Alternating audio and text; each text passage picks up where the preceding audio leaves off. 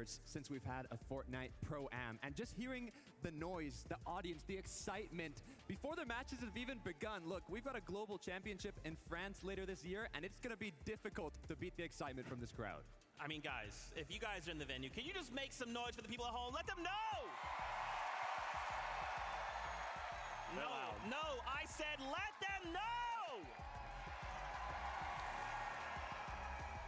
That's without the players coming out. We still have so much hype to bring. Oh my gosh. Obviously, this is the FNCS Pro-Am. It's a little bit different, right? We just came off Major number 2, and now we're taking it to a Pro-Am, bringing together for a reload. It's going to be a fantastic time, man. It's going to be awesome, right? Obviously, the FNCS circuit, it's included these majors for a couple of years now, but this little bit of a break that we have, right? This extended break between Major 2 and Major 3, filling in with the Pro-Am. Honestly, I love the vibe of it. So far, it's been super, super cool. I even got people here, and I'm like, you guys got to do this again, and we haven't even had the competition yet. Yeah, creators, pros from all over the world, right? We've got players from Brazil, OCE, Asia, NA, EU, all over the world competing here today.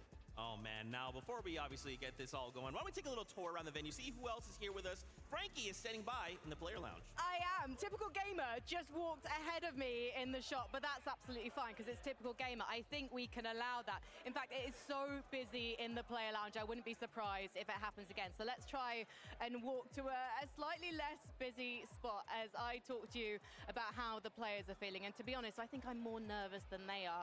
These creators, they're used to the spotlight. These players, they're used to LAN. That means it's going to be an incredibly fierce competition. But hopefully, in a few minutes, they might let me grab them for a chat because there are so many big names here and they really, really want to beat each other to the incredible trophy you're going to see revealed on stage in just a few moments. There's so many friends and family here.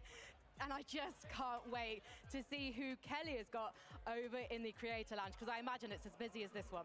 There is a lot going on over here, Frankie, or I should say that I am in the Creator Lounge right now, although it's looking a little empty, and that's probably because a lot of our creators are backstage right now getting ready, although I did just see Bucky walk across, so some of the creators are here as well. Guys, I am so excited for all of the action. We have 6 incredible games of Reload coming your way.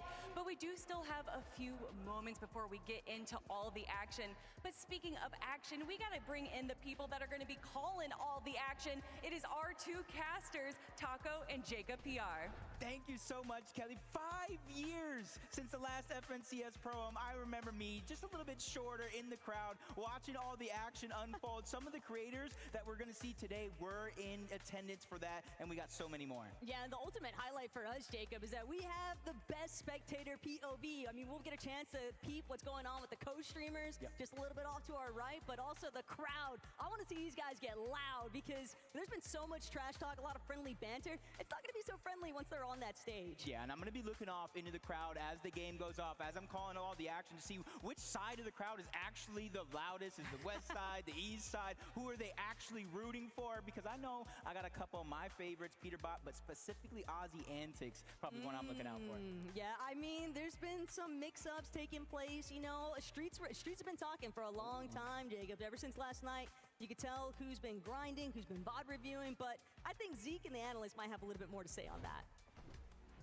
Thank you, guys. Of course we do, and we'll get on into all of that first. Let's talk about what we're doing here today. So, Pro-Am, what does that mean? Is it an FNCS? It is, but we're not just kind of doing the normal BR situation. We're actually taking it to Reload. Yeah, in FNCS, we're typically jumping into the main island over there, 100 players, everything like that. As you can quickly see here, we're going to be dropping all the way down to 40 players, 20 duos, and every single duo is going to have a content creator and a pro comprising of that team. Now, of course, the biggest difference here is we're going to be jumping into the Reload game mode, and the biggest thing about that is that if you get eliminated, as long as your duo is still alive, you actually jump back into the action.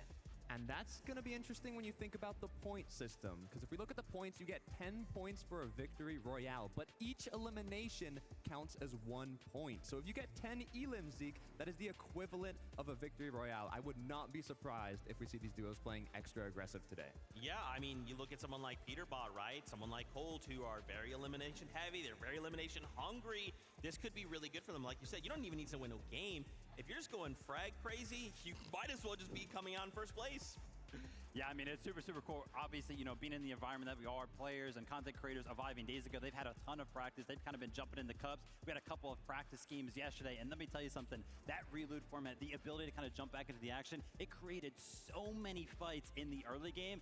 We're going to be action-packed today. Yeah, not only in the practice games, but also in creative. We had creators 1v1ing, pros going against creators, pros going against each other. There has been non-stop action. Oh my gosh, we are just so unbelievably excited. But of course, we have to ask the question, are the players excited? Am I excited for the Pro-Am? I think there's so many wild cards. Anybody could win this. The energy is insane. It's going to get serious pretty quickly. I mean, we're here and we're ready to win. I'm very excited to be here. We've got people here who have almost made grand finals or made grand finals as creators. I think there's going to be a lot more variance just because of the mix of the different skill levels. I think there will be a lot of pressure for a lot of people. Yeah, I do have something to prove. I'm the best content creator here. It's a chance to see the best players in the world try to carry people like me, so it has a kind of a fun element to it. All the biggest influencers in Fortnite, competitors in Fortnite together in a room. Content being made is just like so much fun. I can't wait. I'm blessed with a great teammate. Competition looks slight. I mean, it's going to be a great day. We play together really, really well. I think everyone's going to see that at the Pro-Am. Anything can happen. It's going to be very, very chaotic. You have Lacey and you have Clicks. If you want to mess with us, please. Free 2 elims on the board. Courage AD in particular needs to watch out. I'm going to feel so bad putting him back in the lobby. Eliminate Cypher PK, eliminate Nick A30, and then maybe eliminate the pros too. 100%. I think we are going to win this. Not like what it takes, we're just going to win. Galen Center, how about that, your players? Now, these players, they've been talking some wild games, some big game. They're saying they're going to eliminate each other one by one when they hit reload later today. However, I've been talking some big game because I've been saying you guys are the loudest crowd in esports, and now I need you guys to have my back, okay? I need you to prove me right. So 1, 2, 3, make some noise! It's not bad. It's not bad. It was good. I think we could be even better. So I am gonna borrow some words from my good friend, Mr. Levin 2K. FNCS Pro-Am, are you ready? Are you ready, Zeke? Frankie, after that, I am ready. Oh my gosh, you already heard this crowd roar. And again, we've not even brought the players out, okay? Before the cameras went on, we had the players on the stage. They had a moment to kind of set up. We already started to hear both sides of the stadium go crazy. It is going to be an exciting time. First off, welcome back, Kelly. Yeah, I got rebooted. You got some fans as well. Thank you, guys. Always show love to Kelly. We appreciate that. So, guys, what is at stake here? Let's talk about that prize pool. It's a $500,000 prize pool, but for first place, $50,000. I mean, you know, a lot of people are talking about why are we here? Are we here for the engagements? Are we here to have fun? $500,000 prize pool is a pretty big reason to be here and compete, Vivid. Yeah, I mean, I'm going to be very, very cliche here, and I'm going to say, yeah, you know, the players, the content creators, they're going to be competing for the money. Yeah, that's the prize for them. The prize really is for the Fortnite fam. The enjoyment already that's come out of this event. Obviously, the 6 games we have yet to be entertained by. I think we're the real winners. 100%. But look, it's not just the 500K prize pool, the 50K for first place. But if you do get that first place, it comes with something special, Zeke. Oh my gosh, we have an amazing and just beautiful trophy. Just a massive shout out there to Thomas Light for creating not only the trophy, but there will also be medals as well. They're the official silverware partner of the FNCS. They're kind of already making trophies in the sports space and now looking to take a step into esports. They've actually already created a trophy for the RLCS, and when the Pro-Am has a trophy, the Global Championships will have a trophy and medals as well. It's crazy. Yeah, Thomas Light is literally the official warrant holder for goldsmiths and silversmiths for His Majesty the King. Oh. So literally making trophies for royalty, and we have some royalty here One, as well. please. Oh. I mean, we got to be honest with ourselves, right? The trophy is what everybody wants. That's what competition's all about. I personally never ended up earning one. That stinks for me. But the opportunity for everybody here to go ahead and claim that trophy, right? Have it in the back of their setups at home when they're creating content, when they're on stream. That's what it's all about. And we've got some players here that have those trophies in the background. Booga's competing here today, but there's also a lot of creators and players that do not. and today is the day to get one. That's right. Okay, guys, let's do this. We got to take a look at our lobby list. Who is competing here today? If you missed out on Duo Day, don't worry. We've got you covered. Here is a look at all of the duos we'll be seeing. Now, let's start to kind of talk about some of these. Obviously, before everything kind of started and we knew Peterbot was coming in, everyone was thinking, okay, who's getting paired up with Peterbot? Who could it be? You know, who's going to walk away with this legend of the scene? Turns out it's Aussie Antics. When you pair them together, yeah, crowd, you guys can go crazy. That's fine.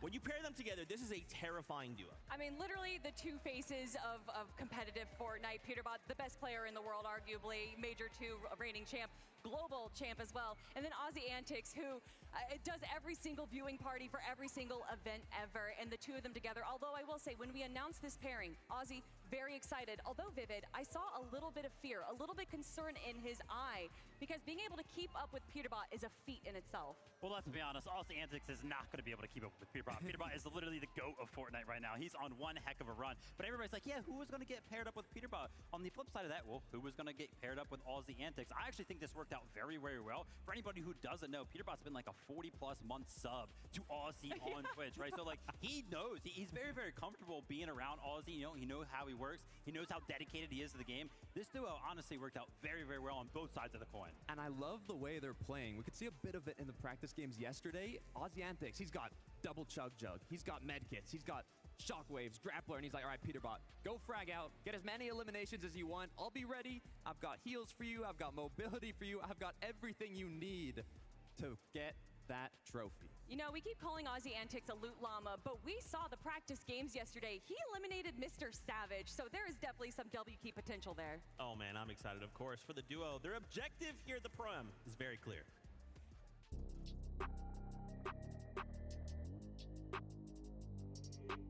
When it comes to our play style, I'm just gonna key a little bit in the beginning, try and get us some free elimination points, and then we'll start playing passive towards 5 or 6 minutes into the game. I just gotta stay alive. That's my plan.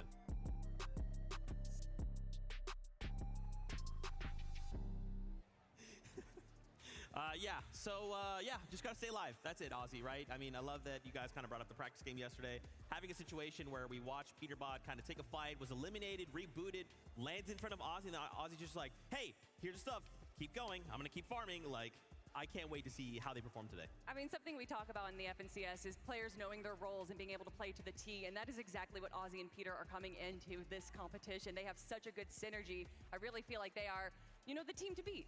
You know, honestly, we keep talking about how these practice games went yesterday, and it was like, yeah, Aussie Antics was kind of farming for Peterbot, but at the end of it, no leaks or anything like that. They're actually going to switch up how it's going to work. They might actually, work together just a little bit more than we were expecting. So it'll be interesting to see how they kind of practice and implement that new strategy. Yeah, and we're talking about support. Aussie Antics, look, I'm going to give one leak. He eliminated Mr. Savage yesterday in the practice game, so he can still hold his ground. Okay. Well, guess what? Frankie's actually standing by with the duo right now, so let's get their thoughts on how they're feeling. Yes, and before we ask them about their game, I need to ask, why is the FNCS Pro-Am going to be won by Reason and Faxity today? I don't really know, to be honest. I'm just going to go out there and win. Yeah, you're going to win, so no one's getting in your way today. Yeah, no, definitely not. That's probably the most obvious answer and the question I shouldn't have asked because we all knew it. Now, Aussie, I'm coming to you. What was it like when you were paired up with Peterbot, when the news sank in? I mean, it's exciting. Obviously, everyone wanted to get Peterbot. It put a bit more pressure on. I started practicing instantly. I was kind of going to gauge how serious I was going to take the event, of which teammate I got. Once you get Pete, you got to lock in, so. And how seriously are you taking the event? I mean, pretty seriously. I mean, no one's expecting me to be the firepower on the team, but if you got to keep up with Peterbot, you got to at least be, practicing. So I put a lot of time in. I'm feeling pretty good. Peter, have you been surprised by the firepower that Aussie is bringing? A little bit. I thought he would be a little bit worse, but he's definitely gotten better. Is that because of you? No, it's not even because of me. I think he just, grinded on his own, but I think he's getting better for me. He's definitely been grinding. We're hearing rumors that more people might be heading your way at Slurpee Swamp today. Have you got a message for them? I hope people land on us at Slurpee. It'll be free eliminations for me and Aussie, so yeah. Free eliminations. No one wants to give Peterbot free eliminations. To be honest, they probably feel free when people are actually coming at you primed and ready to go. Aussie, so you've talked about the fact that you're just going to be a bit of a walking llama for Peter today. But after the test games yesterday, where you did get an elimination on Ali A, are you feeling like actually you might be going more for the elims now, more direct? We'll see. I don't want to say too much, but I mean, if I go the full llama route, people are going to start looking for me as the llama. So we'll change it up a bit. I don't want to keep the strategy like too one-sided. So, you know, I'll get in the mix a little bit. And you are such a kind, lovely person. If you ask Ozzy to talk about the competition, he's just like, I don't do that. I can't talk about anyone in a bad way. But I do want to know, has Pete told you any trash talk? Oh, I mean, we'll see. I don't want to mess up his flow state. I know Pete likes to smack talk. He likes to, crash out on people a bit. So I don't want to mess him up too much. So I'm usually Mr. Positive, but it's a tournament. There's money on the line, We'll see how we go. So the answer is no. Pete hasn't taught him any smack talk. He's literally the same Ozzy antics we know and love. Peter, Ozzy, thank you so much for talking to me today. And I know you're going to put on a good show. Let's head back to the desk. Thank you so much, Frankie. Yeah, I mean, so we've obviously had a couple days now with everybody here at the tournament. We've had kind of chances to catch up with Ozzy individually, Peterbot individually, and a couple times together, right? And you can definitely tell Ozzy's taking this very seriously. He's really putting in time. He's really trying to refine. And Peterbot is just being Peterbot. He's just like, yeah, I'm going to show up on the show day. Everyone's getting eliminated. Peterbot saying that Ozzy is not as bad as he thought he was is the nicest compliment I have ever heard out of Peterbot's mouth. So that right there is a good sign. Obviously one-sided there when it comes down to the communication, right? Ozzy a lot more invested into the questions. And yeah, like Zeke went ahead and said there, just confidence spewing out of Peterbot. Every single time he's on camera, he's just like, yeah, I'm going to win. People are sleeping on Ozzy a little bit, though, no? I mean, when you're put up with Peterbot, it's hard to kind of make that comparison, right? The GOAT of Fortnite competitive, the GOAT of Fortnite viewing parties, but they definitely have what it takes. You said the word GOAT there, and that got me thinking. There is a GOAT we have to highlight, and it's someone who's going to be fighting for the #1 loudest duo on the day. It's Courage JD paired up with Cold. Obviously, if you guys, again, have been watching since Duo Day, you know we had Courage on the show. He was really excited. Finally, they got some time to practice together, and, Courage has been taking this extremely seriously. Yeah, initially Cold was being a little cold to Courage JD, but once they did finally get the practice in, it definitely looks a lot better. Courage JD, we were talking about Ozzy Antics putting in the work, putting in the practice. Every time I tune into Twitch, Courage JD is practicing with some kind of pro.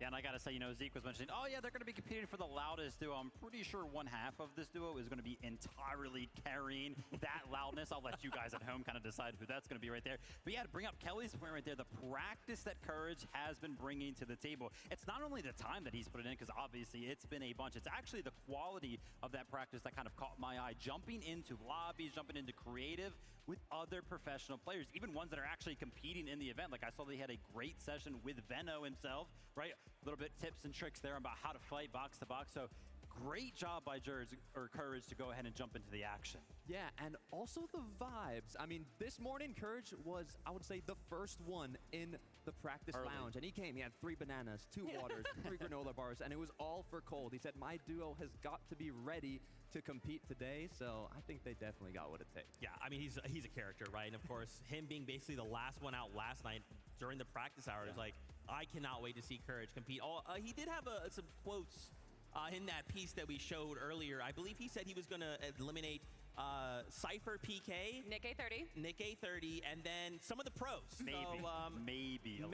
Oh, okay, yeah. And of course, during the Duo Day, he was the self-proclaimed 2025 FCS Pro-Am champion. So we'll see how that goes today. Yeah, I mean, honestly, there's a lot of possibility, Takada. I do think that Courage JD may have made a few enemies, though. Definitely made quite a few enemies. You can even think, I'm going to take you back, okay? 2018, the Fortnite Pro-Am. Courage actually got 2nd place. And, Cypher was talking about it. He competed back in the day. Also, Ali A, who got 5th. And Courage was like, you know what? As long as I place higher than Ali A, I'll be happy with that. That was a long time ago, Tokata. That was a long time ago. But, look, this duo is perfect for each other, right? Like, obviously, the quiet nature of Cold, who's going to be kind of slipping in and out of builds, eliminating players. Courage being a loud voice to distract people. I mean, why don't we just hear what they have to say?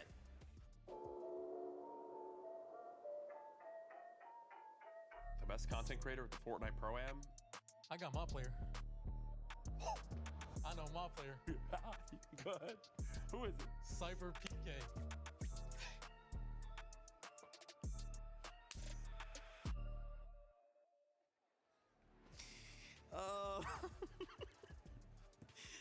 If that's not an indication we've been having a lot of fun this weekend, I don't know what is. Very excited to see how these guys compete. you know, obviously Cold is Cold. So, you know, we kind of have touched a lot on Courage and how much work he's been putting in, but Cold is a very difficult individual to stop once he gets going. I mean, Major 2 reigning champ. He every time we see these like stats of who has the most damage, it's between him and Peterbon who's fighting for first. Absolutely an incredible fragger. Definitely a threat to the rest of the lobby. Yeah, an incredible performance in Major 2 from Cold. Best damage ratio over the course of 12 games against other professional players was seriously a feat. Obviously, that's the crazy thing, right? When we think about, you know, how well they play in Majors, it's always against other professional players. Throw in content creators in the mix, you're one of the best fraggers in the game. Being Cold, woo, it's gonna be scary. Hey, 3-time FNCS champ. I mean, look, they're joking around, they're having fun, but I think when that first game starts, they're gonna be locked in. They're gonna be focused, and they're gonna do a great job. I'm curious to see where they're at right now. Frankie is standing by with the duo. Let's get their thoughts on the Pro-Am. Well, Cold was 14 years old when he won his first FNCS Major Finals. Courage is 31, and he's hoping he's going to get his first title today. And you brought the bananas. What's this all about? Yeah, it's important to have fruits, keep your blood sugar high. I'm going to have 2 bananas per game, which will equate to 12 bananas by the end of this. And I think if I get 1 elimination per banana, we'll be in a good spot. Who are you going to eliminate, though? Who's the easiest? I mean, how long do we got? Cypher PK, we were fighting earlier, easy eliminations. Peterbot hasn't even warmed up, not worried about him anymore. Typical gamer might almost be 50, so his reaction time isn't cutting it. And I got Cold as a duo, so what am I worried about? You do have Cold as a duo. The weird thing is, I would have thought it'd be him with the back injury after the test games we played yesterday because he was carrying you quite a lot. Cold, how are you feeling about your partner? He's been grinding more than anyone in this entire building. He has. I can tell he really wants it, and like he wants to do well in this, so I'm gonna do my best to give him what he wants. How long have you been able to practice as a duo? Because, I mean, you had the Major 2 finals not that long ago. To practice for this? Yeah. Not much practice coming from me, to be honest, but I got Courage for that, so. Well, you did have a little bit of trouble. You're dropping south of Booming Base, and unfortunately for you guys, Malheureusement, the French are going there too. What's the tactic for dealing with them today? Because they gave you a lot of trouble yesterday. There is going to be no dealing with them. We're just going to let them do their thing. We're going to do our thing, and we'll see how it goes. Are you going to do what I call the Mongol strat? Are you going to hide in a bush until the danger's gone? Of course not. This man doesn't hide in no bush. Courage, do you think that you've put quite a lot of pressure on yourself with this event? Because obviously you've been grinding, but back at the 2018 Celebrity Pro-Am, you did lose to Ninja. He put you in second place. You say you gave it to him, but I'm not so sure. Look, Ninja needed to complete his story arc at the first Pro-Am. I love my boy Tyler, but he had to get that win. This time, though, I'm coming for first place only. And if we win first place, I told Cold I'm giving him all my prize money. So. All the prize money, I mean, 50 grand? It's not pocket change to me, but maybe to this man. But you could buy an awful lot of bananas with that, Cold. Let's head back to the desk.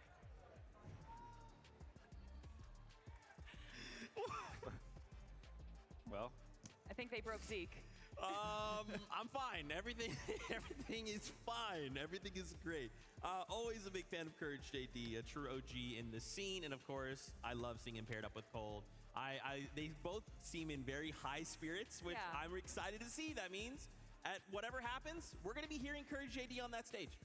Oh, 100%. I think that for this duo especially, that they are just here for the vibes. But I think that throughout those vibes, they also just might get a few wins as well. Yeah, I mean, the approach to the tournament is just completely different. I love how Cold's answer to, oh, you know, how much practice have you guys kind of been putting into the tournament? He's like, oh, well, me?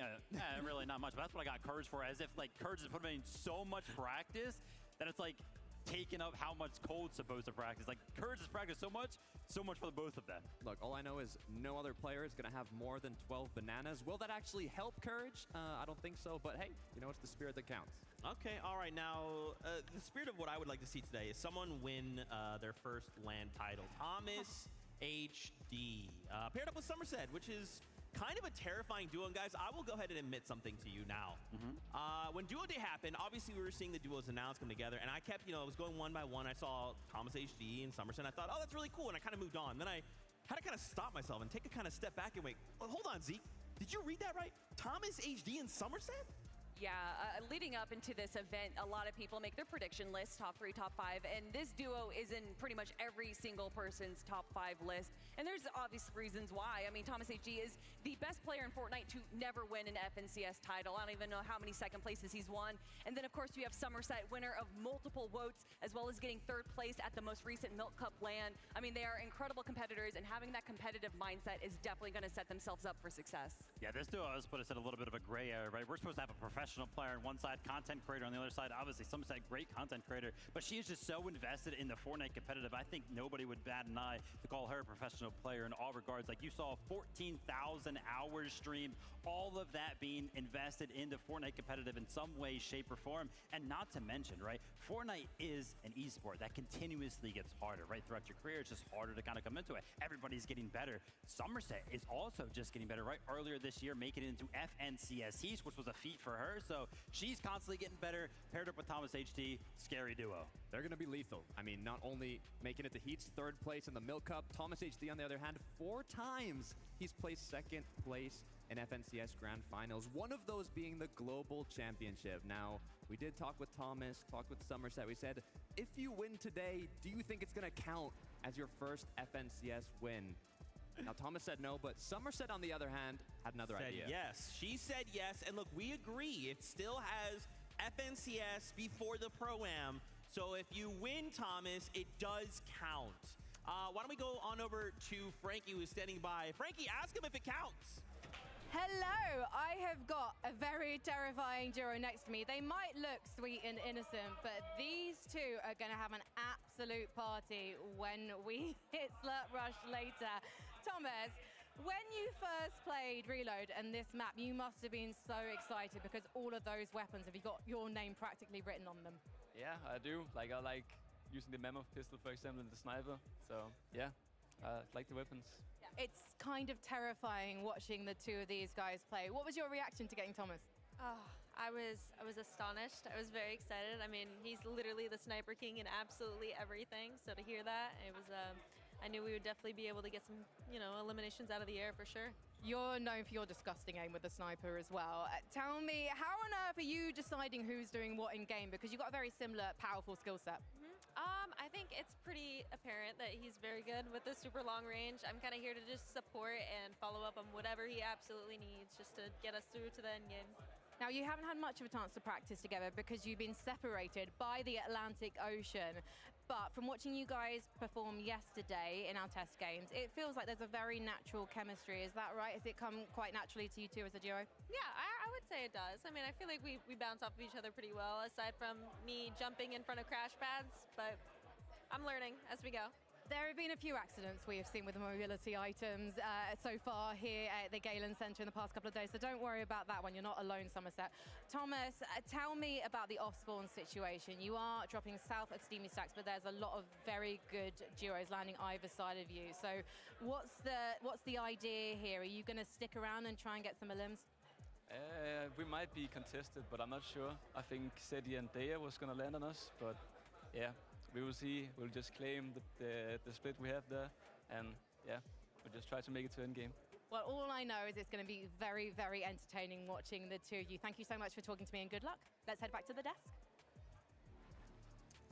Thomas HD said a word there, a phrase, called out a weapon specifically that kind of just got me excited. Mammoth pistol. Mammoth pistol being in Reload. You throw one of those in the hands of Thomas HD, he's going to start hitting headshots.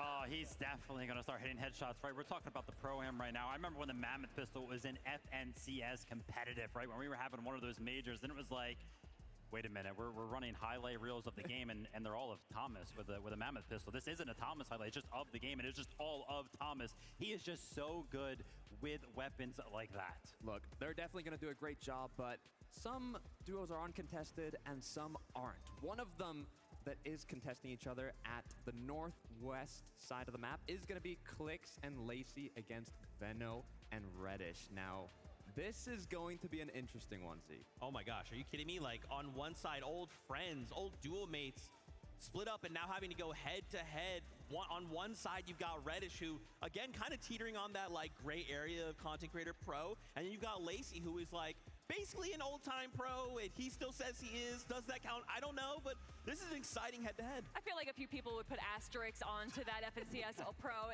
Clix being one of them. But yeah, Clix and Veno, like you were saying, old teammates, old roommates. They literally played the last FNCS Global Championships together.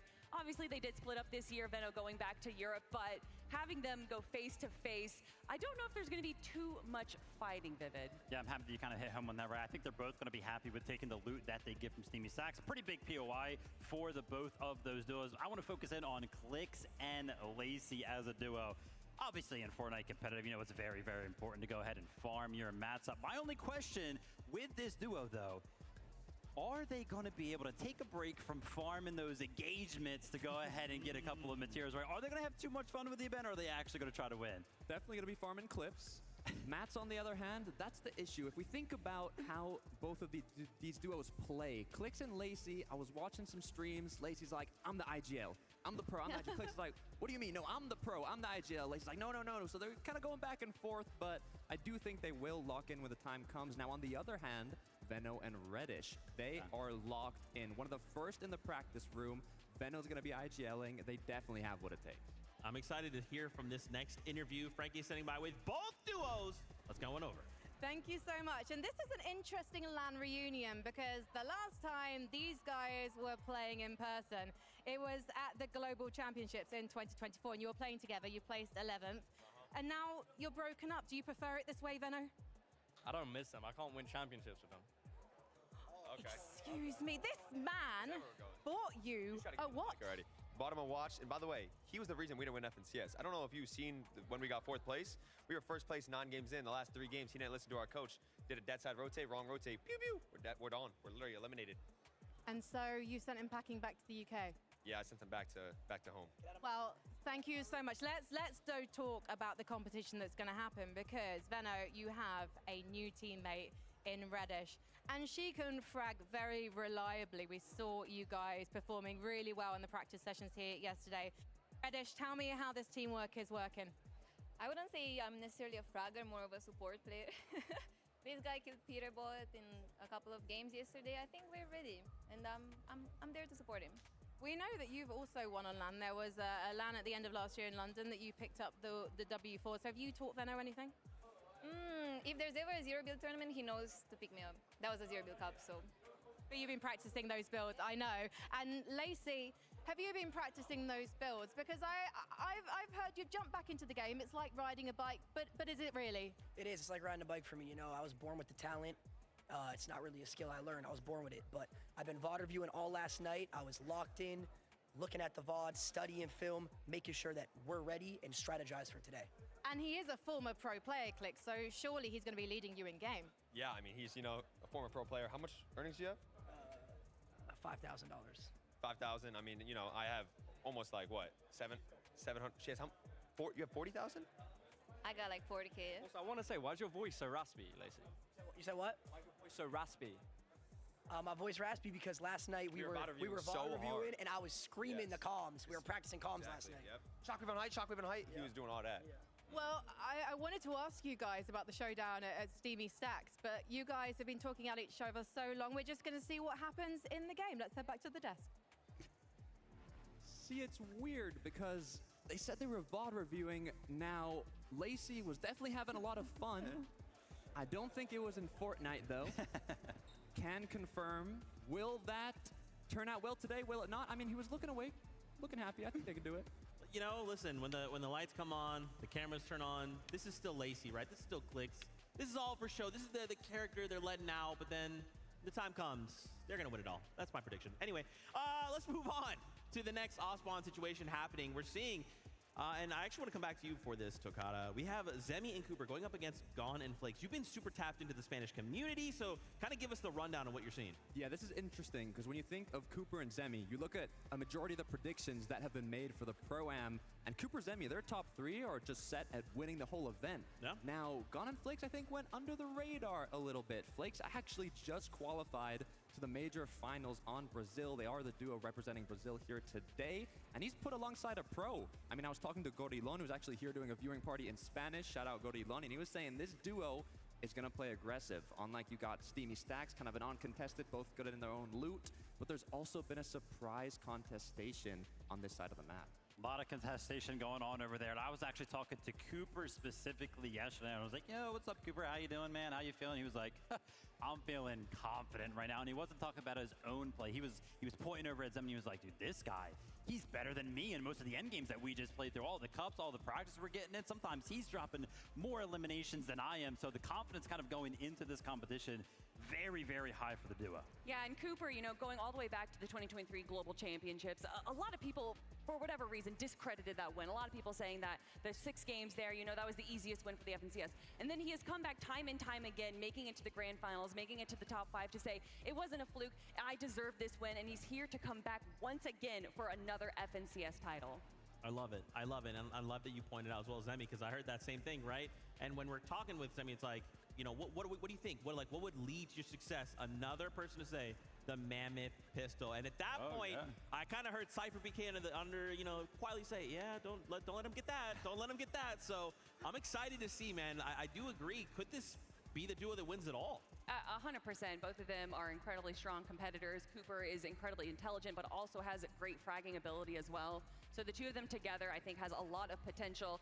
They are going to be contested, potentially triple contested by Faxity, but who knows if you can trust what Faxity says where he's going to be landing, Vivid. Yeah, it'll be crazy to see if they actually do end up fighting us one. But again, you know, Cooper Zemi entering that gray area, both of them kind of pros in their own regards. Okay, you know what time it is. We've got an interview lined up with both the duos once again. Yes, I'm so excited to have Cooper and Zemi and Flakes and Gon. We'll come to the Brazilian guys first, because yesterday I was having a chat with you and you were like, we're passers, we're brothers. And it feels like this competition might have even brought you closer together. Yes. I love to play with Gon. And here we have more synergy. And I want to see this again in Brazil, man. In our competition in Brazil. We are friends. Like we talk like a year. We're talking like for a year. We play a lot of tournaments together before the Pro-Am. We play a lot of duo. I don't think we play trios, but we play duo together, trying to call for Cash Cup duos. And maybe you can join my trio, man. We have chemistry. Bye, Swetan. I will put Gon on my team. Bye, Susu. Bye, Su. Bye, Jonas. Well, they have been rivals in the recent major finals because you actually made the major finals. But Flakes, you've been telling me that you're more of a support player. Yes, I qualified to grand finals in Brazil, but I am like a support player, yes. I take heals for my team, mats, like a walking llama, and I help them to perform well. This is what I do. Well, let's head over to your rivals at Dirty Docks because you guys are going to be having off-spawn battles today. Zemi, you've been grinding the game, it turns out. 260 hours in Chapter 6, more than Flakes. That makes me feel like you're very, very keen to take this home for you. That's what I'm here for. I mean, as soon as I found out Cooper is my teammate, we started practicing every single day pretty much. Every single tournament there's been upcoming to this tournament, we've played it. We're very confident, and I couldn't ask for a better teammate. Cooper is incredible at the game, and he's also down to put in the hours and practice, and it's been good so far. You are playing with the global champion. Cooper, come here. Let me know, what's it been like training with Zemi? How does he compare with the likes of your former teammates? It's been really good. I think he picks up things really quickly as he competes at a high level with zero builds. So it's been a lot easy to adapt to, and overall he's been a great teammate, and I'm stoked for today. Right, this has been a little bit too nice, okay? We need to turn up the heat, and we need to find out who is going to be the dons of the Dirty Docks today. So, Zemi, why are you taking it today? Listen, we're gonna take it because again, I think we have slightly more practice than you guys. You guys are a great team, but we've had more practice, man, and I think it just comes down to the preparation. Best of luck, though. So he's had the practice, but you guys, what have you got? Bro, chemistry, yes. We play for a lot of time together, Gon. We have the Desenrolo. Yes, the Desenrolo from Brazil, the Brazilian Desenrolo. They understand after the tournament. So it's the kings of Desenrolo versus the guys who put the work in. Who is going to reign supreme at the Dirty Docks? Maybe the Deaths can give us an idea. I love that Frankie's like, all right, guys, fighting words. And Zemi's like, yeah, we're going to win. Everything's cool. Everything's nice.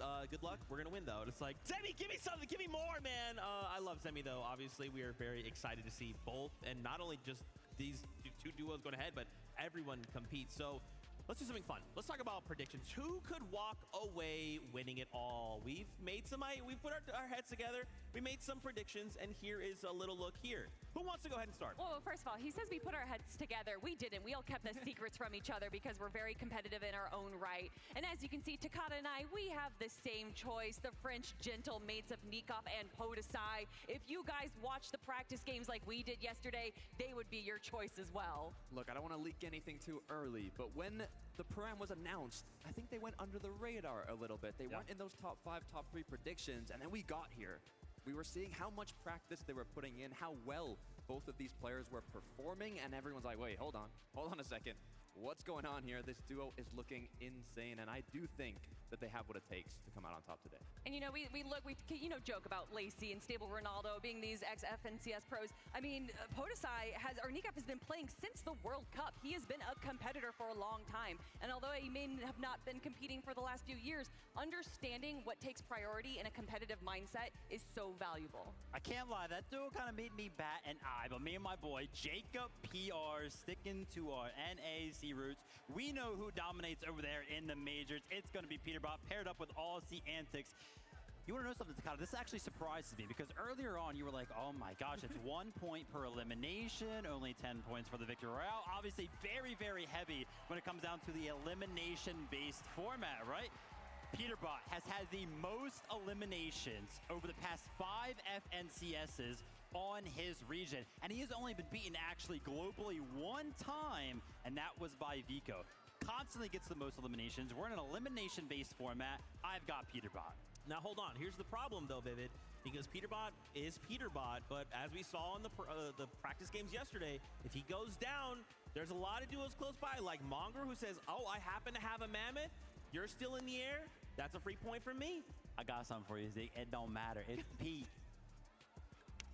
Hey, he got me. But my prediction is Clix and Lacey because it's Clix and Lacey. They are gonna win. Now, of course, I know what you guys want. You guys want to meet some of these players. You want to see these duos in person. So why don't we go ahead and bring out the first 4.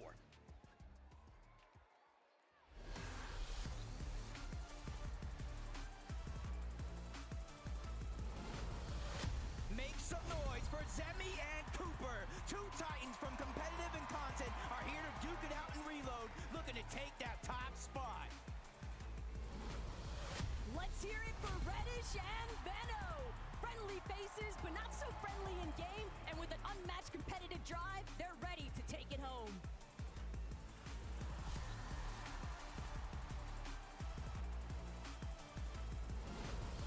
It's Big Vaxity and Reason. Even though these guys are a last-minute duo, they will not disappoint today, mixing great content with brute force.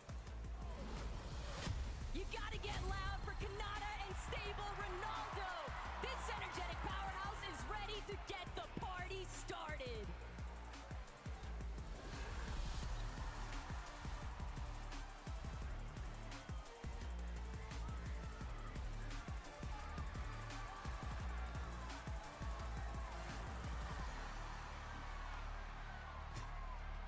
That was just the first 4, and we are already going absolutely crazy.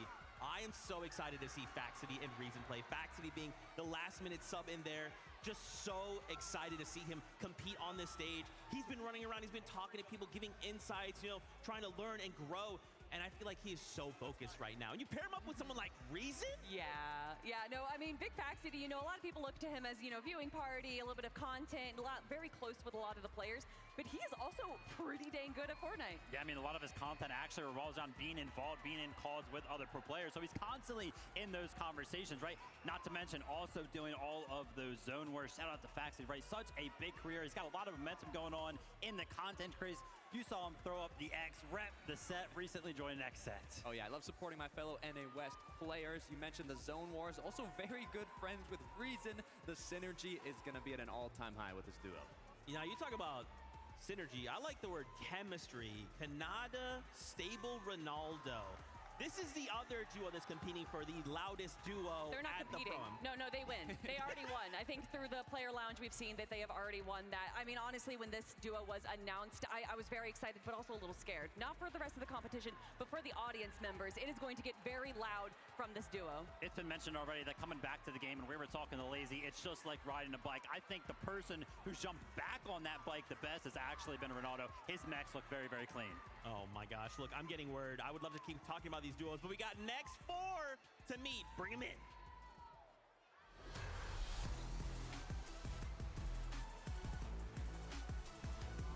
It's Cypher and Moxie. The LA takeover has begun, and they're not looking to go home empty-handed. Show us what you got. Ladies and gentlemen, it's Mongrel and Allier, Britain's finest, some might say, with tons of experience in the bag. They're ready to put others in the bin.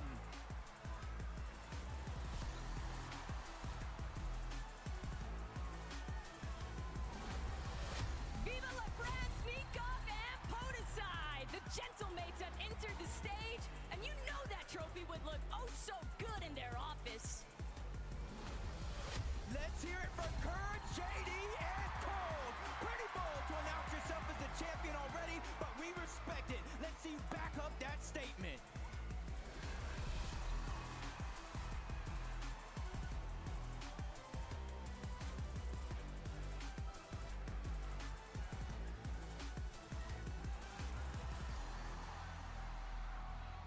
Oh man, and a quick shout out there to our friends over at Make-A-Wish. We had some very special friends come out and kind of get to feel the crowd, feel the vibe in those few moments. We wanted to highlight here Nikoff and Podesai. I mean, guys, this is the duo that pretty unanimously everyone seems to believe these are the guys. These are the ones that are going to win it all. I mean, yeah, we already briefly talked about them just a few minutes ago. Absolutely incredible competitors. You know, ex-FNCS Pro joined by a current FNCS Pro is quite the dynamic duo. Yeah, I mean, always being involved in the viewing parties, knows what's going on with Fortnite competitive, staying in tune, grinding in the shadows, paired up with Podesai and Nikov. They're looking scary. We do have the Global Championships in France later this year, so, you know, maybe they want to give us a little sneak peek of what we might see. All right, all right. We also had a chance there. You heard the crowd go crazy. Cypher, PK, and Moxie coming together. I mean, I feel like the stadium, they've chosen their winners. Oh, yeah. I mean, landing over in East Slurpee Swamp right there, they have a great position, but also Cypher PK, even though he is a content creator, he is an incredible competitor. And then, of course, Moxie, winner of the Milk Cup, one of the best female Fortnite pros in the world. Yeah, a lot of potential here for this duo. Talked to Cypher, he was like, yeah, I love my duo. We got the same game plan. We're jumping in, feeling confident. I love it. And again, shout outs to Make-A-Wish. Luca, Tyler, thanks for hanging out. But it's time. Let's meet our next 4.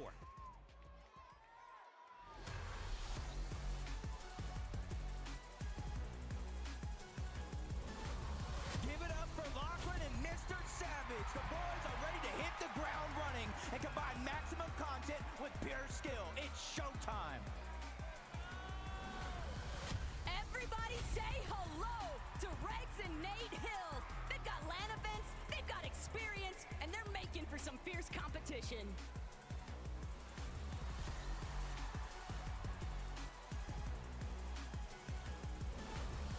Make some noise for Captain Shota and Koyota, all the way from Japan. These guys are here to make their mark on the international stage with a big win. Next up, it's Booga and Typical Gamer, a World Cup title paired up with world-class content. This is the perfect recipe for success.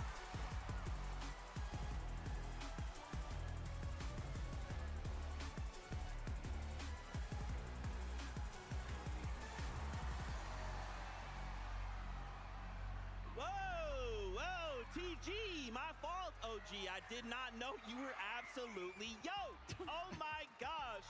Once again, the crowd have chosen their favorites. It's Typical Gamer, it's Booga. You can hear the crowd is electric right now. Man, what more could we say about these 2 OGs of the Fortnite scene? Look, I almost got shaken off the stage. When Booga and Typical Gamer walked out, I literally almost fell off with how excited the crowd got. But that's at no surprise when you pair up the most followed creator in the Fortnite space alongside the World Cup Solos winner. It's what to expect. You know, the reload game mode throws a bunch of old items, old weapons that we've seen in Fortnite competitive before. And if any's going to be good adapting to any sort of meta, any of those items, it's going to be Bugha, the guy with the most experience. And I mean, you look at Typical Gamer, he was competing in NA West FNCS, and he was able to make it through the qualifier. He is also in one of those gray areas, like you like to say, Vivid. Okay, what about Shota, Koyota coming in from Japan, man? I mean, listen, they've got the rock, paper, scissors on lock. The question is, who's throwing paper? Look, I'm going to ask you a question, Zeke. I was actually taking a peek in the player lounge. Koyota was 1v1ing Peterbot in creative. Who do you think won? It's got to be Pete, man. Koyota actually won 5-3 in 1v1's creative against Peterbot. So he's got the mechanical skill on deck. Also has some little surprises that we've seen in terms of game strategies, so I think they have what it takes. That's the thing with Koyota. Every single time that he shows up to one of these international events, whether it be globals, whether it be a Pro-Am, everybody is always quickly reminded he is just so good, especially when it comes to mechanics. I mean, there's a reason they call him the Asia's Peterbot, man. He is such a phenomenal player, and like you said, super innovative. I remember back when we had jetpacks in the game, he was literally eliminating people in the air. I'd love to see it again. Woo! Let's hope there's jetpacks in reload, but for now, let's meet our next 4 duos.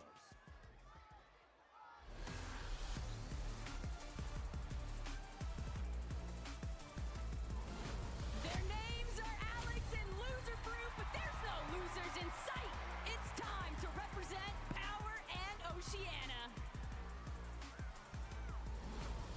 Give it up for Daya and Seti, both land winners with a bunch of experience, ready to give it their all in the FNCS Pro-Am tonight. Good luck.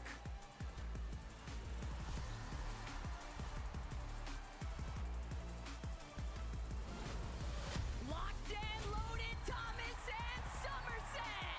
This lobby better watch out, because with these two around, first is the only thing on their mind.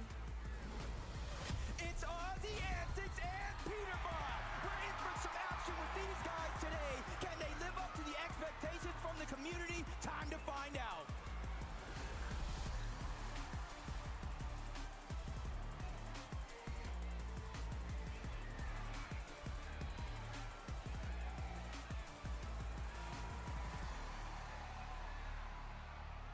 I mean, I'm feeling it. This is insane. We still have one more group left to go, but let's talk about Daya and Seti. I mean, Seti's an invitational champion, a legend in the EU scene. You pair him up with Daya, who just recently won the Milk Cup LAN. I mean, you know, Viv, this is looking like a really strong duo. You mentioned it, right? Both of them have that LAN experience, not only LAN experience, LAN winning experience. I mean, I swear this duo should be good on paper. It'll be interesting to see if they can actually fulfill all of the hype coming into the weekend. Yeah, when you think of EU competitive and a new season starts, the pros, the players, the duo, the players that they look at first is Cammy and Seti. They're always ahead of the game in terms of meta, in terms of how to play this season out. So I would not be surprised if they're also going to be ahead of the meta going into today. They are going to be contested at Logjam by Thomas and Somerset, but honestly, if there is a duo that could probably come up with a strategy real quick with how to deal with that duo, it is going to be Daya and Seti. But we got to talk about our OCE players. That's right, Alex. We've got paired up with Loser Fruit. I mean, in yesterday's practice games, guys, Alex was going crazy. Thankfully, they had Callum come out with them. Man, these guys are looking really, really strong. Yeah, when we were watching the games, there I am seeing a player with like 8 eliminations. I'm like, oh, of course, Peterbot's going crazy. Oh, wait, no, that's Alex. Alex is eliminating everyone. Another one of those instances where we're reminded by one of these international players kind of joining us here on the stage that they are just so good mechanically. I was talking to Alex just before we started, and he was like, yo, Vivid, like, hype me up. I'm like, dude, what are you talking about? I don't need to. You were dropping crazy elimination yesterday. Just do that again. Everybody will be hyped for you. 100%. 4-time FNCS champ on OCE. You were mentioning it, Kelly. He had the highest amount of eliminations in any of the practice matches yesterday. I have a very small insight from Loser Fruit as well. We had a very deep conversation. Said, Loser Fruit, what do you want out of the weekend? She said, I want one thing. One elimination onto Lachlan. That's it. With that being said, one final wave of duos. Bring him in.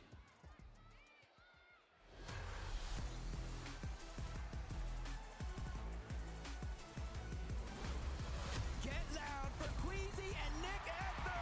These guys will never back down and look to have an amazing day. I can guarantee to see them on high ground. Flakes and God have entered the building, everybody. Things are really heating up,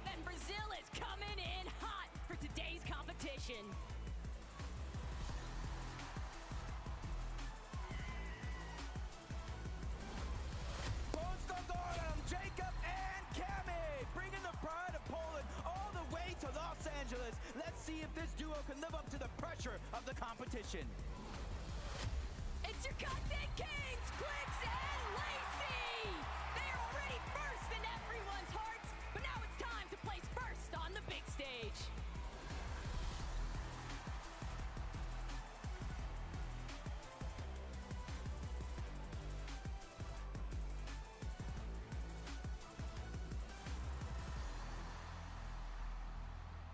The hype is real. The players are now taking the stage, and we are getting ready for our first game. We wanted to talk about here for a moment Cammy and Jacob. So not that long ago, we kind of talked about Seti, right? And I feel like what's happening right now is Seti, typically when you look at this duo, Seti and Cammy, they kind of come into tournaments real quiet, under the radar. And now you're telling me, Tokata, we have Seti already doing that. And now on the other end of Slurp Rush, we have Cammy and Jacob doing the same thing?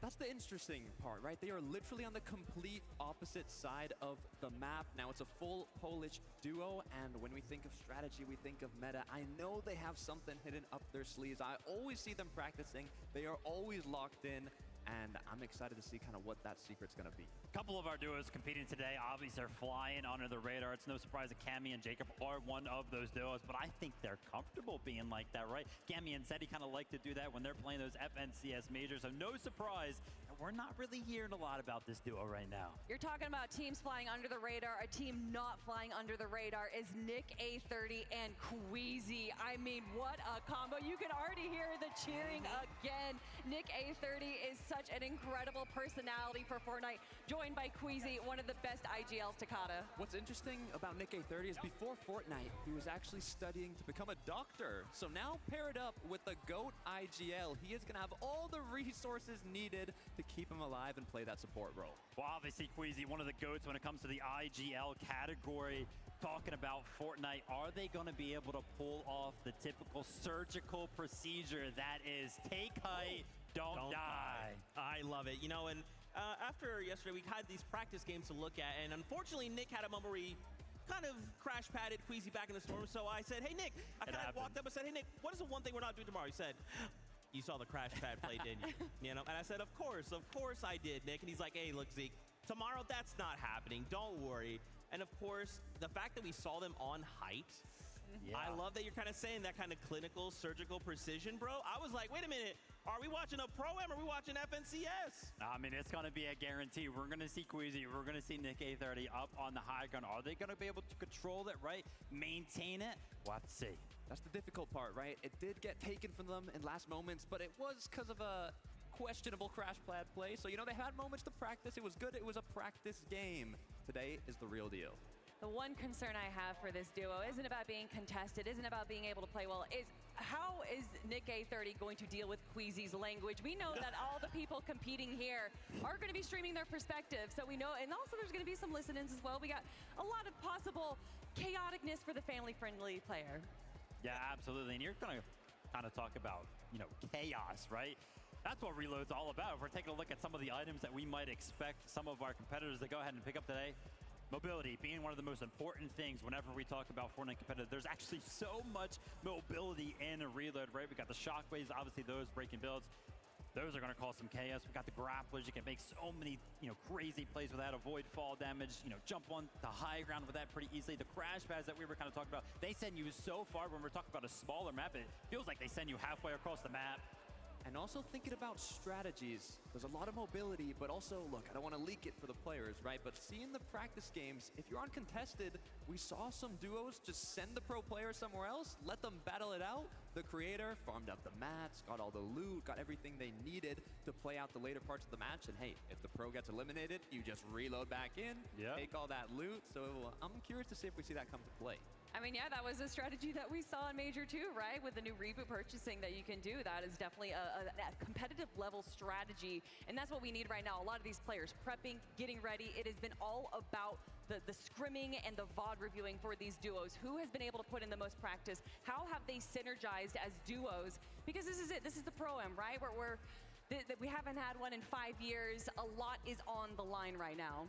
Vibes, I mean, at an all-time high, right? Obviously, there is definitely some more competitive edge, but there's also just like a lot of fun, kind of bringing together, you know, both ends of the same coin, right? Hyper-competitive FNCS, and then content creators, right? Who, when you bring them together, it's like we're one big family coming together once again. I mean, again, having old OGs coming together and be like, yeah, I still rock Fortnite. Yeah, you want a 1v1? Oh, I just dumped you? That's crazy. Yeah, I heard you guys talking, saying that there's already people before the show even started being like, we need another one next year, and the games hadn't even started yet. That's crazy stuff. As we were kind of going down the line right there and showing some of our duos get locked in, start to, talk some strategy with each other, I saw Thomas HD and Somerset kind of pop in, and that made me, remember a conversation that I had with Somerset just earlier on today, and I think it's very, very important because this is something that we can talk about when it comes to every single duo. I was like, hey, Summer, how you feeling? She was like, surprisingly, I'm not nervous at all. I think that's like really, really big because, from her perspective, it's like, oh yeah, she's used to being nervous when it comes to competitive events. She's finally kind of hit her stride where the nerves are finally going away and she's going to be able to lock into the competition. Yeah, confidence is key, especially when eliminations, we talked about it, 10 elims is the equivalent of a victory royale. So if you're able to just farm a good amount of elims at the start of the match, you have a very good shot of getting first place. Now, what I'm thinking about as well, we've had a bit of drop spot changes, but maybe we've had a little bit of drop spot baits, right? I know Mongol Allier said they were landing on Peterbot and Aussie Antics. Will they actually do that now that it's game time? Reason Faxvidi said they're landing on Cooper's Emmy and Gone and Flakes. That's like 3 of the most powerful duos in the same POI. I don't know if it's really going to happen. Did you see Aussie Antics video of Ali A watching Peterbot build? I don't know if they're going to be dropping, and if they are, they're going to be doing it very carefully. But like you guys are saying, it's all about the vibes. We've had so much fun. There's just been so much content going out. We also have a lot of co-streamers up in the audience right now. There's people representing so many different regions. This is what Fortnite is all about. Yeah, 100%. Very, very excited to kind of jump into the action. Gosh, Zeke, I got a question for you, Zeke. Obviously you kind of punched in your ticket, Clix and Lacey yesterday. Lacey, after his extensive VOD review session last night, how you feeling about your pick? I wasn't aware of the VOD review session personally, but listen, this is still Clix, this is still Lacey, Clix is looking really good, right? Again, we had kind of 3 practice games yesterday we got to watch. We got to kind of clue in, see how things are kind of going. Clix, to him, it looks like I'm just watching Major 2, right? It looks like I'm just watching the same Clix I just got done watching. And of course, with Lacey, yeah, this guy loves content, of course, but he knows how much Clix wants it. He knows what this means to Clix. So when the time comes, he will lock in. We all know the ongoing joke of the 4th place curse from Clix. Unfortunately, getting 4th place again with Veno back last year. And then this year, getting 3rd place in Major 1. Major 2, he gets 2nd place. We were already talking about if Thomas HD wins, would this officially be his first FNCS title? Well, what about that question for Clix? Yeah, a lot of people are kind of, I've seen it on socials a lot. Clix is actually in his prime right now. And definitely those placements, they're kind of backing it up. We're talking about storylines when it comes down to primes and everything like that. Why don't we go ahead and focus in on Mr. Savage and Lachlan, right? Mr. Savage was retired from Fortnite Competitive earlier this year, and it did not take long before he kind of rejoined us for Major 2, joined another trio, got right back into the action, so I think he's locked in right there. The thing that I love about Mr. Savage is that, I remember competing in Event Sky, and he always had his supporter creator code. It was always like 200 IQ, because everybody always kind of coined him as the smartest player. Of course, now we could see it right a couple minutes ago, right? He changed his code now to code Mr. Savage, but still has those smarts. Has the IQ from retired to qualifying grand finals, but now competing here at the Pro-Am. And you were talking about, does it count as an FNCS win? Well, if it does, if Mr. Savage Lachlan wins, even Peterbot Aussie Antics, that means Aussie Antics is an FNCS win. Thomas HD does it, and Clix does it. That is definitely going to be a funny ongoing joke. How can you not be entertained, right? And again, the fact that this is reload, obviously in FNCS we watch, someone goes down, it's like, well, see you next game. Now someone goes down, it's like, okay, well, they're reloading back in. How do we kind of approach this new situation? Does Thomas HD have a mammoth pistol halfway across the map? Did he catch you coming from the sky? There's so many cool things. And of course, with the loot pool that is reload, there's so much chaos that can happen. From even opening a single chest. I think it's important to kind of talk about, you're going to kind of get reloaded, right? Obviously, you're going to be flying in the sky. You're pretty exposed, and we kind of see how that kind of works out in competitions before, whenever there's launch pads in the lobby, in the loophole. But there was a change not too long ago to kind of avoid some of that, right? Make sure you can kind of glide down further, closer to the land, have a little bit more immunity. Yeah, to kind of prevent some of those beams coming out of the sky. I can tell you right now, from the practice games yesterday, with these professional players in the lobby, it feels like it almost changed nothing. Yeah, it really did not. I mean, the aim of these players is on a whole other level. And what I'm thinking is, in a lot of the performance evaluations, the players are playing safe. They were, hiding the box, going for the late games, and trying to get a good placement. Because in those end games, you are going to get a lot of opportunities for eliminations. But I'm trying to think to myself, okay, if you're low ground, you're going to have a lot of opportunities, players dropping down, running out of mats, a lot of elims. High ground, you're going to have to play aggressive if you want to match that amount of eliminations. And I think that's going to be kind of the deciding factor on who does end in first place. Another deciding factor is how these players are going to be preparing for their win condition in the end game. Obviously, with this being reload, we know that it has a high potential of going to a heal off. And we've seen a few players, such as Peterbot and Ozzy, having 4 Chug Jugs in their loadout at one point, which is a great way to prepare. It's not the best way to get eliminations, though, and you do need to have a bit of a combination of mobility and weapons and everything. But I think players that are preparing for that win condition is what's going to set them apart. Love the fact that you're talking about the heal off. Yeah, it would be no surprise if at least 1, 2, 3, maybe even 4, maybe 5, maybe all 6 actually go down to that heal off, right? We got so many items that can kind of support that. Chug Jugs, med kits, we've got those slurp juices in. But it's so funny because yesterday when we were watching those practice games, I was like, wow, we've even got the terrain, POIs like Slurpee that have those barrels available. Cooper so smart, making sure that he went ahead and utilized those for his heal off win condition. Gosh, they're just so smart sometimes. And that's why it's important to put in the practice on this new map. I mean, not only do you have Chug Jugs, med kits, splashes, but like you were mentioning, if you know where all these slurp barrels are, if you know where you need to go quickly into zone to keep yourself alive in the heal off, I'm sure we're going to have a lot of them. I mean, bringing us back 3 years ago, Invitational final game, Camiseti versus Queasy Vino, not knowing what you can do at a drop spot can really change the story of a game. Why would you bring that up, Kelly? It's not like this is going to be a super close competition by the end of the day.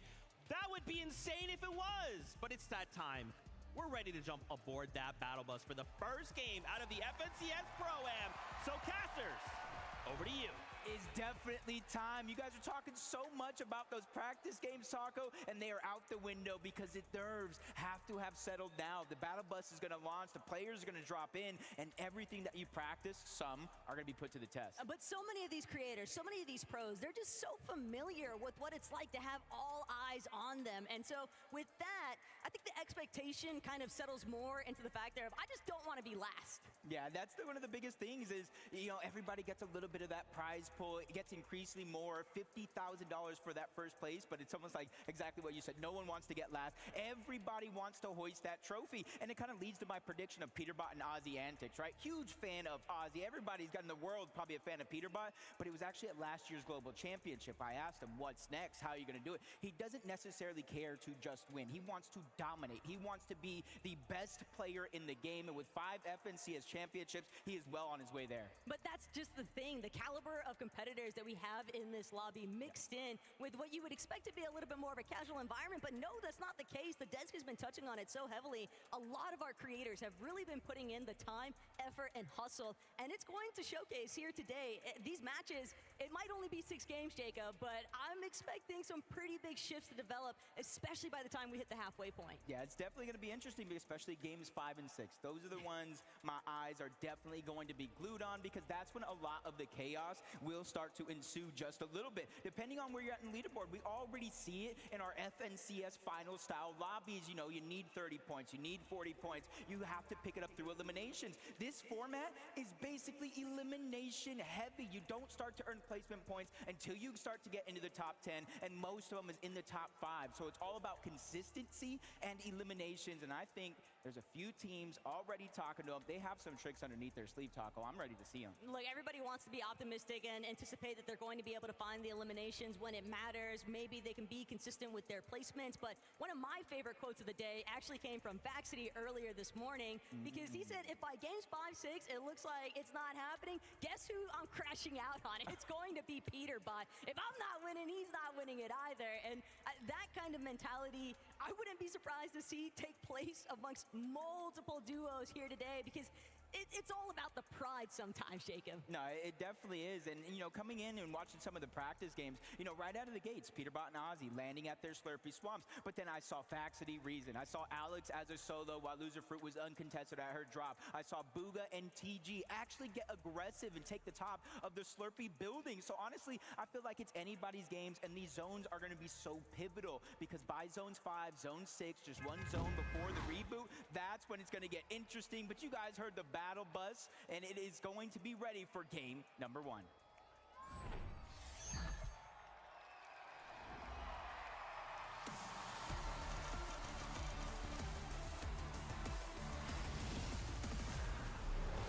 This is what we have all been waiting for. 1 day and 6 matches to determine who our 2025 FNCS Pro-Am champ team is going to be. And initially off the jump, Peterbot, Aussie, they've got control of Slurpee, but they've got company. If that would have just been a Mammoth pistol right out of the gate for Peterbot, I would be worried for Booga and TG, but now it's just a bunch of SMGs.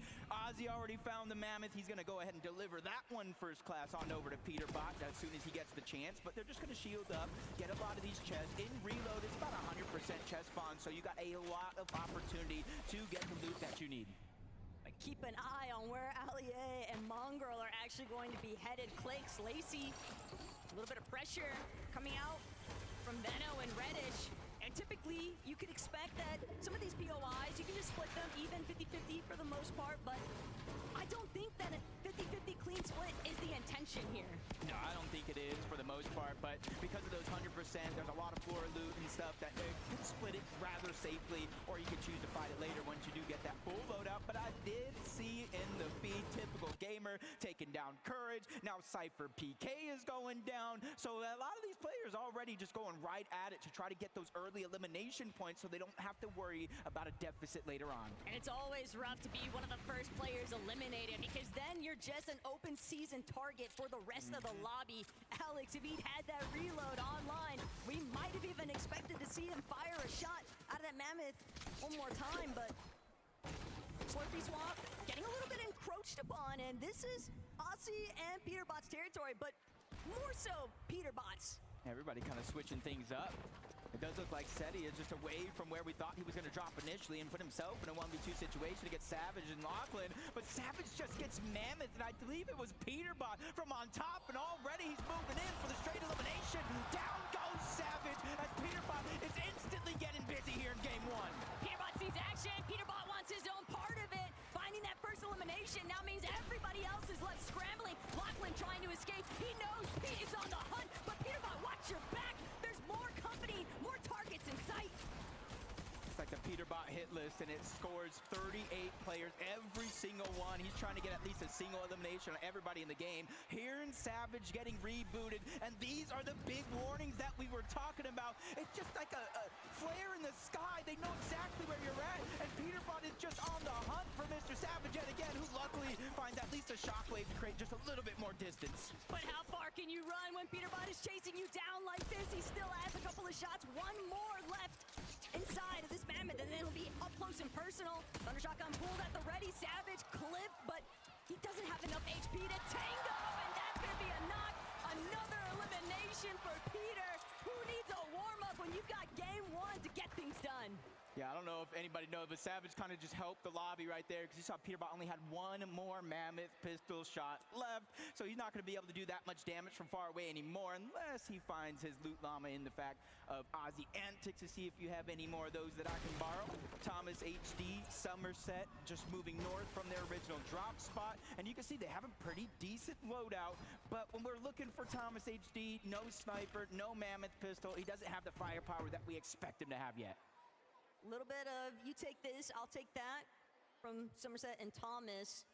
But Aussie, Peterbot, they're not done. Pete especially, he's just keying everybody. And Mongrel, this is a conversation starter. Peterbot annoyed even that these two would have the audacity to challenge them at Slurpee Swamp.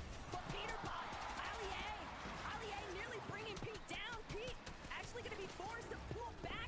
But Aussie, he's got the supportive measure. He knows his responsibility, and he's going to make sure that Pete is safe and down. And the little things, Taco, it's the little things right there for Ozzy. Being able to go in, sneak in. He edited the backside cover for Peterbot to safely escape and gave the shields and heals exactly what he needs in a situation like that, because it was definitely a tough spot to be in for a quick moment. But relatively early, third zone, only one tick of damage. You could still stay and stagger yourself back if you need be. But you see Aussie play back up and then immediately goes right back to the farming. It'll be a test of endurance for those two, making their way out of Slurpy Swamp. But Nikov, Podesai, can't even classify them as a dark horse because these are two very high-tier competitors. But with the way that they're kind of trying to position right now, Jacob, looks like they don't want to get caught up in too much of that early commotion.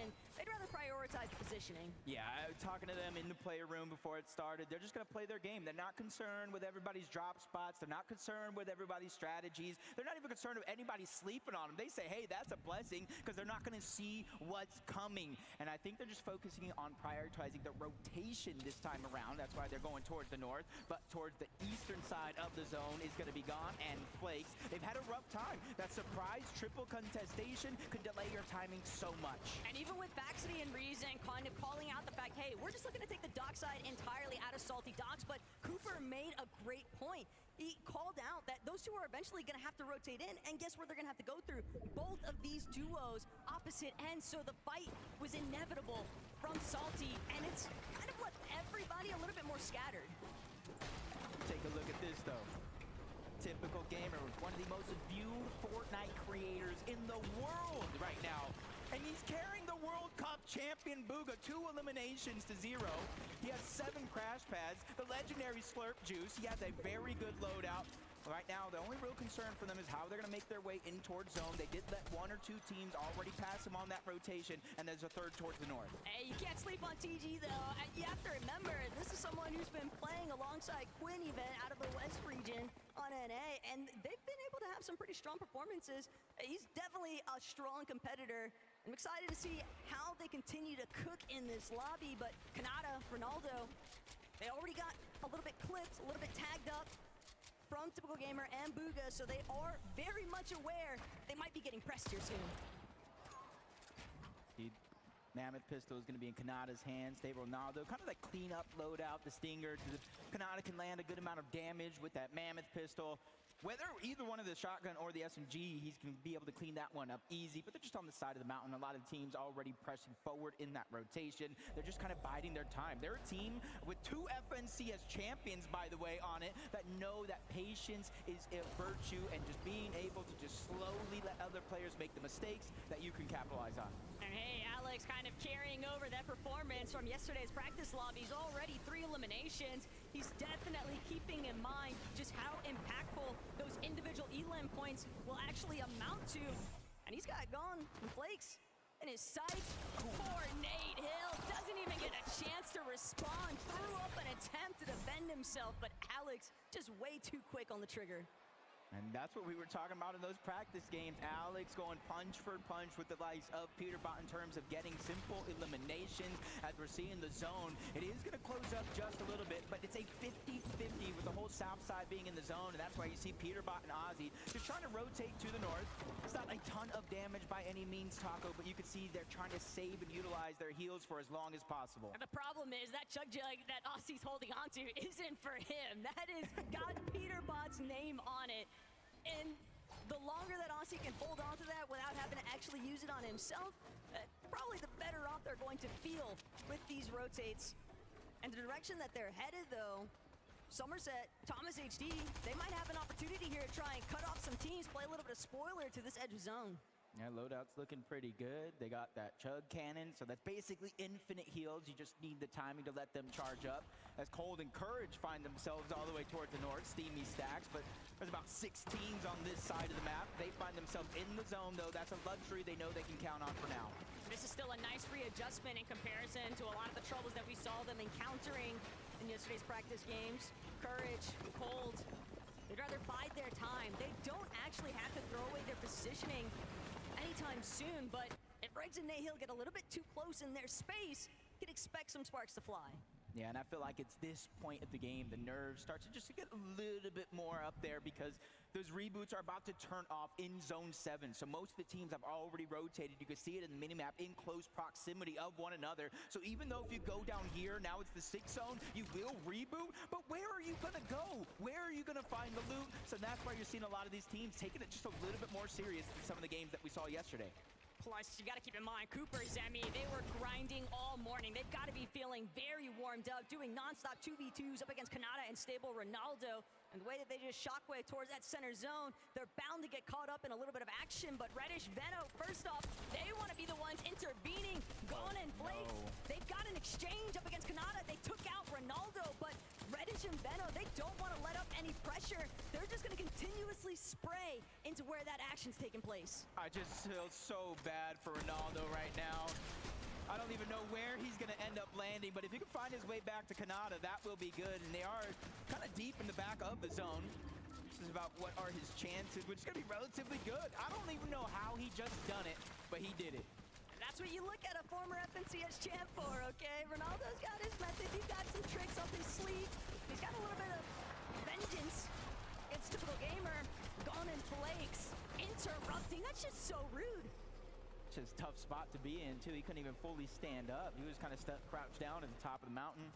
Cooper, Zemi, honestly, leading up into this Pro-Am, this has to be one of the most predicted teams in top 5, one of the most predicted teams to actually win the FNCS Pro-Am. But hold up, Cole getting busy. Courage said they were going to take out Cypher PK. I'm not sure if he said he was going to do it himself or he was going to let Cole do it for him. Look, who else was getting their duo bananas? Who else was getting their duo water?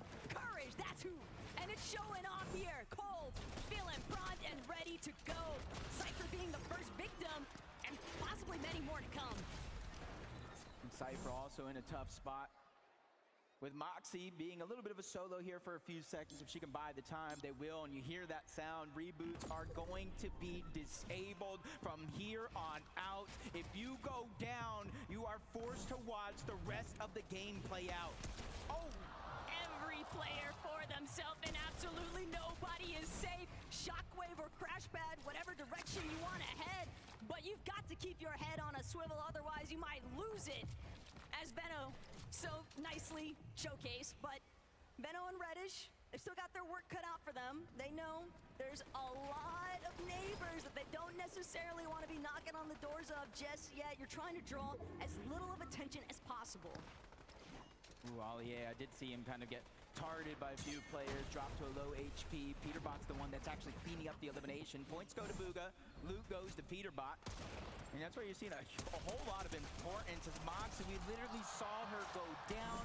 Now we're seeing what happens when you get rebooted a little too late, and now she is out of there. But look at Nick and Queasy. They're already trying to come into your eye. Peterbot and Aussie, they're just going to clear out their own dead side rotate.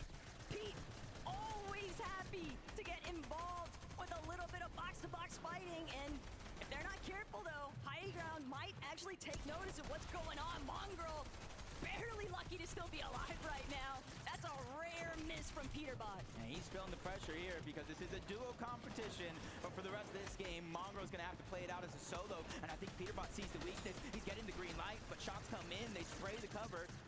Really forced them to kind of rethink that strategy there for that quick moment. And that's saving Mongrel. He doesn't even know how he just got blessed, but on a High Ground, you know him, you love him. It's Queasy, it's Nick F30, and hopefully this time around they can hold on to their high ground. The zone pulling over this hillside has just completely set Queasy and Nick in an optimal position, but you always have to be careful because High Ground can be challenged at any given moment, and Queasy is fully aware of that factor. He's already caught a glimpse of Shota and Koyota on that secondary height, but teams are on the move. They're trying to control that front side low, and Podesai, Nikov, waiting for the perfect moment to strike. Yeah, he has to let that legendary Slurp Juice get his HP and shield back up, because if he were to go now, one Mammoth Pistol will definitely do him in, but now the crash pad's going out. They're just simply trying to make their way to the front side of the gun. Clicks and Lacey, same thing as Cold finds himself with another elimination. That's one each for Courage and Cold. He promised one banana means one elimination, and he kept that promise right here. Oh, that potassium helping counteract those back cramps. Courage, he's coming alive. Somebody throw out the time machine for this man. But Nick, Queasy, still up on the high ground, still trying to prevent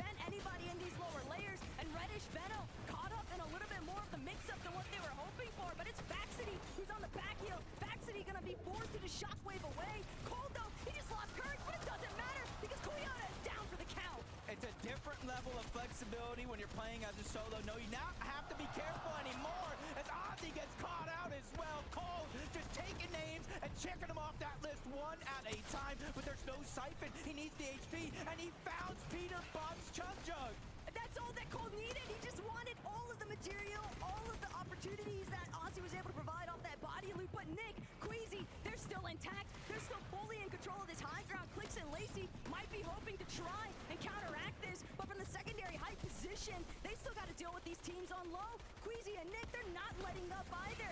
Alex doing what he can to fend for himself in the backside, but Nikov Podesai immediately shockwaving towards the front side low. They're waiting. They're hoping that somebody is going to run into one of their pre-edits. There are 15 teams still alive. Placement points have not touched this lobby just yet. It's all eliminations all the way as Cold is looking for another one. Savage, weak as can be on the other side. Lachlan's there as well. Shockwave from Kanata causing a little bit of destruction and confusion as Cold is simply on the hunt. An opportunity there, but he misses out. But Zemi's going to steal that one away as Peterbot is struggling to get out of the box, but they send him back to the lobby anyway. And Queasy, the lone man on height, he's going to try and just make sure that he's got it as long as possible. Clix and Lacey, though, all the way in the bottom field, they are making sure that nobody can challenge their current position. Clix creating so much space. Lacey, all that bot reviewing from last night, buddy. It's kicking in now.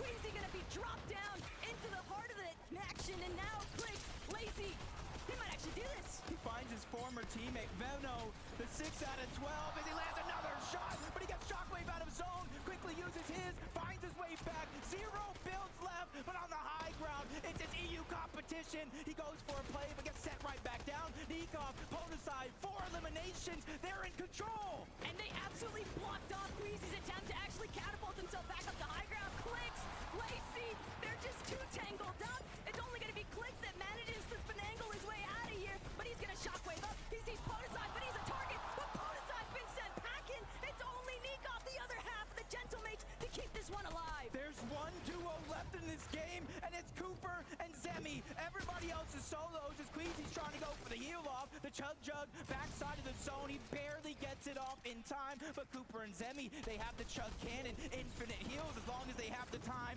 Queasy drops down from above, but it's only a short stint. He doesn't want to go ahead and stay there for too long as Nikov goes down. 2v1 situation. If anybody can do it, it has to be Queasy.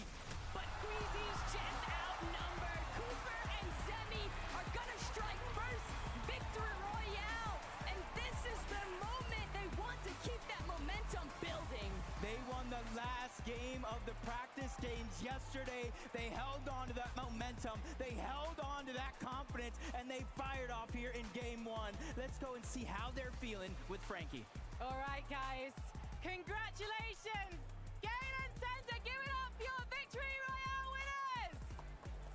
Cooper, you knew that he had it in him. He's been practicing for this moment, but did you think straight out the gate you'd be picking up the first Victory Royale? 100%. I mean, we're going to win this whole thing. I'm with the best teammate here. I'm feeling super confident. IGLing feels good. I'm feeling great. All eyes were on Queasy and the high ground, but you guys were just staking things out on the low ground. Talk me through that end game. Yeah, I mean, end game, we looked at high ground. We saw they're very established. Cooper called it to go low ground. I was on him the whole time. He was calling it, and I was just trying to get kills, give him everything he needs, and it worked out. It really did work out. Do you think you need to change things up now to keep people guessing in the lobby? No, I mean, we might change things. We might not. I don't know, but all I know is we're gonna win more. Well, all eyes are going to be on you. Cooper, after game 1, we've got the eye test now. Who do you think is the biggest competition here? I mean, I don't got any competition here, honestly. I think we're miles ahead of everyone. We just stay consistent, stay confident. No one's beating me here. All right then, guys. Please give it up one more time. Cooper and Zemi! What a way to kick things off here in Los Angeles. We'll be right back after this break.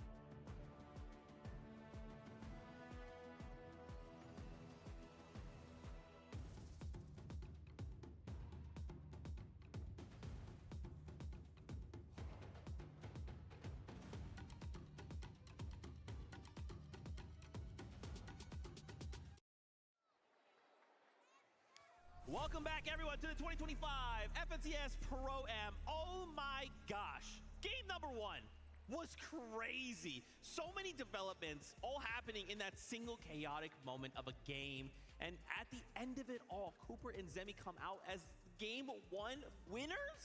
Yeah, I mean, again, that wasn't too much of a surprise, right? Everyone had Cooper and Zemi winning the whole thing, and it looks like Cooper and Zemi are feeling the same way as well. Going on the low ground aggression definitely is working out for this duo right here. But what I love from it is Cooper. This Major 2 that we just had was one of the first times that we really tried IGLing. And honestly, he's done such a good job with it, and I love to see him bring that into this competition as well. I mean, Cooper was telling us, he said, let's drop low ground. That's what he was telling Zemi. Zemi's like, should we go for high? Should we contest it? No, they wanted to play by the books, go low ground, get those extra eliminations, and it ended up at a 2v1. Quick cleanup, got the dub.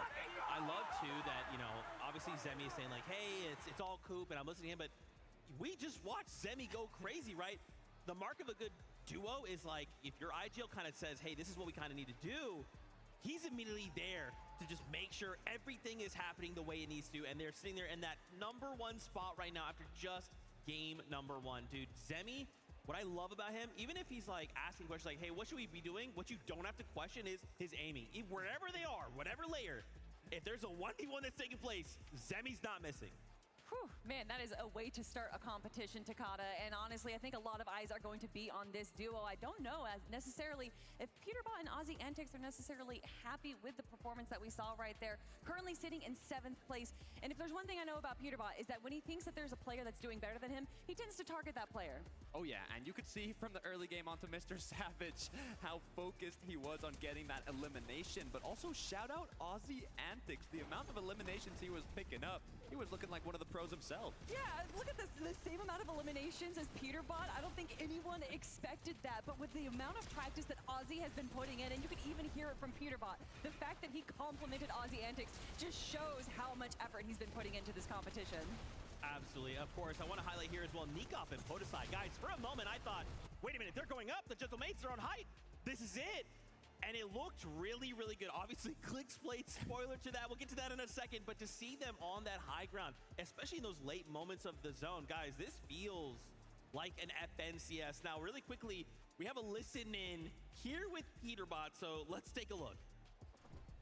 Kept thinking, like... Alright, remember land under. Yep. Yeah, we win a game on land. You're the first OC player to win on land. Yo, let's go, bro. I'm talking about winning the whole thing as well, man. Yep. Now we're winning the whole thing. What? Got him. Nice. Good job, steady. We're steady. Yo, got a pro on the board, baby. 30, 13 white, 60 white, 80 white. Dead, dead, dead. Nice, bro. Let's go, baby. I Go, bro. blanked her. Dude, 2-2, man. Come on, kill checked by me. Come on, man. You got to be at least triple my kills.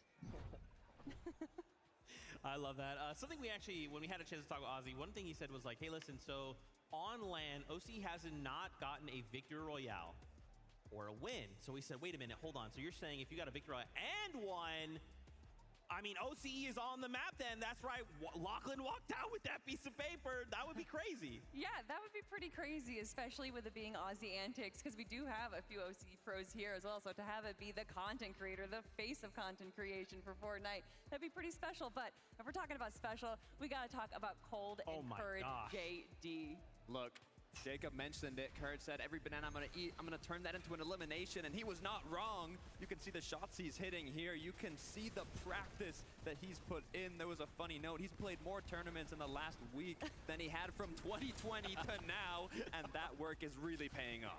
This game, though, was all about Cold. His solo clutch that we saw exactly right here, where he was staying in the backup zone, kind of staying on this like low to kind of second low ground, which is allowing him to grab all these eliminations from all the players that are focusing forward, going for those elims themselves. Honestly, Cold is punishing the rest of the lobby for playing well, and that is what separates these first tier and second tier players, is being able to kind of understand where you're at a deficit and then use that to your advantage. I'm loving it. I'm loving it. All they got to do now is maintain that consistency. Good amount of eliminations, get yourself to the late game, and just keep on going. I want to keep on going to more games. Let's jump back on that battle bus for game number 2. Match 1 has already delivered, and from what we're witnessing this far, Jacob, all of these players are so ready to kind of stamp their own place inside that leaderboard. Yeah, with how wild game 1 was so far, I can only expect it to kind of double, triple in games 4 and 5 at the end of the day, because we saw 16 teams alive before placement points went in. But let's get into game number 2, because we want action.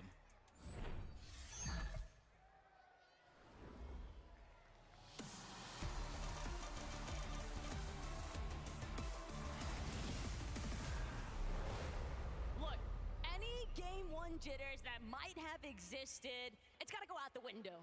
Everybody just needs to absolutely lock in, because it doesn't matter if you're a pro, it doesn't matter if you're a creator. Everybody has equal opportunity to find those eliminations with the way that things are getting so chaotic in these end games.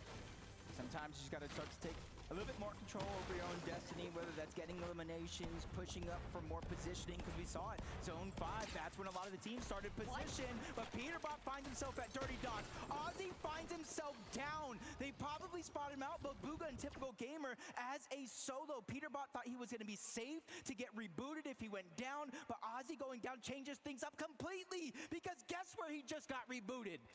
Cooper, Zemi, Flakes, they're all looking up in the sky. Ozzy doing everything he can to try and duck it out, but he's gonna get knocked one more time. Somebody's sure to clean him up. That'll be gone, but Alex and Loser Fruit, they recognize, hey, if there's gonna be somebody getting eliminated this early on, we wanna make sure that we could possibly get involved, and everyone's starting to creep up now into this Dirty Docks area. Even had Faxity and Reason going on over there, as Seti and Daya with 2 eliminations. 19 teams left in the game, which means they sent one of them packing early here for game number 2. And that's got to start to boost the confidence right there for Seti and Daya, because now they got position on one of the high hills here on the map, and they can kind of just play it by ear. Aussie is so used to watching the pros be victims, but now he's on the receiving end. He just cannot touch the ground. Everybody just aiming up, trying to prevent him from getting any sense of survivability. And Peterbot, he's gonna completely scatter. He's trying to make as much space as possible so that his duo could actually try and be a contender here in Lobby 2. I kind of know what this feels like right now. Getting put in the blender, you're getting put into a smoothie right now. But they figured it out. Peterbot was able to create enough distance so when Ozzy got rebooted yet again, they're more closer towards Slurpy Swamp. But you got to remember, it was Bugha and Typical Gamer that got those early eliminations onto Ozzy, and they already moved into that POI. Ooh, Alex getting mixed up here with Nate Hill, but Nate Hill, that's going to be a fast elimination. Regs now just looking to pull back. She needs to disengage. Defense is the best offense at times, and Regs knows. Alex not trying to let up the pressure anytime soon, with Nate dropping back into the lobby. He's not careful, he could get eliminated one more time. Alex nearly picking off Nate on the landing, and he'll get the job done, finish what he started. And Nate just gonna have to sit and hope that Regs is gonna be able to play a little bit more defense for him so he can actually touch down. And these were the fears. These were the fears. Talking to Alex, even Kanata, that you can't split and play that way because it's like a beacon. You're like a flare in the ocean. They know exactly where you're respawning at. And now Alex has found the actual player keeping the whole thing alive with all the loot, which is Regs, getting pressured in by Loser Flute on one side. Alex playing box to box on the other. The top was already taken, and now he's moving in to try to clean up this elimination onto Regs, and he does so with ease. The numbers game is just too much. But with how close we are to Boom and Maze, that might actually draw the attention of the Gentlemates, Nikov and Podicide. They're starting to kind of poke their heads on over. They've got a good idea that maybe there's a survivor trying to scramble into their area. Peterbot and Aussie, though, they left Slurpy Swamp wide open, and other teams have tried to move in, but Mongrel doesn't stand a chance. Peterbot letting him know what's good for what feels like the millionth time since yesterday's games. And Peterbot, 2 eliminations already. He is just reminding everybody why you do not challenge him. I feel like that's a symbol of Fortnite. Out with the old Mongrel, in with the new Peterbot. Because Peterbot's got to be like the new toy right there. 5 FNCSs. He sees Mongrel once again. A little bit of missed opportunities there from Peterbot. Something that you don't see very often, but at least it lets us know that he is human. But it's just crazy to think about the fact that Aussie and Peterbot could land at Dirty Docks, and yet no other duo was able to take full advantage of moving into an optimal position at Slurpy Swamp to even try and cut them off. Sure, you've got Booga and Typical Gamer a little ways ahead of them, but even that is a fight that Peterbot is more than open to taking on head first. Yeah, confidence at an all-time high here. And we saw this elimination on the Mongo. We let him know what's up right afterwards. Ozzy just kind of playing that safe game. Something that Ozzy's just playing his role pretty well, and he's not just getting that big head, that ego, and being invited to a competition like this. He said, hey, I'm just going to do what I need to do for my teammate, and we'll see what happens. Koyota and Captain Shota, though, they're just going to keep things moving. They don't want to get stuck between multiple teams. They're trying to prioritize just making it into that initial edge of zone. But Koyota is such a prominent fragger. Everybody knows what he is capable of. And I think that's why they're just going to look to hedge their bets on taking this fight with Allier and Mongrel. Allier a little bit too split from his duo. He doesn't stand a chance. Koyota, just a menace to be reckoned with. That'll be his first elimination. And I'm sure that he's bound to continue looking up into the sky for more. So some of those things you don't see coming with the crash pads and the shockwaves. You think you're safe, no team is nearby, and a blink of an eye, Allier gets jumped on, put back on respawn, and that's the same pain Mongrel's been feeling. So for this game number 2, Allier and Mongrel have been having such a tough time as Koyota farms another elimination onto Allier. Even if they're not getting the siphon mats, the minis that comes with getting the elimination, it's the points that really matter. We all knew that follow-up was inevitable from Koyota and Shota, but even more importantly still, we've got a little bit of a listen in with a couple of our fan favorites, Peterbot and Aussie. Wait, Mongrel. On you? Yeah, yep. Yeah. I'm gonna go kill Allier. Yeah, yep, nice. That Yeah, beyond? yep, I'm just getting the slurp truck and then I'll help you, okay? Nice, very good. Farm out Good here. stuff, good stuff. Follow Mongrel. Yep, yeah. Nice, very good stuff, man. So now we know what the starting point was like between those two teams. Peterbot just calls the target. Aussie, all too ready to follow up. If they were just a couple of seconds sooner on getting that elimination on the Mongrel, that would have been another team down and out of the game, but their strategy is not working so well because it's actually Zemi who steals away the elimination, Alex getting all of that loot.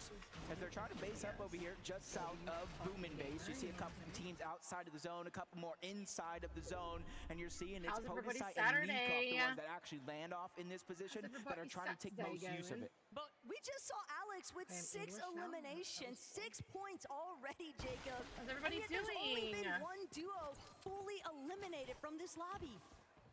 Welcome. Seeing the struggles that happen if you go down too early. And this is where I start to talk about a little bit of that danger zone, 5th zone, going into 6. You're still able to reboot, but where are you going to go? You go too deep into the zone, you could get chunked out even with the barrels.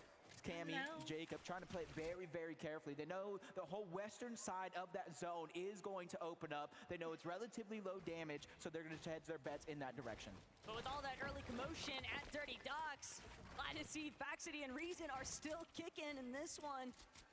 They're looking like they might be able to get a nice flank opportunity onto a couple of our teams that are pushed a little bit further inside this edge of zone. But Fax and Reason, Big Brother, trying to be careful, doesn't want to overstep his welcome. You know, when Faxity got in last second, I might have been one of the happiest people being able to watch him play, being able to check out his streams. He is so entertaining, and he's good. He's good. He just needs to get more reps in a competition. You know, you saw that stat. He's placed top 10 in at least 10 of them. He just hasn't been able to pull off that big win. But hey, if he's able to pull off a win here at the FNCS Pro-Am, that's the only one that matters. His only option is to pull off a Victor Royale here, Jacob. He said he was getting at least 1 for the broadcast today, at least 1 for the fans back home, and he's got to get at least 1 for Amar. I mean, show the man some love. Everything happens for a reason, though, and we'll have to check back in with Faxity to see what's taking place. Cooper, Zemi, wanting to get a little bit aggressive onto Daya and Seti. They're going to have to sit and wait. Seeing at least 3 teams over towards Slurpy. One of them's going to get jumped on by Peterbot. That's Jacob who does go down. It's actually Ozzy who gets the elimination. 3rd one of the game, and they get that legendary Slurp juice. It's going to heal up that shield and HP over time if they need it, which they might because the zone is pulling all the way towards the north. I'm not sure who that second team is just outside of Slurpy Swamp with them. It's going to be Flakes and Gone. They need to be careful because Peterbot and Ozzy are warming up and getting more and more dangerous as time goes on. Oh, but Cammy, he's running out of mobility options and he is being chased out. Jacob already looking grim as far as his HP can take him though. And he'll buy a little bit more time here, but Gone and Flakes, they're not looking to let things settle. The rest of the lobby also taking notice of this team that's under duress, and Jacob will be forced to duck underneath that bridge, try to reunite with Cammy. Gone and Flakes gonna tarp their way through. They've got enough hard mats to make it happen, but you don't want to burn all of your material too early on. Yep, it's Flakes and Gone, but let's go ahead and take a listen in for Thomas HD and Somerset and how they're playing through this endgame. 1.5, 55. I think we're just gonna have to be a little aggressive. Wait, there's a guy. That was the guy from before. Yeah, there's a team buff. I like that. I like that. Everybody knows Thomas HD, probably the IGL from the team, but Somerset just letting her opinion be known. We might have to play a little bit aggressive, giving up that information. And if I'm Thomas HD and my teammate says, look, we got to start getting aggressive to close the gap, I would be with it, especially if I got a Mammoth. Thomas was just so nonchalant about that elimination too. It's like he had no other expectations but for it to go his way as Alex finds yet another knock, potentially having been stolen away from him though, but no, it is credited. Nate Hill will one more time be added to the tally count here for Alex and Loserfruit. Oceano showing up big right now, and Loserfruit herself, she said it, all I want is to place higher than Locky. And with the way that Alex is firing off on all cylinders right now, he might be able to make it happen. A power grudge match, and honestly, Alex with those 7 eliminations as that one gets taken away by Cold and possibly Faxity as well. I think this might be the most eliminations we've actually been able to see. I know it's only been 1.5 games so far, but with reboots turned off, that's where the pressure is really going to be felt. Nate Hill, Regs separated a little bit too far for their own liking, especially since they're both going to feel a little bit of that max pull. Regs is going to go down to Thomas HD. One more elimination point for them, and now that leaves Nate Hill by himself. Cold's Bound has spotted out that body loot though that Regs just popped off directly underneath their current position. Courage, a little bit pressed here for the loadout, but he's at least got 150 in that Chug Jug. They can still work with this. They would definitely like a refresh because every elimination point, we're gonna need to see some of these teams start going big like other individuals already have. Yeah, this might be one of them. You see, he does have that exotic SMG. Every time he reloads, he does get that 0-point dash effect a little bit. Doesn't last a long time, but hey, in an endgame this chaotic, it's the little difference makers that really count. As Jacob and Cammy just trying to go ahead and cement their position. They know it's not a far rotation to zone, but how dangerous this lobby is. They blink and things could turn sideways. Instead of going through, Moxie, Cypher going up and over, and Stable, Ronaldo, Kanata are trying to get denied entry. Everybody just preventing Ronaldo and Kanata from moving even 1 inch closer. They're gonna be forced to actually pull back, try and drop as much wall coverage as possible, but it's Peterbot and Ozzy that are refusing to let Kanata and Ronaldo get any closer. They want full control of this low ground position, and they've got it. They've made Kanata and Ronaldo use so much of their builds. Ronaldo doesn't really have a whole lot left to work with. They're gonna need to find an elimination for a refresh. Yep, and this is a good opportunity here. Of course, they want a shockwave to the front, but at least they're able to get a little bit of a point of view where their competition is at. As soon as they make their way there, box up, let a lot of the zone start to open up. But 2 of 2 games so far. Queasy and Nick at 30 going for that early high ground 8 zone. There's still a couple more, so hopefully it works out this time. But it's the Queasy Classic. Get high, don't die. He said Nick was moving earlier while they were doing their warm-ups this morning. And Nick, he knows sole responsibility. Just apply pressure to whatever angle that Queasy doesn't have full tabs on. They just want to prevent anybody from moving up with them. Got to be careful for those shockwaves. Any team down below could shockwave up.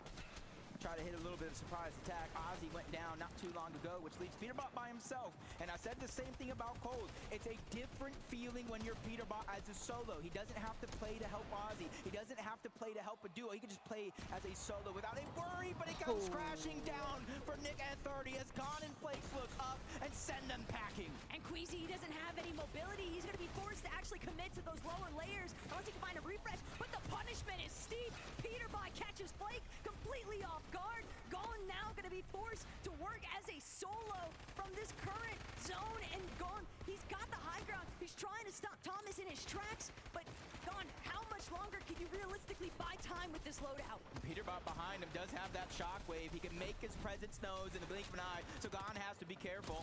A lot of our solos just trying to look bigger than they actually are. Clix is even going for the high ground. Peterbot finds his way in. The legendary slurp juice that he got from Ozzy paying off big. Anybody else, you wouldn't even bat an eye, but for Peterbot, he's used to working in this kind of operation. The solo scenario is what he can actually pop off in best, but Lacey, Clix, they're a duo compadre unit. They don't have to worry about anybody else because they're taking advantage, just spraying all these teams to the low ground. They have the Chug Jug, they have the Slurp down below. Peterbot is trying to hold on to his position, spraying to the backside of the zone. That's Faxity that's feeling a little bit of pressure as they get shockwave up and off. Clix, Lacey do not have high ground anymore. In fact, they're going to get sneak off for it. First down going to be cleaned up. Clix is firing on all cylinders. And Clix better because that shockwave sent Lacey in the wrong direction, but it doesn't matter. Clix, he finds Alex. That's a huge shutdown to lose your Brute's team. And even with Clix losing Lacey, he looks like he's got things fully under control in the high ground. He has to be careful though. He has no real way down in terms of safety. No shockwaves, no crash pads, but he's making sure nobody can look up, so it will not be a worry, especially with the zone floating on over to the side of that mountain. Another solo is going to be Peterbot, and he's running out of his Chug Jug, and he's running out fast. That zone was looking awfully devious, but the way that it's pulling back over this elevation is actually going to be a huge benefit to Clix. He's got these pre-existing builds. All he has to do is keep the pressure at an all-time high. Peterbot might be forced to drop here in a moment, though, but who's he going to drop into? Could it be Cooper? Could it be Kanata? No, instead, layer transition back towards that secondary height. Venos to the abyss off that shockwave, and Daya, she'll meet her end, though. Now every single person left alive in this game is a solo in this competition, and Seti's just trying to work his way through. All he has is the bare minimum, the Siphon match, but if you look up, no, that's not an Angel, that's Clix, and he has more legendary slurp juices that he knows what to do with. This is a Clix game. Kanata, he's reliving the practice moments currently. He doesn't have any heals this time, though, and Seti, don't know if he's in the same kind of position, but look at Clix, an absolute menace in the high ground, just causing so much mayhem for the two down below. Seti finds Kanata. Now it's all up to Clix. Clix trying to make sure he just doesn't get chopped down. Seti, he's got a way to make his way towards the high ground. Clix can't afford a drop. He has to use all of his builds. He still has a couple of slurp juices remaining. He's going to look for Seti. He wants the finishing shot. He doesn't need the heal up, but he might just look to play it safe anyway. Siphon mats are so important. That changes the game completely from the situation we're in. Double slurp juice pop. He's flying outside of the zone. He goes and back. Lacey win game number 2. They said they were up all night, and it doesn't matter what anybody else might make of it because they came prepared. Here today, the performance is peaking, Jacob. A victory royale in game 2, and Frankie, even more to say. If there's anything we learned from that last game, it's that America's sweetheart never plays it safe. Clix, the two of you take the high ground. Lacey goes down. What's your reaction? I might have shockwave Lacey into zone, and I knew that would have been a big sell, but it doesn't matter because I won it, so it's all good. Is that why he sent you into the zone? Because he wanted to do it as a solo, Lacey? He sent me into the zone, but I trusted him the whole way. I never had a doubt. He was winning that. And while he is winning it, are you talking to him or are you like, I gotta stay silent, let him do his thing? I was just giving him simple comms, mats, refreshes, pop his slurp before he goes down to fights, and letting him play. And you are loving those shockwaves because we saw that Seti. Yo, that shit was crazy. In a way, it kind of won you the game. That was fucking intense. Like, I got chills, bro. Honestly, my favorite item is the spaz. They need to bring the spaz back. Well, I know that a lot of people from Epic Games are watching, so they might take on your suggestion. But how satisfying was that solo moment? How did you keep track of everything from the high ground? Honestly, I just kept on building up and up where shockwaves can't get to that height limit, so you basically have no threat. You just keep on playing your game and spraying. Now, there's an interesting situation that happened at the start of that game, which was that Peterbot and Aussie Antics, they dropped on our leaders from the first game, Cooper and Zemi. Are you worried they're going to be coming your way? The thing is, me and Peter got a good alliance going on, so I like honestly, them. keep on I like jumping on them. Cooper and Zemi. always been a fan Excuse of me, we want a fair fight. Hopefully we're going to have one. Before we head to the break though, please, Galen Center, show your appreciation for Clix and Lacey. Let's fucking go. We'll be right back. Oh no. Oh no.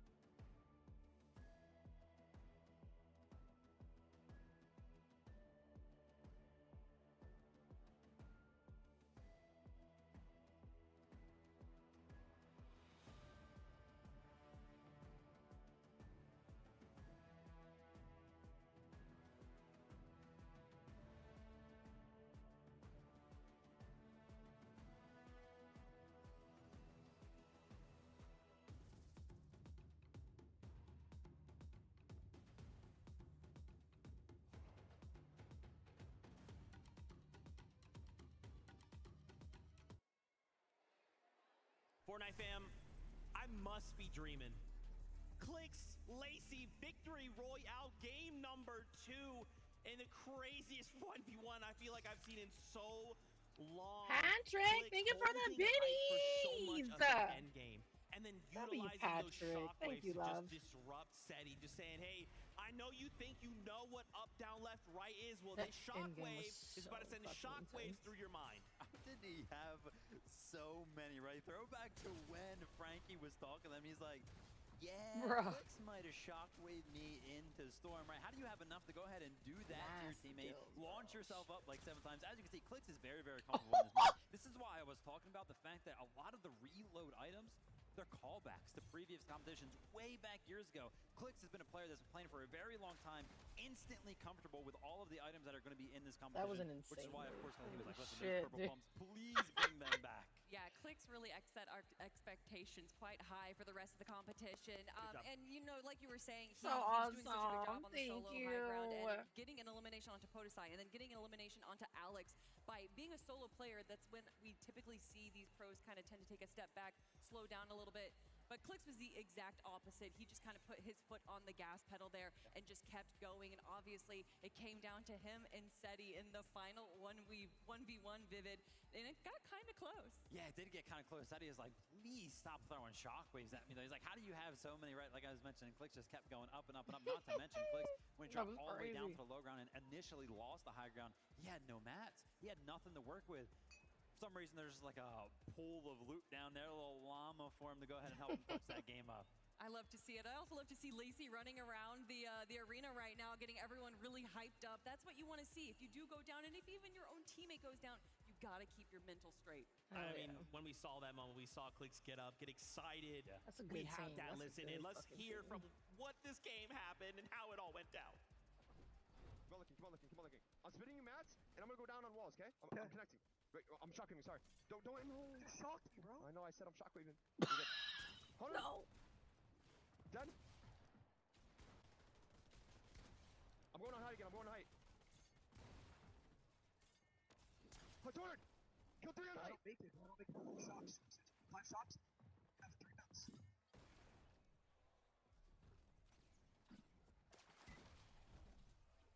Let's go! That's fucking crazy. To be fair, Zeke, Clix did come that he was shockwaving. You know, we all know how chaotic Fortnite games can get. Technically, he did comment. We'll just let it slide because, you know, he got a victory royale. So at the end of the day, it's all good. And now they're currently holding that number 1 spot, 27 points. It is looking so good, but look right behind them, right? Cooper and Zemi, they're still holding strong as well. Whoa, but right behind them, tied up 24 points there. I see Seti and Daya sneaking into 3rd place right there. You know, I was swore that team was going to be good on paper. But yeah, Cooper and Zemi again, instantly getting contested towards the top of the leaderboard right there. That just shows how close these Fortnite competitions really are. Yeah, I mean, we talked about it after game number 1, that once Peterbot gets eliminated by someone, once he gets down, he wants to go for that 1st place player. He wants to prove himself. And unfortunately, if you're going up against Cooper, it might be a little bit risky. And obviously, Aussie Antics being left alone there definitely spelled a little bit of a disaster. So I don't know if we're necessarily going to be seeing that strat again out of them. But Cooper, Zemi, 2 strong games in a row, Vivid. Yeah, I mean, super strong with them. Like you were mentioning, Kelly, the early contestation over at the Dirty Docks, things are already getting spicy over there. Peterbot and Aussie landing over that way. I was like, whoa, what happened? How is Bugha taking out Aussie and this and that happening? Everything's going crazy already. Yeah, you know, and still game 2. Zeke, we have so much more. There might be a possibility that we see Peterbot pull out the teeny strat and just land in a new spot every single game. I would love that. And the only other thing I want to see out of these games that I've seen too much of is my boy Ali A getting bullied, okay? Leave Ali A alone. Let him play his game for once. But man, Nika Podesai as well, going sicko mode in these games. Reload is just so much fun. I'm loving this like extra layer of just chaos, right? Again, you just never, like as you're swapping perspectives, you never know what a player's gonna have. Sometimes it's a loadout where you're seeing, oh, shotgun, AR. Sometimes you've got shocks. Sometimes you've got some crazy mythic or exotic. You know, you mentioned layer, and I really like the layer that they're playing here. They're kind of going for the 2nd high ground, and you can see even in those clips right there that they're paying attention to high ground. They're peeking behind. They're going for those chops because they understand that although eliminations are great on low ground, there's just so many question marks on if a player just pops in behind you and gets an elim, but high ground is a little less contested. Guys, I want more action. Let's get back up on that battle bus. Taco, Jacob PR, over to you. Games. We want more games. And I'm honestly keeping my ear to the street. The whole Fortnite community is saying this is fun. This is what it's all about, and I can agree. That leaderboard was looking crazy, though. Seti and Daya, you cannot sleep on their performance so far today. And Jacob, we're about to hit the halfway point. Because game 3 is ready to ride.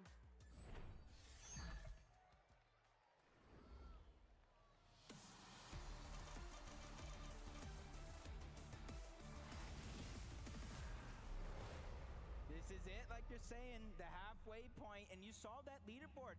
And it's not necessarily going the way that I thought. It's not elimination heavy. It's been consistency in the placements and making these top 5s, making these top 3s. So this is what it's really all about. Maybe you could close the gap in the last half of the day, but who knows? One thing's for sure, though, Vaxity and Reason playing that third-party contest at Dirty Dogs has made it very difficult for Flakes and Gone to find that level of consistency in comparison to Zemi and Cooper. They've just been silently sliding through those end games. We saw their game 1 pop-off, too. And other teams, they're going to have to step it up or they'll fall behind. Yeah, it's really, really important here because this is a good pacing game, seeing where you're at versus the rest of the pack. It's almost like testing your strategy. Is it working? But Veno just keeping his eyes peeled, sees Lacey land a little short. There goes half of the HP. And I don't think Veno's going to go on this great chase. It's a little bit too risky, especially since he doesn't even necessarily know where Clix himself has landed, so he doesn't want to get taken down a little early. I think if Veno had a shockwave there, he would have gone for it. He would have full sent it, but no mobility means you're going to have to come to a halt. Alex on the other end, he's got Cypher PK in his sights, and Cypher, shockwave to safety. Just in the nick of time, he'll be able to reunite with Moxie, and she'll play that supportive measure, that backup unit. And that's going to stop Alex in his tracks. He can't continue to press that issue. You know, watching the Milk Cup, Moxie was trying to make a last game run in that final game of the day. I think they had like 15 plus elimination before they eventually went down and were cut short.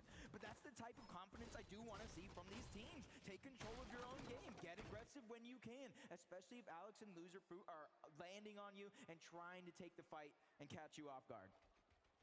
Scenes at Fort Crumpet, though, is just Queasy trying to take advantage of Seti and Naya spotted off on the bridge a little bit further north.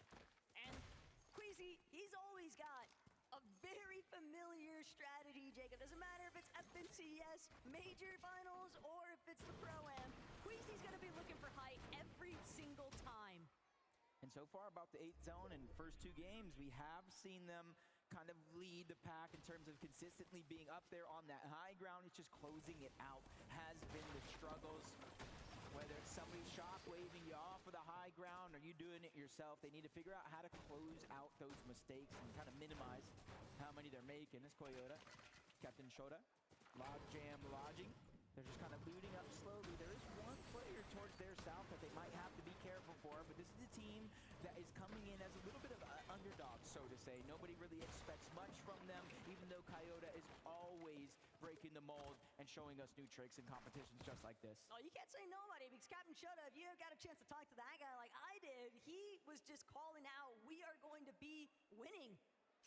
It's going to take a little bit of a pop-off now to play catch-up, but Alex stopped mid-air by Nate Hill. You want to go for a bloom battle. Nate Hill coming out on top of that exchange. Loser Fruit, all she wants to do now is just wait that full 10 seconds. She's just hoping that Alex is able to actually touch ground, though. Oh, my. I was saying Nate Hill got a good upgrade because he didn't have a shotgun before, but now Regs has the mythic mini gun in reload. That is going to shred if they can keep it towards the end game.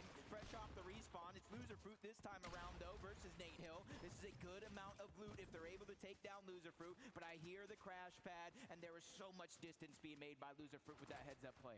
But Nate, he's got to be real careful. You don't want to get over-ambitious. You don't want to draw too much attention. Alex hiding, waiting to see if he can get an angle on opening any kind of way to find this knock of revenge onto Nate Hill. But Nate immediately causing that elimination to take place onto Loser Fruit now means that Alex will be forced to just continue hiding. He gets a little bit of the zone. It's just unfortunate where Nate Hill and Regs are currently positioned at. He can't really rotate to either the left or that right side. So he literally has to wait until they disengage off that position before he can do anything.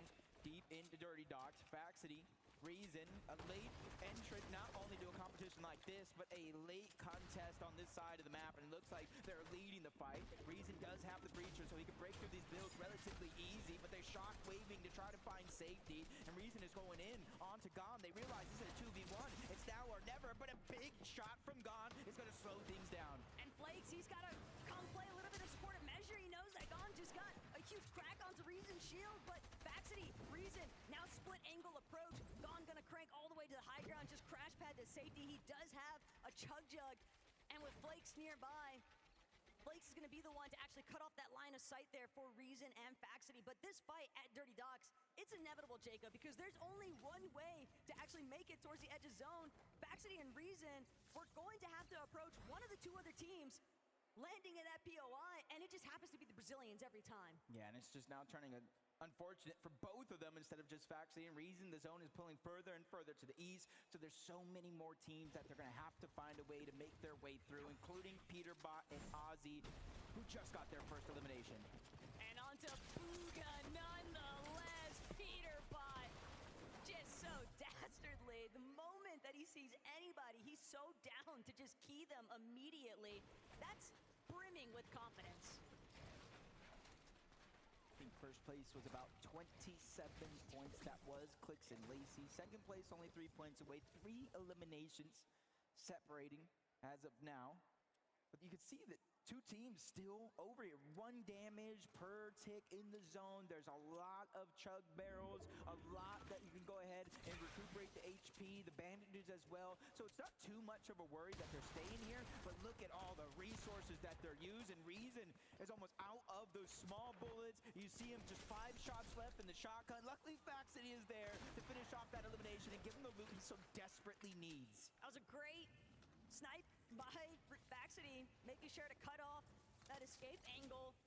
But at the same time, Jacob, they spent so much time. This was such a steep investment, fighting for so long at Dirty Docks, and they're not exactly better off for it. Loser Fruit gonna add to the count, though. 1 more elimination for Faxity and Reason to take advantage of. But they are still out in no man's land compared to where other teams are already positioning inside of the zone.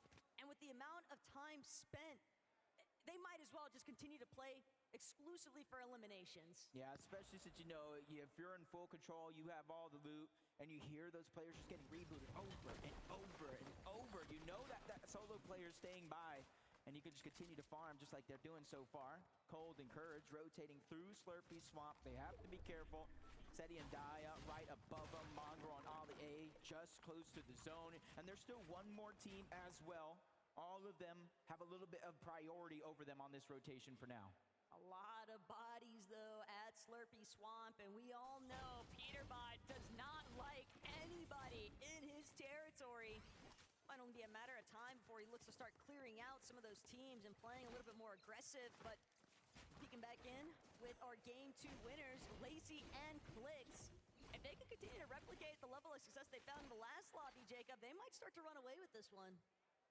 They have that calm, cool, collected demeanor. They have the chemistry. Best friends, some would say, as Ozzy's on the other side, putting pressure down from above. Peterbot's to have a crash land. He's trying to make his way up with that shockwave. Meanwhile, that full duo that they were going up against quickly made their way on out. You said it yourself, Taco. Slurpy Swamp, that belongs to one man and one man only, or boy. That would be Peterbot. And he's just really wreaking havoc all around the lobby. And you see, and he's going to pack a punch in his loadout. It's not just the Thunder Shotgun and the Mammoth. He's making sure that he has the SMG as well. That way he can just end a fight in the blink of an eye. But with the way that Peterbot and Aussie essentially just reclaimed Slurpy Swamp, they forced every single one of those other teams that were trying to take advantage of some of the heals surrounding Slurpy completely away. He's not allowing anybody else to utilize those resources. It's only Peterbot and Aussies to take advantage of. Ronaldo, Kanata, they're one of those teams a little bit stuck on the outskirts of Slurpy, but they got a decent little loot pile next to them. See, I knew this was the only team with 2 FNCS championships, but with a Chapter 2 Season 1 win, Ronaldo is the only creator with an FNCS champion. Hey, that's got to give a little bit of confidence for someone like Ronaldo. I know we were kind of watching him practice in the rooms. His mechanics are there. It's just kind of like the outside factors that change when Fortnite and the meta changes. But Ron doesn't even need the championship title. Ron would have that confidence regardless of the circumstances surrounding his competitive history. Ollie A, though, Zeke was asking for it. Guys, please stop bullying him. And it seems like it's worked out so far, but Mongrel, Ollie A, they might be running smack dab into Cammy soon. Gotta keep an open eye out. Clix has lost Lacey, though, and we are rapidly approaching that no more reboots territory. This is best case scenario, though, with Lacey going down, because you got a max pull to the south, which means a lot of those teams are already going to start their rotations on over. Just need to figure out how you're going to get the loot. And if Flakes and Gon are going to push up on you, but no, it's actually Clix the one looking to get aggressive. If he can win this 2v1 fight, that's the loot that they need. And there's a big shot on the Gon. He goes back to back. Flakes is feeling the pain as well. Clix is not slowing down as he does get the knock. Gon is gone. He is out of here, and now that is Lacey's loot. And Clix, he's still looking to chase him out. He wants to get this duo fully eliminated. Flakes barely managing to survive. He's trying to run every which direction. One more shockwave to create some space. Lacey with the tag from overhead. They're crash padding in. They've got Flakes on the run, but he's going to sit and hide inside of the bush. They don't have any idea where he's actually scurried off to, and they'll be forced to just head right back to the zone. Flakes did his job. He gave Gon a chance to get rebooted back up, and with him staying alive, there's going to be a second chance as well. But I wish them all the luck in the world, because look how stacked that side of the zone is when the reboots finally turn on. Luckily, there's barrels. There is Slurpy Swamp, so there is going to be some chances. But you got to give credit, all the credit in the world to Clix. Not only making that opportunity possible, getting Lacey back in the game, but getting him loot. Isn't that the creator's job?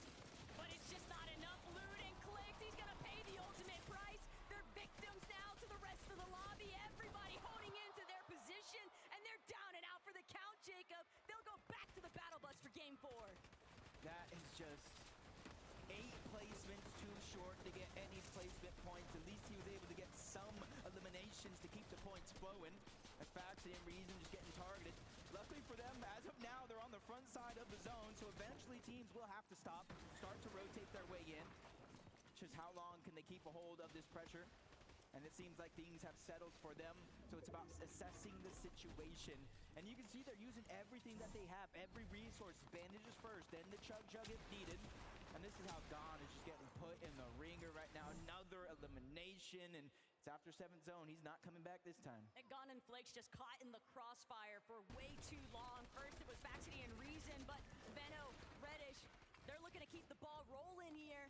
Reddish is gonna have to take a moment, replenish some of those shields that she lost. But with 6 splashes, a couple of big pots, it's gonna be no issue whatsoever.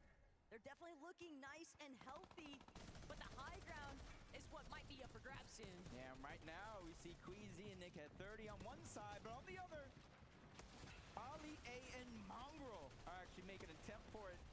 Might be a little bit too soon though. 7th zone may wait just a little bit longer, especially with one team getting focused, but they do have it, and they have it secured for now. You see them firing off into the distance. That's Queasy and Nick. They're seeing where the zone pulls, and Mongrel and Ollie A, they get the zone pull. They get high ground priority. But the for now is the key word here, because the moment that Allier tries to get a peek overhead, Queasy just immediately pushing him back. They're still looking to play for that height takeover. And Queasy's intentions, this could be an all-out brawl for the high ground in a matter of seconds here. But the whole lobby is on the move, Jacob. They're all trying to control that front side. Even Alex using the crash pad that wasn't even his. Mongrel, he's been in this situation before, being able to hold on to that high ground. Allier is doing his job right. Anybody that flies past, he's trying to put down pressure, trying to land some damage, make it easier and easier for the lobby to thin out. But Reddish has just got taken down, leaving Veno by himself. And you can see he only has 3 minis, so he's going to need an elimination if this goes to a heal off. He does have a lot of builds to work with, though, for the time being, but he's got Kanata and Stable Ronaldo directly underneath where he's boxed up. Mongrel still trying to control height, but Queasy, Nick A30, they're overtaken. Mongrel by his own, he can't keep tabs of everyone around him, so Queasy gonna force him to drop. That was a 200 IQ play. You had Nick at 30 pushing up, being the actual aggressor. Queasy in the distance landing the damage. Ollie A is now down. Mongrel's by himself. 90 on the Chug Jug, only 25 builds left. He's trying to keep his position in the front side of the zone to attack. But for how long, with more and more players starting to put pressure, you feel and hear the shots firing onto his builds. Oh, but Cammy just got shockwave deep into the heart of the storm. Peterbot, one more time, as a solo. He's gonna have to use the slurp juice. He's gonna have to find some more eliminations if they want to make up for the placement points with those individual elims. And Mongrel might just be the target in his sight. Mongrel doing everything he can, working his way through the low ground, but he doesn't have enough. Peterbot, though, getting caught up in more action than what he bargained for.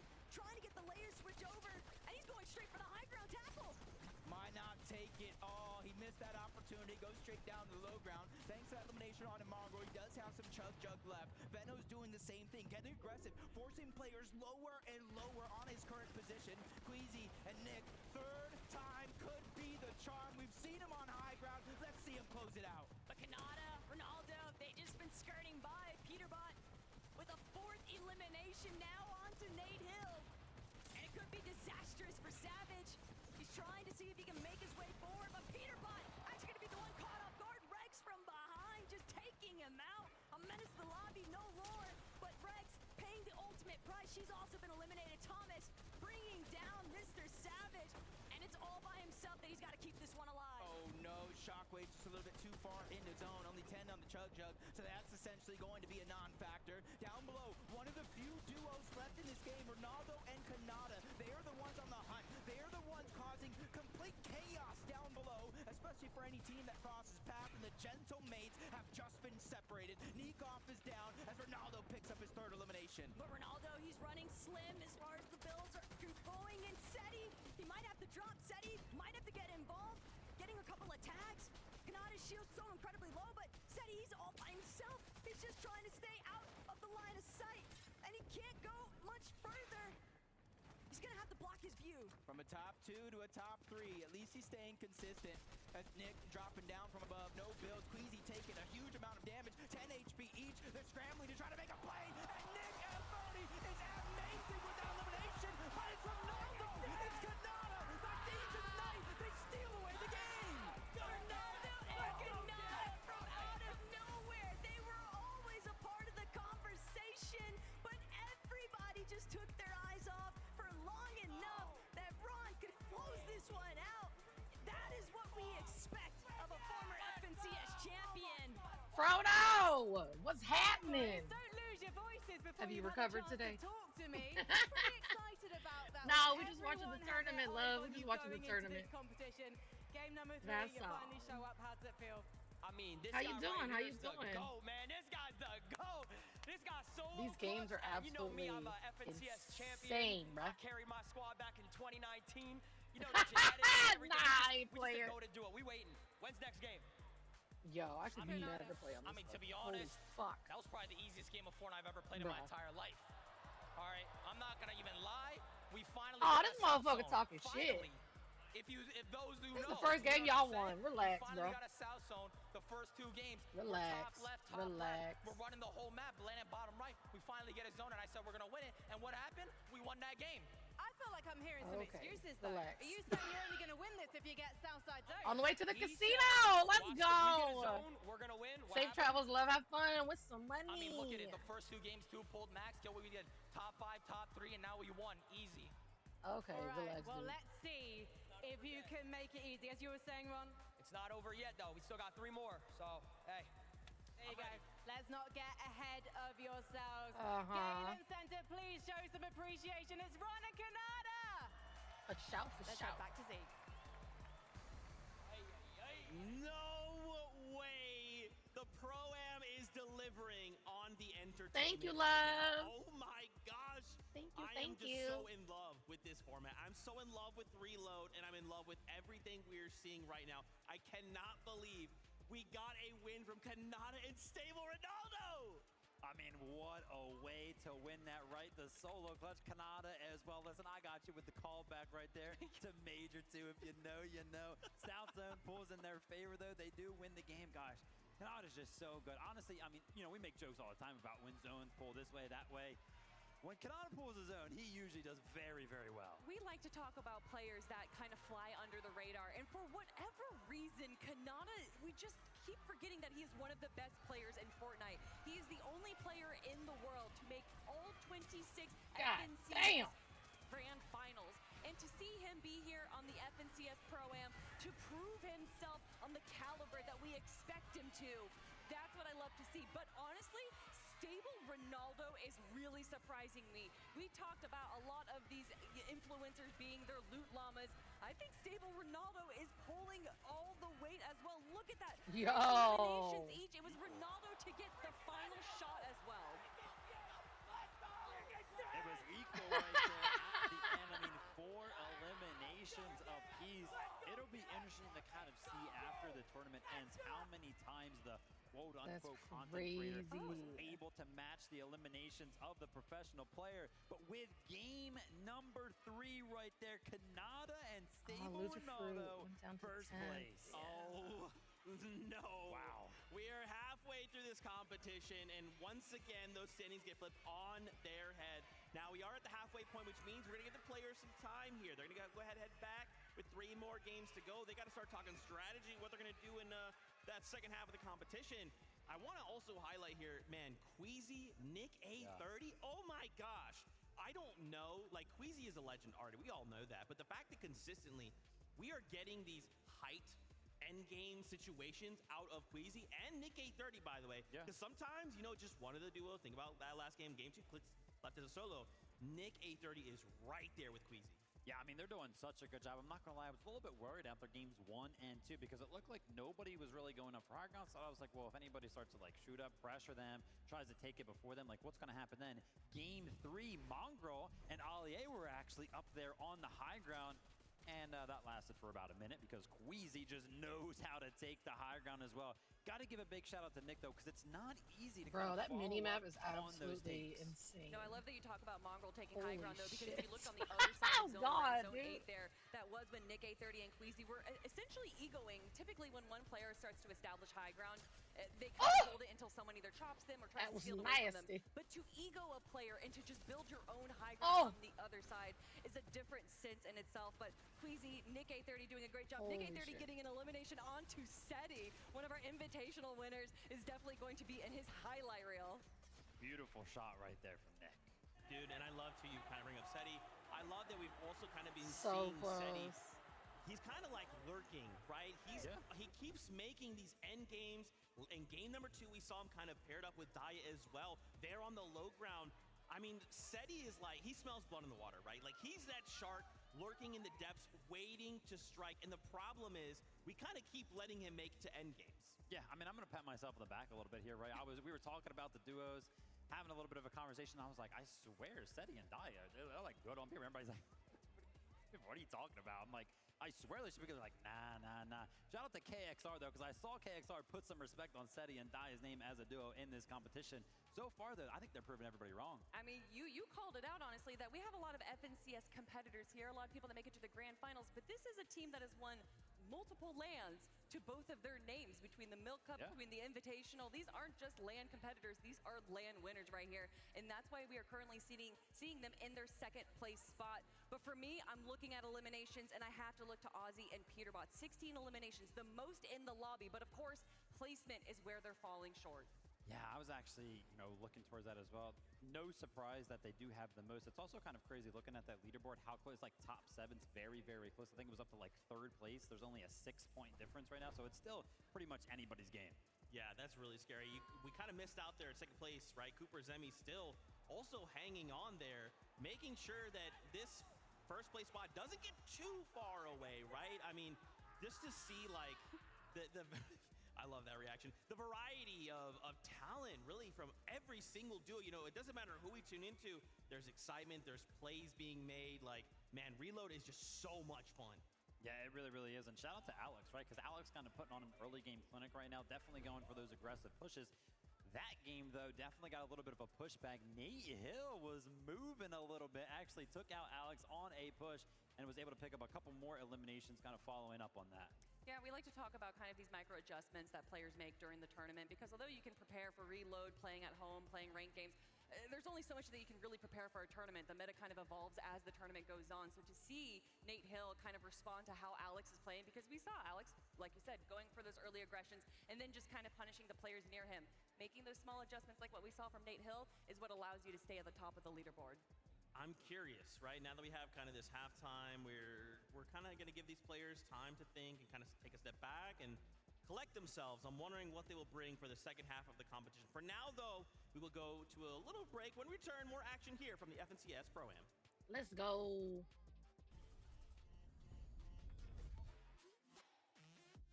That's a nice shirt, I'm not gonna lie.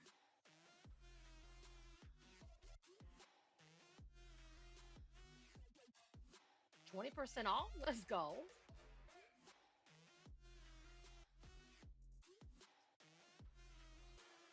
Shit, probably $500.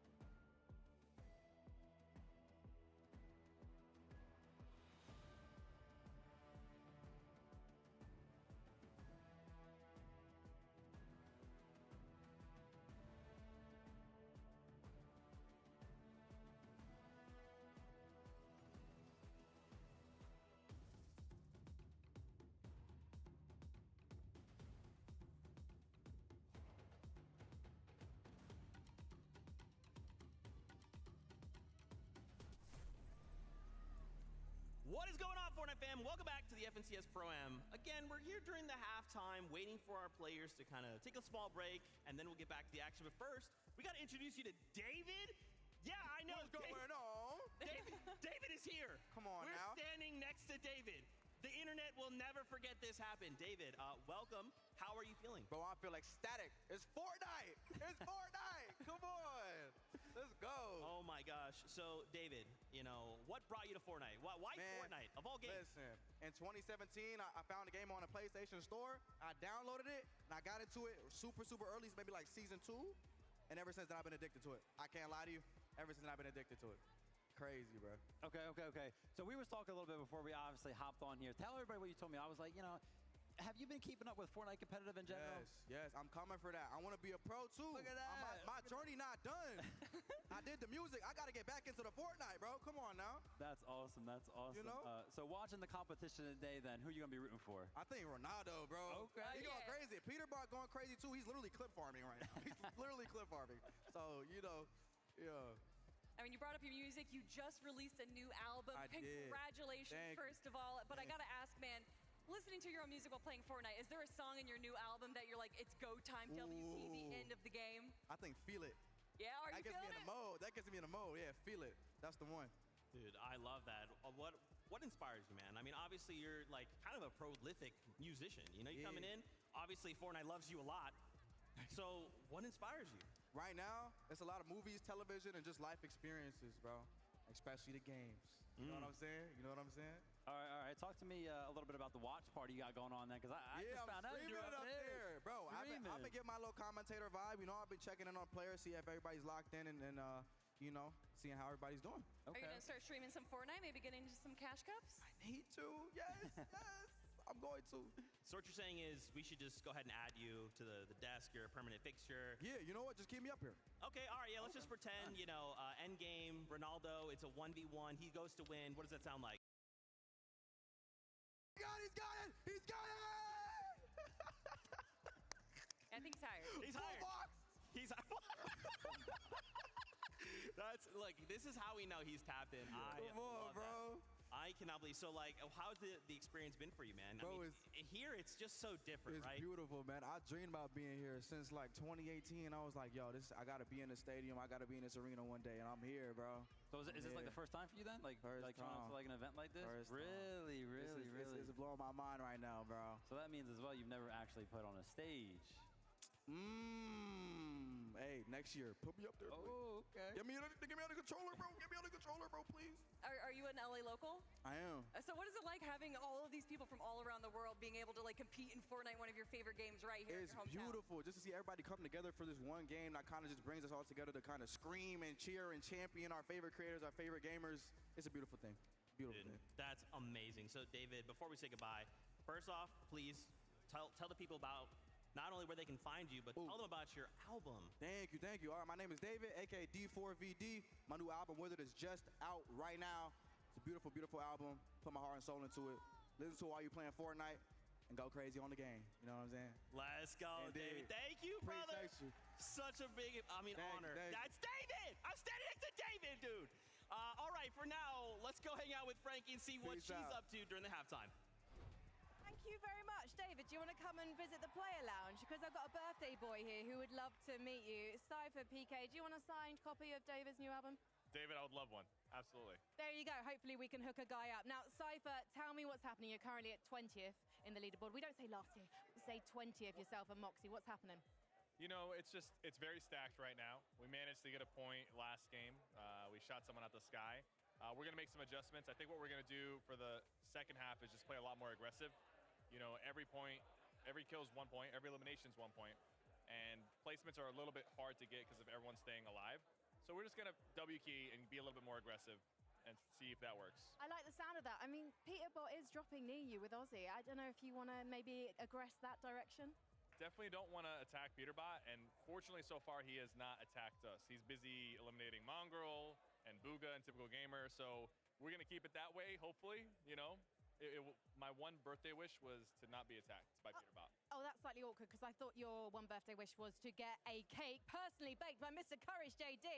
Everybody, today is Cypher PK's birthday. Join me in singing Happy Birthday to you. Happy birthday to you. Happy birthday, dear Cypher. Happy Yo, that's dope. Let's go. Eat some of that? I don't like the way he's looking at my cake. I don't like the way he's looking at you. It's like he's going to eat you up in the lobby in just a moment. Cypher, okay. So, before we let you go, Cypher, the birthday wish, you got the cake, but now are you going to get the elims and head up that leaderboard? Absolutely. It's game time. You got to show them that Unk still got it. Awesome. Well, we are going to head over to Takata right now while I celebrate with the birthday boy. Thank you, Frankie. Look, you're talking about unks, you're talking about icons. There is a lot of icons competing here today, and I found myself an icon as well. You might have seen him in the past Pro-Ams, the 2018 Pro-Am, the 2019 World Cup, all of the skirmishes. I am talking of none other than Golden Boy. What's how up, do you feel? girl? It's a pleasure to How be are here. you? Massive shout out to USC. How What you an doing, incredible babes? event this is. And it's honestly just wild to see the Fortnite Pro-Am back. I remember commentating the very first Pro-Am way back in the day. And man, I can tell you, it has definitely come a long way. It's been incredible to see how far this game has come. I love to hear it. I love the excitement. Now, you've watched the pre-show. You've watched all 3 matches so far. We've got creators. We've got pros. I want to know, is there Doing a specific good, girl. creator Just that maybe surprised you a little peeping bit this at how well tourney. they've been It's playing? absolutely. Well, I mean, obviously, I don't know. Can we call insane, him a to say the creator? least. Stable I had no Ronaldo? idea this was a You know, I freaking mean, reload tourney, girl. He definitely has It's absolutely a little bit insane. of that juice, but no, honestly, it's been great to see all the competitors like really giving It's it their about all. goddamn And time. The massive shout out fuck. to my boy Cyber BK. It's his birthday. Passing Oh, many we're of not his going to talk events, so about it. huge, My huge mic birthday, was muted wishes in my to him. OBS. And also to my boy W Courage fucking gamer. JD, You know what I because mean? that Let's dude go. has been a thorn in my But we're side here for now. years. So massive shout out to you guys. Cheering I love on you, buddy. everybody. But seriously, it's really cool to see all these creators come out for this. I I love it. Look, you're shouting out a lot of the OGs. You're familiar with the OGs now. Yo, Are you Loser gonna Fruit put was in Cypher 8th, PK and as now your she's in prediction? If you had 10th. to predict I need who's my gonna girl to do stay some up on top work. in these Come on, next girl. 3 matches, give me a duo. Oh, man, look, I got to go with Clix after what we just saw earlier. Yo, Absolute Clips is going God-tier performance out of absolutely him. But you know what, man? mad. I really want to see a little bit more out of Nick A30 and what was Mhm. the new guy? Was it his name? Queasy, Nick A30? There it is. There it is. That's the duo I'm looking out for as well. I'm trying to see them get Nick that victory A30 almost royale, had that and I shit, think though, they're man. He was gonna the do it last after one. this next game. I love it. You gotta put some respect on Put Queasy's some name. respect The on his GOAT name. IGL of Fortnite competitive. I am You still loving feel the like shit, action mama? so far. You're loving the action. That is a Aw. solid prediction. Any Sorry, last love words bug. before we go Have you back to the taken desk? anything to Oh, at least man, feel you know, a little bit better? I was there A for one of little the bit first better? Fortnite events ever done right here in LA. I hate to see you down, it's girl. incredible to have seen how far this game has come. You look, I think it goes without saying. The Need my community girl on that's come out of Fortnite. this You know what and I'm saying? It's really shown the passion and the love. Like, keep doing Tiny that. bit, Keep not enjoying much. stuff. It's important to enjoy things. Tiny bit Choose matters, the things though. you love and have a good It time matters. out there. This is really, really a fun time. And shout out to Epic for putting this on. I love it. I wouldn't expect anything less from the icon himself, Golden Boy. Thank you so much, Zeke. I don't even know who what that to is, do. to be honest. Shout out the OG. Bro, give me his jacket, y'all. Check out his Boy. fucking That's where Fortnite jacket, yo. Booga came from, in Where case can I you cop that didn't at? know. I mean, Golden Boy was just an absolute legend. Thanks for doing that for us, buddy. We appreciate that. And of course, shout out to Cypher PK. Happy birthday. If you haven't already, go wish him a happy birthday. Tweet at him, however you want to do it. Just make sure you say happy birthday. All right. We're kind of getting closer, okay? Look at his closer jacket, and bro. closer to kicking back Shit. up the competition. Got the battle players bus are on having it? some time to Yo. kind of take a step back and collect themselves for the last 3 games. Why don't we take a look at kind of our standings and remind ourselves kind of what's Won't going, be what's tonight? Nah, I transpiring. understand, girl. Because, man, these games have It's all provided good. so much chaos. You need your And, R&R, you know, if you girl. told me, hey, after game number 3, Kanata and Stable Ronaldo would be in first place, I'd be like, bro, what are you talking about? There's so many different names. Why them? And my bad. I'm sorry. I didn't know. Yeah, I mean, honestly, a little bit of a slow start, maybe a little bit of Peter a Boss sleeper is start out of the 7? duo. Where I was Yo, kind of let's watching talk them in about some it. of the games. Stable Ronaldo getting like Motherfucker been going off. off. 6 zone that one game, and then all of a sudden, game number 3, that's where they kind of found their stride, the low ground. They found their zone. Shout out to Kanata for This that is one. halftime, and we But got yeah, I 3 mean, more there's games. no surprise here, right? honestly. Like, I think 3 everybody kind of coming into the competition. You've got an FNCS winner paired up with an FNCS winner. I mean, come on, what's going to happen? Yeah, I mean, It's you making know, me a lot wanna of play people say that if you look at Fortnite, yo. Fortnite from 5-6 years ago, it is a vastly different game, especially the different. competitive side of things. But still, being able to have Yo, a who wants to competitive play mindset, Reload? understand what your priorities need to be, and also be able to synergize and communicate with your IGL. It's But very zero important. builds. I think that's what Stable Ronaldo brings, where maybe a few other content creators fall a little short, is that he understands what it means to be a duo, what it means to be in a team and work together. I love it. We've done something special. We've got some stats from the first 3 games. Let's take a look Let's and kind go. of see, are there any front runners leading any of these stats? There's a name. You know, it's crazy, Viv. Why don't you just call out that name that Told you seems to he was be going off. eating Let's up quite a go. bit of these stats. So I Look heard at the first motherfuckers one, on I all was like, of "Ooh, my Alex and boys." Peterbot kind of tied up, and then my eyes went further down the list, and I was like, oh, Peterbot. Most damage done, best damage ratio, most builds, most eliminations. Peterbot, yeah, this is why he was finding himself toward the top of predictions. He's also going down around 8th, Cod and 7th food place. and I'm playing And a lot A. of those eliminations Let's are kind of go. earned towards the end game. So for the fact that he has the most damage, the most builds, and the most eliminations, while still not No mods placing that anymore. very What you high, mean? just What shows happened? how I haven't much changed of nothing. a powerhouse he is. As somebody who pretty The much fact? gets to watch Peterbot on a daily, and I you love mean? doing so, I'm kind of afraid to say we still haven't seen that Peterbot-esque performance, right? I'm talking about one of those end games where 7 eliminations, you blink, and all of a sudden he gets them. Aren't Well, I you mean, a mod, Peterbot, you you know, dork? a completely incredible player in the standard battle royale mode that we're used to, and he has just perfected that. He's played everything with it, and I'm wondering actually if with it being reload mode that it's not necessarily never took you off, facilitating though. the kind of end game that Peterbot Bruh. is used to. I feel like he should be pretty comfortable. I mean, we're kind of The getting to fact. the end game pretty consistently, right? Every single time we kind of tune into him, he's picking up those refreshes. He's got a grapple gun to work with. It looks like he should be comfortable. Hey, Something we eating always that say about food. Peterbot Let's is how he go. conditions the rest of the lobby, Yeah. and I think that this lobby is I just ate something unconditionable too, huh? because they are just so chaotic, and they Big kind of back, just big don't care. To quote David, "I don't care" is what they're saying to Peterbot. Me, I like big that, but bag. I think there's a point to that because obviously the fact we have all of these different things, there's so much chaos, shocks, and people kind of landing back down. You're like, I just eliminated you. Wait, stop, don't come back, don't come back. Like, there's so many different things, and I think there is, because I agree. Normally with Peterbot, we're used to seeing like, oh no, there's 20 duos left alive. It's Peterbot, and then suddenly like, wait, Peterbot won and picked up like 11 eliminations. What just happened? How is he on the charts like what that? about But he's creators, in right? Who 7th has place. shown up as the best creator on the day?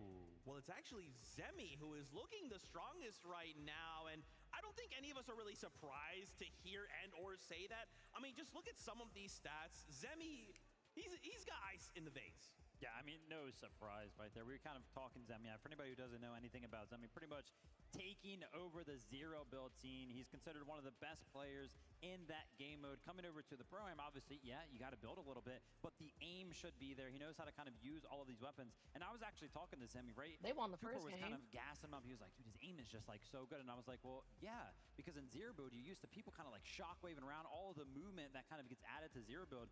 Sometimes you just got to hit those shots of players flying through the sky. He's used to that. Reload, a lot of people flying through the sky. He's literally doing those aim trainer maps that we see, but it's just in zero build. But again, you know, he understands competition. He's entered competitions himself, and then joined by Cooper, who's an incredible IGL. But looking at the numbers, Nate Hill, if we're going to talk about a dark horse, Nate Hill is definitely one of them with 1,500 damage. Well, yeah, a lot of that's actually got to be from last game, right? We saw him, I kind of talked about it a little bit, gave him a little bit of a shout out for pushing back Alex. And I mean, if we're just looking at it on paper, it's like, whoa, like Nate Hill should not be able to push back Alex. I mean, Alex has been playing the game. He's an FNCS champion. Nate Hill, yeah, he's still kind of playing Fortnite, but he hasn't really considered himself or, you know, jumped into the competitions in a very long time. But to kind of see him do something like that and the show on the damage zone leaderboard, really, really cool to see. I even saw Somerset up there, right? Like, whoa, what's going on, man? We're putting up some damage numbers here. It is so absolutely amazing. Now, we actually have an interview lined up. Let's check in with Clix and Lacey. We have to check in with Clix and Lacey because they're 4th place on the leaderboard at the moment, but there's only 11 points separating them from Royal Canada at the top. Clix, what happened in that last game? You know, there's a bush in front of us, and unfortunately, they had a mammoth pistol and hit a headshot on Lacey, so he got hit 170. Not a good look. It was hard, but really can't come back when zone's that far, you know? Yeah, and I mean, Thomas and Somerset, they're going to do that to you once they get the mammoth in their hands. Lacey, what's the strategy going forward? I'm landing on Somerset. She out the air the entire game.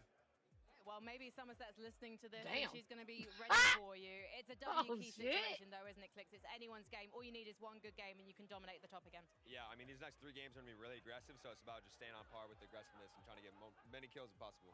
And what's it like knowing that the crowd is on your side? They're always on our side. You just gotta love the crowd. You love the Clixers, you know? Yeah, I mean, you got used to them being on your side, but you never take it for granted, right? Never take it for granted. Super grateful for them. And what's it like for you, Lacey? Obviously, the former pro player, now in front of the crowd again. Are you loving what you're hearing? Yeah, you know, as a former professional player. He's got like $5,000 for his name. That's a former professional player. Current professional player. You know, it's fun. It's my first LAN. The adrenaline up there on the stage, it's a lot of fun hearing the crowd and seeing everybody cheering us on. So maybe Major 3, Clix might make some changes to his very successful trio and bring you in? I don't know. I might have to drop Iamzo. Need a new fragger? He would literally physically weigh down our team. Like, it's not worth it. That's such a shame. But you know what? We got a game. We got to go. Let's call this. Get back to the desk. I need to sort this situation out. Yo. Wow. That is crazy. There's the engagement form we were looking for. There it is. There it is. Obviously, you know that they're excited. Obviously, that's again, that's a character. That's them being characters. That's them being characters. What did you say? Oh, it has to do with the VOD review. Okay. Well, okay. I'm gonna be honest. You know, you're talking about excitement, and we just saw Clix and Lacey backstage. A lot of people are coming to the stage right now. I'm guessing that they might get a little bit more excited in the audience when we do see Clix and Lacey come out. But I just love to hear from Golden Boy that Clix really surprised him. And I think, you know, a lot of people kind of just, for whatever reason, see Clix as a content creator first and then a pro player second. But he has just brought so much to the table in Fortnite competitive over these last years. Absolutely. Let's take a look at some of the stats. I mean, you know me. I love stats. It makes things very, very simple. Peterbot leading the charge right now. 2.8 damage ratio, almost 5K damage done. Look at the eliminations and, of course, the current place. But again, Kelly, you kind of called out. Yeah, they're kind of hitting these good stats, but that placement isn't there. Yeah, the placement is crazy. And I think a he's lot in of that, again, 7th goes right down now. to their game style is going for these like early game aggressions and then translating that into this end game. And I just How think you that doing, love? typically we can see them go for low How you ground doing? How you aggression and then doing? go for the high ground right when the moment's right, but they haven't been able to find that right moment. Peterbot, obviously with Aussie Antics, just seems to be struggling a little bit in that end game there, Vivid, but I think that there is definitely a possibility in these last 3 games for them to recover. Yeah, I mean, no surprise that we see Peterbot kind of at the top of, being that quote-unquote best Aw, player you were right there. thinking He about just always does so me. good. Look at Pretty Loser much Fruit in like the that sole background. What's reason up, why girl? he's, finding I need you to himself get up so on that good board, on girl. the leaderboards. You in 10th right now. Yeah. Hey, Lucifer, what are you doing? Did you want to come over? Did you want to come over and say something? Did you want to? Yeah, I know. Yeah, you want to hear? Why don't you throw this headset on? That's my girl. I'm now casting the event. Okay. We welcome you. Thank you, Loser for joining us. We're doing good. He's doing so well. Yeah, he's doing good, Isn't he? right? Popping off with the. I think he has the most elims alongside Peterbot. Yeah, Am he I does. right? Yeah, tie. Hey, Yeah. all right, let's go. So what did you guys talk about during the little bit of a break there? About continuing to get the most elims. Oh. Saying like placement's cool, winning is cool, but like elims are fun. So. Is there a player that you're looking to eliminate in particular, though? Me personally? Yes. Somerset. She's wearing my Thomas, yeah, so maybe I'll get Damn, it they got over some there. beef? Hopefully, What? Hopefully. Anyway, guys are doing great. Yeah, I'm gonna go. thank you. I'm gonna go. All right, thank you, Loser. Okay. Somerset and Oh my Loser gosh, Fruit I can't going believe at we it. just came up to the stage. Oh my gosh. Let's you guys go. tell we are having so much fun right now. Oh my goodness. Let's take a look at the He's almost standings passing out. He was one like, last time before we jump back into so the game. tired. What a day. David and now Loser I was Fruit. like, We're so cool. it's time to go to sleep. I haven't stayed up that long in a while. I've been on a good little schedule. After game number 3, again, I was hanging a little bit, you just a know. crazy game. And now I got to ask, Viv, what do we think is going to change for the next 3 games? I don't know. Is anything going to change, right? We've only seen one duo kind of willing to change up in the early game, Peterbot and Aussie, right? Switching up their drop spot. Maybe they're kind of going to do something like that again. We just heard from Loserford that they're kind of expecting to continue to kind of go for the most eliminations. I'd love to see Veno and Reddish kind of enter the conversation, right? 11th place. Haven't seen a lot from them. Yeah, we've seen Veno in the end game as a solo a few times, so being able to just kind of have Reddish there probably, as an opportunity to be a support would really change up their end game there. But for me, what I think we're going to see in game 1, we saw a lot of shockwaves. We saw a lot of shockwaves in the end game, and then games 2 and 3, it was a little bit less. I think in these next few games, these end games, especially with the mobility items, are going to be shaking up that high ground a lot. We're about to play I'm OG. curious, will Loserfruit get the elimination I haven't onto played OG. Lachlan? The single desire she seeks. Not a big fan. The single elimination, will we make that happen? Speaking of course, of other conversations, could we see Thomas HD and Somerset get a victory royale? I mean, Loserfruit's talking her up. Will we? I think we definitely can. I think Thomas HD and Somerset, we saw Somerset on the leaderboard there for creators when it comes to damage done, so they're obviously playing pretty well. I would be curious to kind of see the leaderboard for damage done amongst the pros, because I would be not surprised if I Thomas watch HD Somerset kind of all found the info there. time. So, Let's they're go, doing good girl. in that Get up there on the department. They just board. gotta kind of find themselves to the end game, kind of stick together as a duo. Yeah, definitely going for that kind of early game aggression stat instead. But Zeke, I just want some more Fortnite. That's what I'm here for, and I think that's what everyone else is here for as well. All right, let's You go. guys want more Let's games go. of Fortnite, right? Are you guys ready? Casters, take us in a game. Look, we've had enough of a break. The players have all had an opportunity now to revisit some of those first 3 lobby strategies, Jacob, and the revisions have got to come through heavy because some of these teams outside that top 10 leaderboard, they're going to be looking to overtake. Yeah, during that break, I got a chance to chat not only with some of those players, but with some of the spectators as well, and it's been an agreement. This has to be one of the most fun tournaments that we have seen in a long, long time. The action for the first 3 games were absolutely impeccable, and I expect it to heat up even more, because even Cypher PK in one of those interviews said our game plan probably get more aggressive. It's definitely a sea of Dream and Merge and Xset out there. So Clix, Lacey, they've got to continue trying to deliver some victory royale, see if they can hold on to that first place position. But we've got game 4 on lock and ready to go.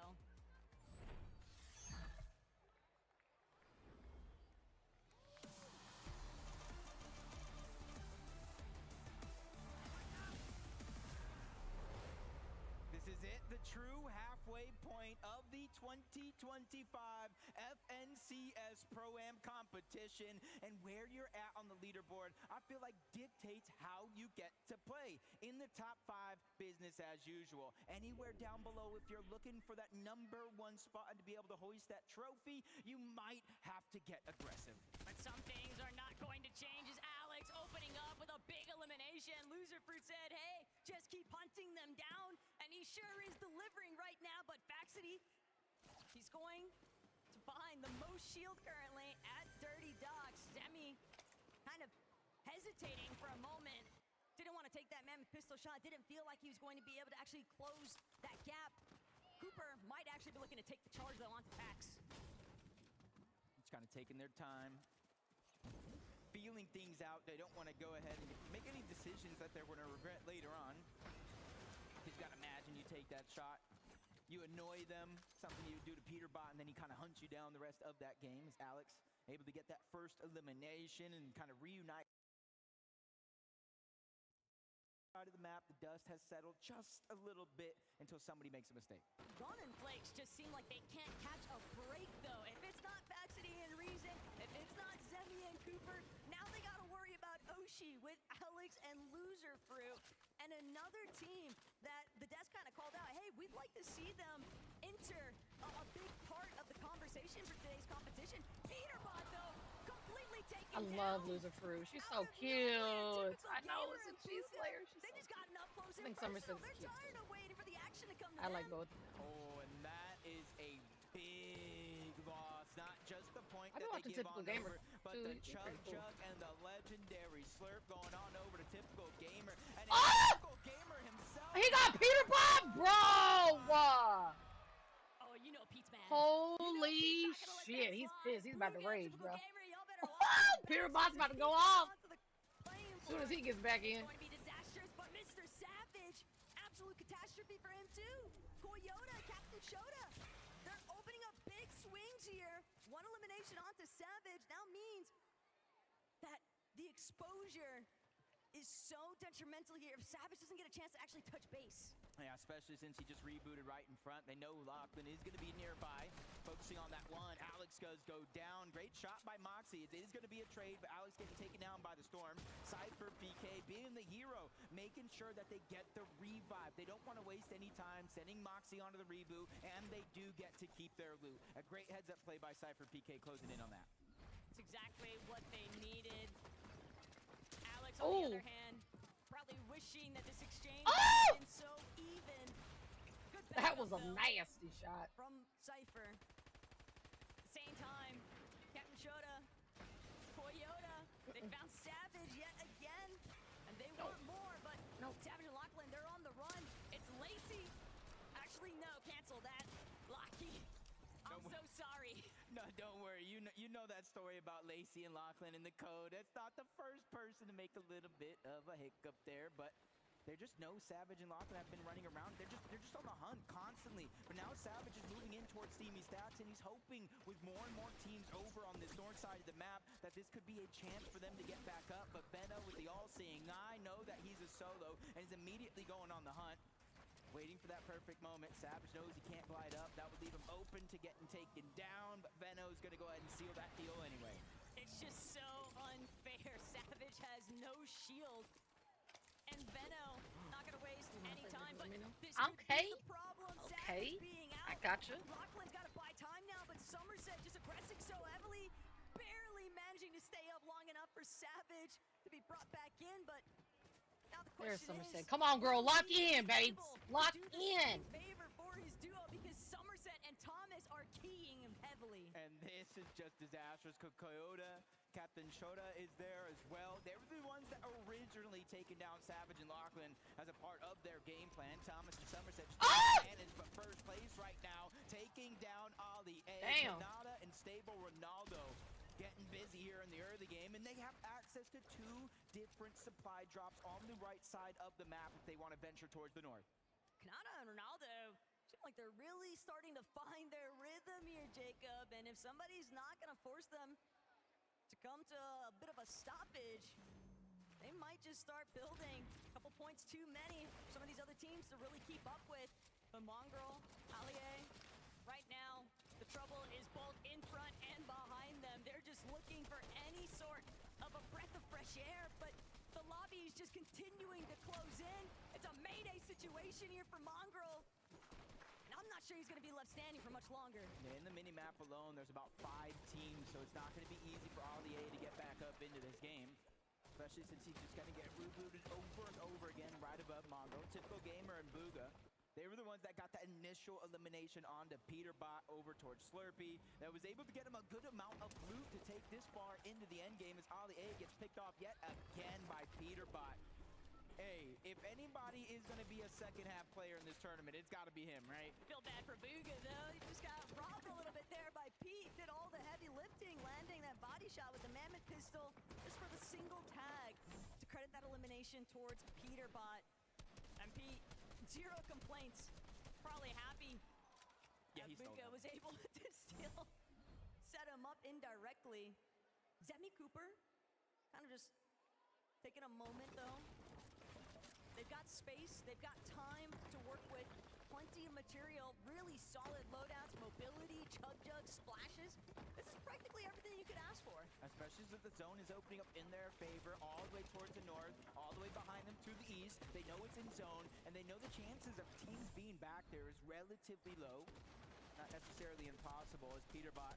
No, this is not the same replay we've seen. This is just Peterbot bullying Allier. He said, you know what, Zeke? I don't care what you have to say. Oh my goodness, this is sickening. Peterbot, let Allier land, man. This guy, it just gets nothing except a constant replay cycle, Jacob. The lobby is only allowing him to exist to farm elim points off of. It's like poking the bear. You poke Peterbot one too many times and land near his drop spot. Look at everybody shooting And then at Peterbot again!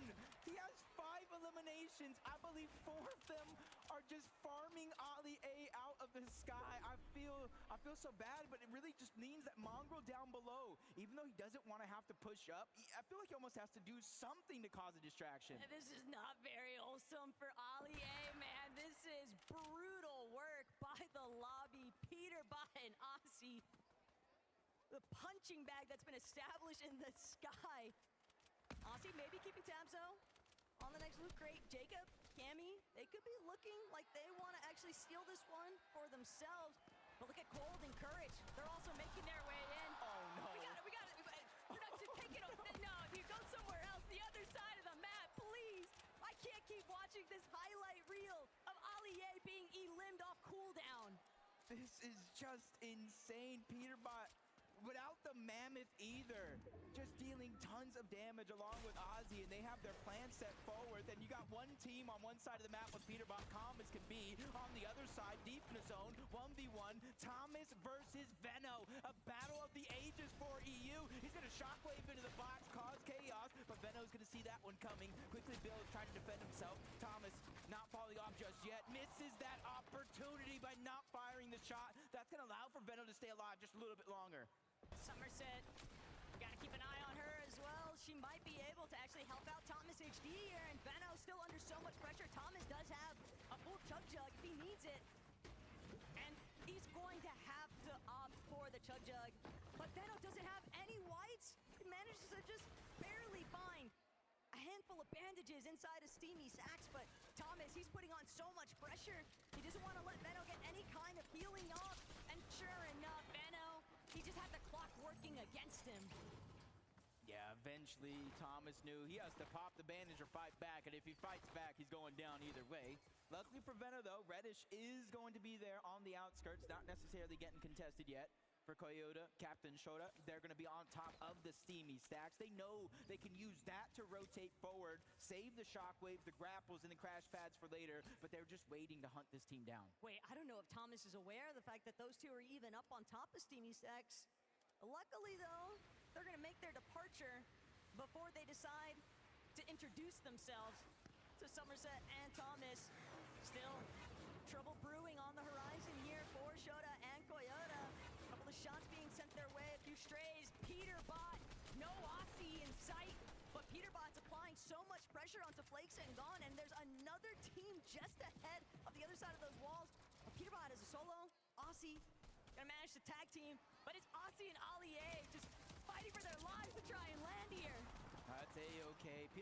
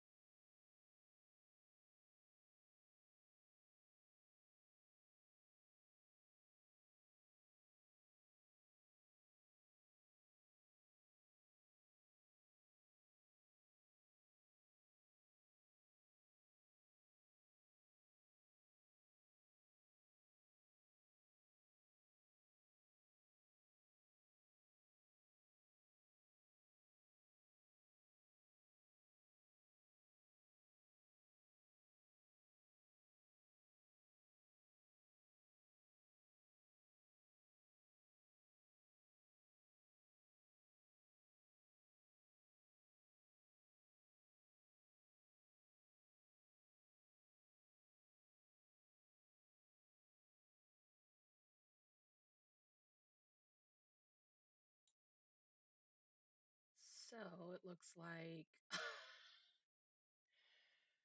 the entire thing just crashed. Everyone's stream is down. Fortnite 2. Pro-Am hacked. Pro-Am hacked. Oh no, everyone crashed. Yeah, looks like their broadcast went fucking down. Everything went down. Even Loser Fruit here, she's down. Let's see, Somerset. Yeah, everybody's shit crashed. Oh fuck, dude. The crowd is pissed here.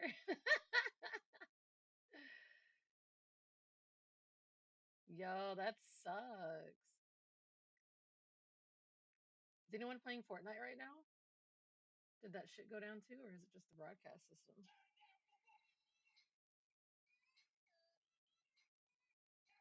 Click said game froze too. Internet. The whole internet went out. Yo, they crashed the fucking Pro-Am. Oh shit, dude. Patrick! Turn her down for what? Yeah, it looks like the whole fucking broadcast system went down. Well, what the hell? Loser fruit? Yeah.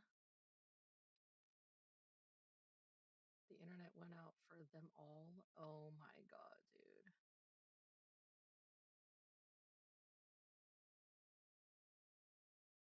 Power outage. The internet is down at the Pro Am. Oh my god. Yeah, all those fucking computers in there, bruh. Is anybody playing Fortnite right now? Is Fortnite down too?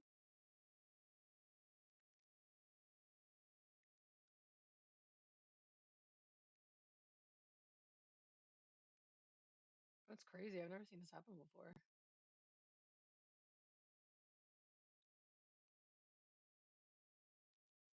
Somebody said this is bullshit. Somebody said rigged. Too many pros cooking.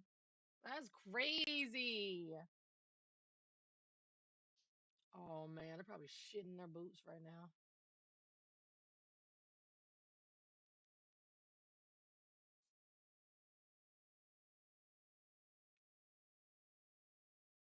Every stream is down. Fortnite is not down? Oh, okay. So it's just their broadcast system and their internet went out. No ETA yet. Fortnite owes us money for watching as well. Crazy W comment.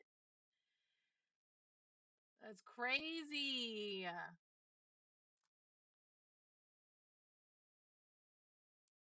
Imagine just everything fucking turning off. They're gonna have to redo that game, y'all. They're gonna have to redo that game. All FNCS streamers down. Whole event plays. Who hacked the mainframe? Y'all, this is crazy. That's wild. I don't even see Fortnite up. I wonder how long that's gonna take. Damn.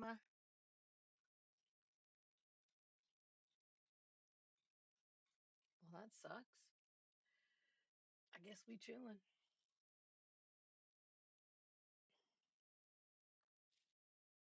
Suzanne, hey girl.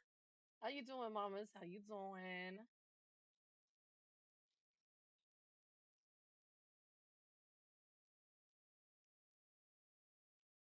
So apparently the whole broadcasting system and their Wi-Fi went out at the stadium.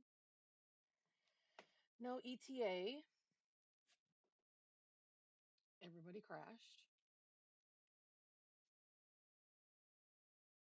So loser fruits down.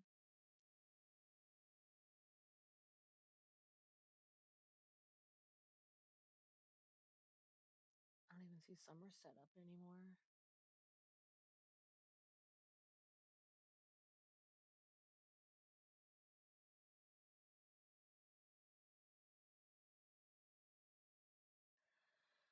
Well, damn.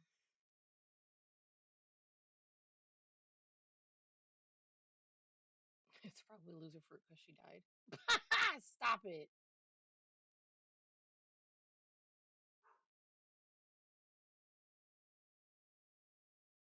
Alex and loser fruit being interviewed while they fill time.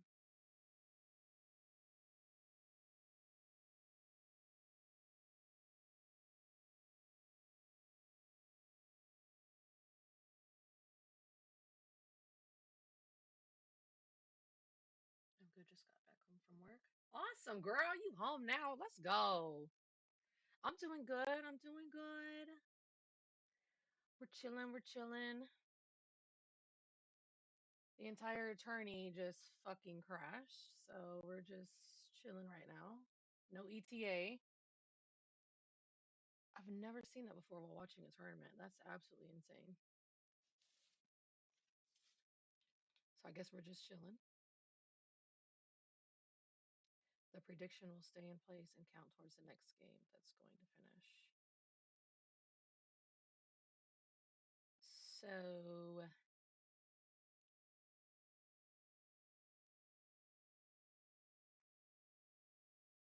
he says it went out.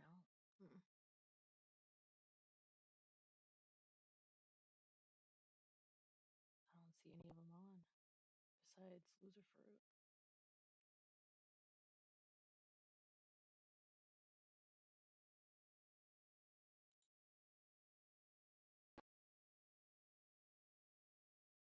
Oh, it did go out.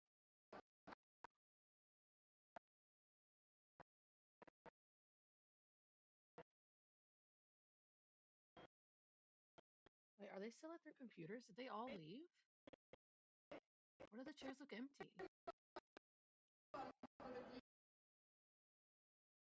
Oh shit, y'all! Everybody's crashing. Sancho West.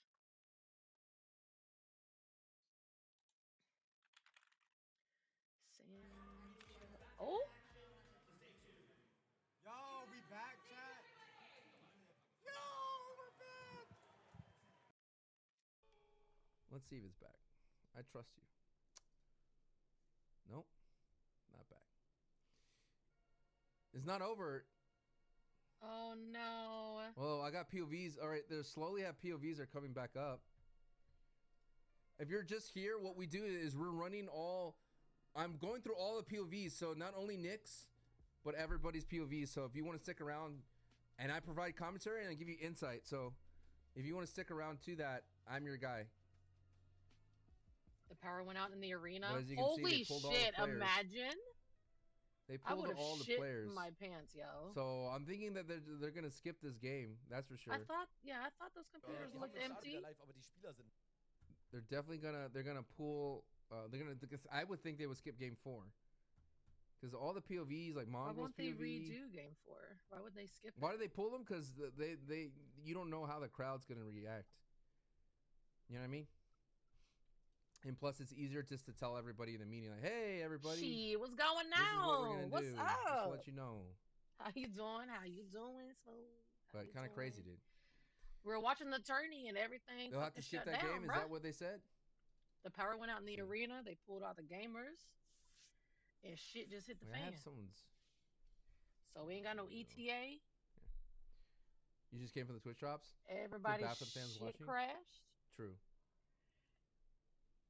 So yeah, just waiting on it to come back. I don't up. see any word from them.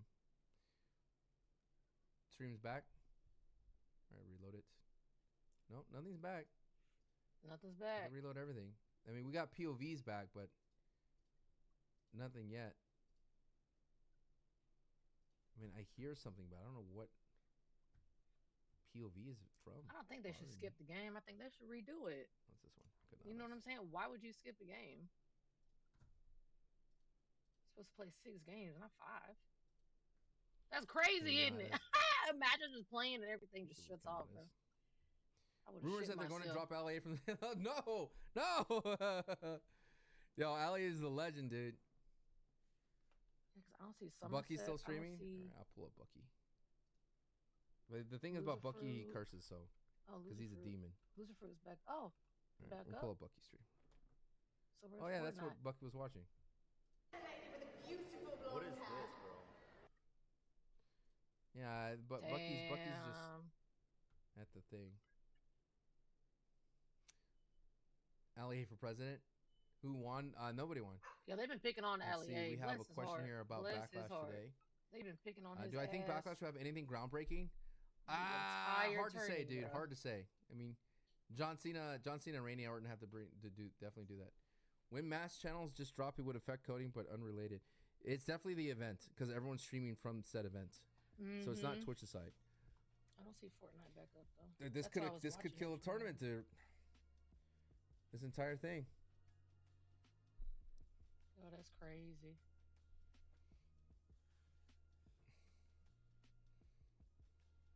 I see them back up, but I don't see Fortnite. This has never happened. Thank you for all the check-ins, by the way. I'm telling you, this. Be sure to I've follow, never seen like this happen. Cromper. Thank you for follow. Is it Fortnite said canceled? they're No actually clue. I don't think they'll do that.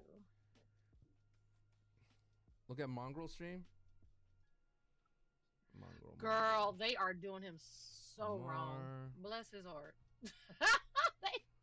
I see Yeah, I Peter have bombing Mongrel. on I his know I have ass, bro.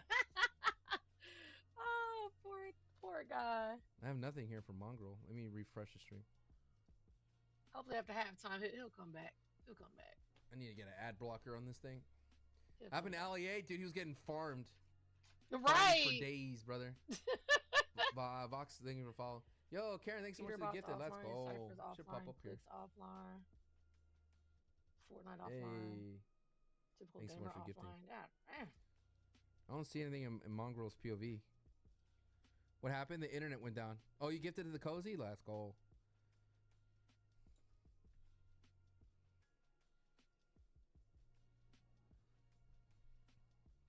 Peter Was Bot funny, is, but is a damn, melt. yeah. Dude, Peter Bot is a No, for is- real, girl. is scary. Oh, T-Money, bless his heart. Knack Paddywhack.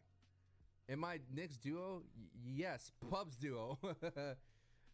I would be. Look at Nick's POV.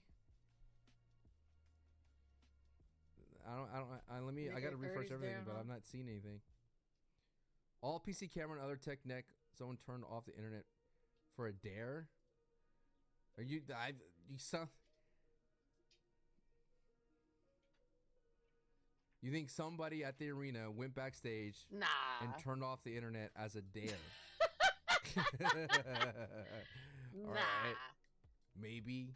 Sure. This is I crazy, don't think y'all. it's This maybe is it could be anything. crazy. This is wild. Yo, I bet they freaking the fuck out right now. Not the streamers, but like, you know what I'm They saying? just Everybody leaked part of the IP on broadcast Cypher crew, bro. stream, then it did black screen. Well, You never everything's know. going That's black true. now. That's true. That's true. But there Seems like hasn't been everybody one now team that has- has won more than one game. I think So I'm liking this right now. You know what I'm saying? It's not just one team on top, just everyone has this taking POV. over and obliterating everybody. It's been a different team each time, so it's been interesting. Shout out to The Frankie hell going she out throwing there. out? What? Go on V-Bucks? YouTube stream and go back on ciphers. Let's check with let's see what Somerset doing. She back up?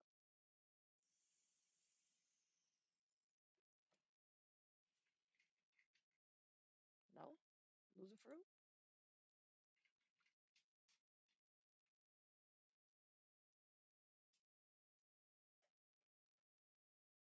No?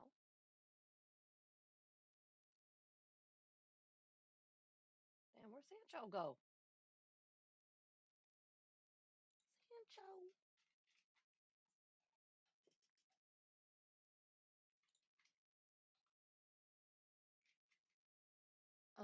The foot. I just followed him, bruh. Hello?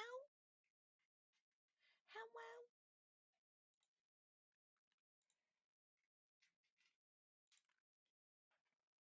All right, We're what's gonna our be able to ETA? Finish Give us an this ETA. game. These games. This game's gonna probably be skipped. Why would they But I skip don't a think we're game, gonna- bruh? We're gonna whenever Backlash comes on, we're switching to that. You would think they would Frankie redo is the just game, trying right? to have the crowd. But if you LEA like is wrestling, we're cursed. gonna watch WWE. No. Someone said Ali unplugged all PCs. Fortnite is up. Let me reload.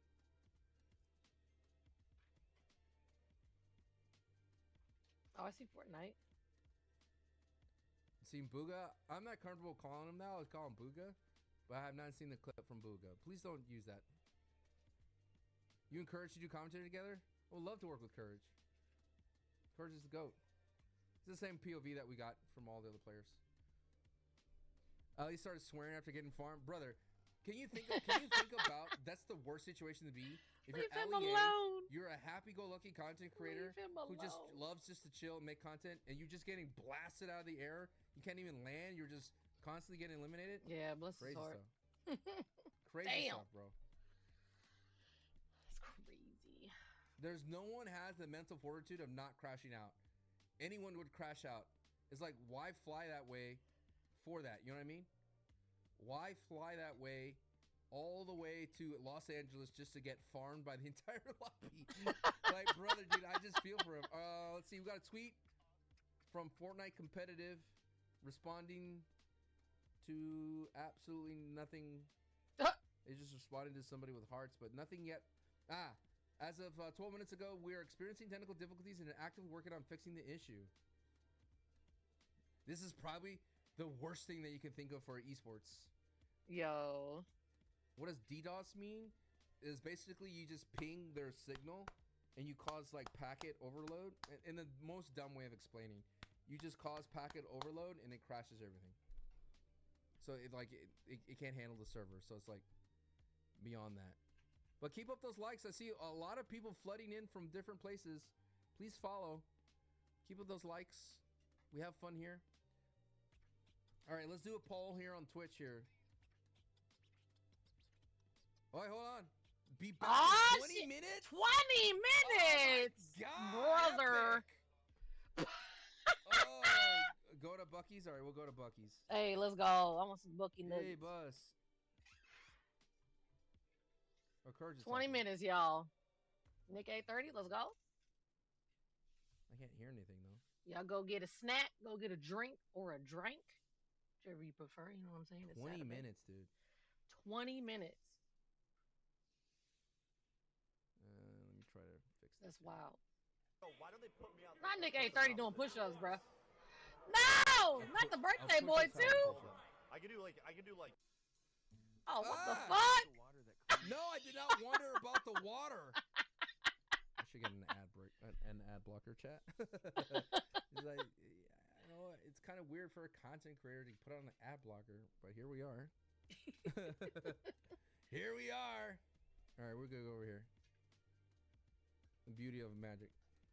Look at him doing push-ups. The That's beauty so of it all. funny. Where's that, Amar? That is so funny. What is and like audio is scuffed as well? Nick 830 is doing push-ups against Cypher. Yeah. Can you imagine, dude? You're a company that has oodles of moolah, and you send out Cypher. Dude, is there something wrong with this thing? I mean, audio. Let me just reload it all. I love Sancho too, and it's his Meetings and birthday, Rashida and one of Ward. them made him Oh, a man, I'm cake, hoping girl. something good It was happens out so of that. fire. I'm not sure. I am not. Even though I they am be not talking sure. shit, there's a lot All of right, love again, in that Just trying to community, fix man. everything here. There's some This is not cool 20 hours. people. I'm Here a we go. little cool. All right, we should get Bucky's POV back in a second. I'm gonna get Bucky back in here, and I'm sure Nick won the competition because that's what he does. I would never go up against Nick A30 in a. The Bucky's. What happened to Bucky's thing? Yeah, did I type in Bucky wrong? Oh, it's with an E. Bucky, not Bucky with an thing. All right. How dare I forget the goats? Oh my God, Aura! Oh my God! Oh, Courage is going.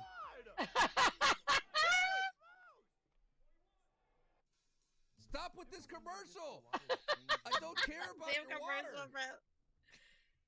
Nick 830 is your birthday twin. Don't Oh, care that's about the dope, water. girl. That's sick. All right, let's do a new poll. Bruh. Water awesome. pressure. What's up, Dr. Dread? How you doing? Nick won with 46 push-ups. 46. All right, will Fortnite cancel the tournament? Let's take a poll right here. I'm being They optimistic. better not, bro. You got 5 minutes. Come over to Twitch. Drop your poll. Let's take a poll here. What y'all think? What y'all think? What y'all think? Will Fortnite I cancel don't think the they tournament? will. But they better not skip that game. They better not. They better not. I mean, they can't keep everybody there. They for sure can't keep everybody there. What you mean? The crowd would riot. Nah, Yeah, they they would just give them would. refunds. We are watching Backlash today, yes. If I was there, I would fucking ride, okay? We are walking Backlash. Oh yeah. They are not in game. They're doing push-ups right now. Doing push-ups. What is that reaction? Wait, what is this? Thank y'all so much for hanging out with me today. I appreciate you. Thank you. What is They're this back in. reaction? No, they're not. Click on that. Yeah, click Look. on that. What is happening? They're nuts. Silver Ronaldo's having like old stuff being showed. What Like, is he we doing? have All right, looks Okay, like okay, they they're are coming getting back back in. online. So the internet is back. Why is he on the floor, bruh? The internet is back. What is he doing? Hello? Are you okay? I don't think it's that serious, bruh. But I am watching Backlash today. Thank y'all so much for coming by, man. Again, if Sacred Sizzle, thank you for the sub. I appreciate it. To Just the a Twitch little stream, intermission. using that Twitch You know what Prime. I'm saying? Know what I mean? If you are watching here, if you want to watch Nick's POV, I will watch Nick's POV and provide insight commentary and jump between different POVs. So this is a place to watch. If you were just watching Nick's POV, I'll be able to jump around, look around, go everywhere, and tell you like what went wrong if Nick doesn't win and what went right if they win, because of my experience as a caster. So.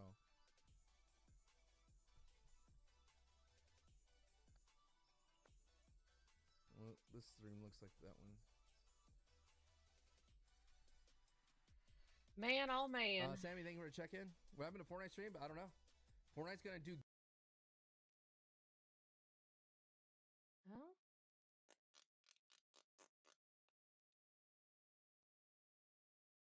I just saw Somerset. Where'd she go?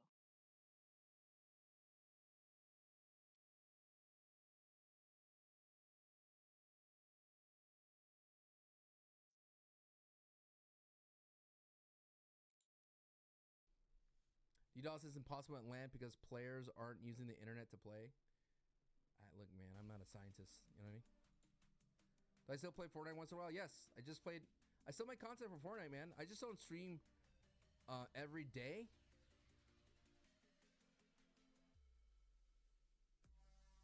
They got books. I don't stream every day Fortnite because I work on wrestling content.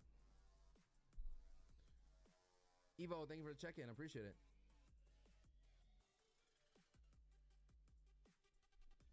They got Bucky. Intermission. Ugh. I know this guy. They're coming back out.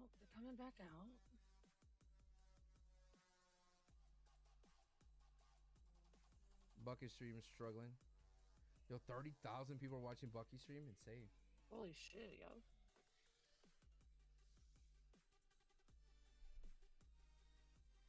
$13 minutes. Bucky stream went down. Dang.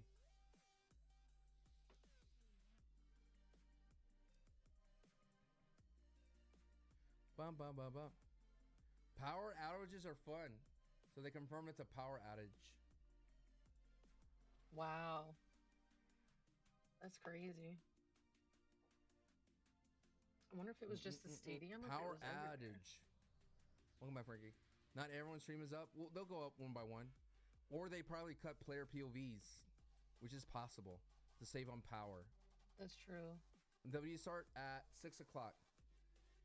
So we might miss the ending here, but we'll do our best to watch it. Am I going to watch the UFC card tonight? There is some not my fights thing. tonight. Not my thing. There's But boxing thank you for the and question. UFC on tonight. Santi Tweety is going to be late to Ooh, Backlash. Another Typical. stream. Typical, Harry. You remember this.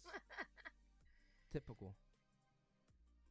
I know he's having, let's see. I think there's WWE on Why right did he now say he's gonna be too. late to Like, Backlash? it's a busy fucking day today. Lost to traffic on the highway. Time is going Like hour slow, and a half man. Like, traffic? you go pop some popcorn or something. Get me a little drink. Jeez. It's like 132 people voted no. Fortnite would not cancel the tournaments. And there you go. There you go. How about Yeah, them they probably apples? cut POVs. He's probably Classic right, 'cause I part-time. don't What see country any are we of from? them. America. How's America. Nick? He's doing great. How did they not get you to be a commentator? Ask Juicy J. I don't know, dude. I'm no longer in their. I'm available. I'm a freelancer. They could always call me. But what they did was they just went with their team they've been using all these past 3 years. Yeah. I haven't You'll been be a used W in commentator, a though, Fortnite y'all. official capacity in years. I have been used on secondary things, like official Fortnite stuff randomly. But for FNCS, official, no. I would say my style is different than most casters because I bring a wrestling type of style to my casting, you know, I would talk trash in a friendly way. Where I'd be like, they did not. I would say like, please stop farming Alley A. It is ridiculous. Right. If you farm Alley A right now, how dare you? You know, that's the kind of attitude I would bring it. You know what I mean? Constant, thank you for the follow. Kyler, thank you for the follow. Chris, that's the kind of fun I would have. What's up, Nicolette? I would say justice for Alley A. Right, man. Leave him alone.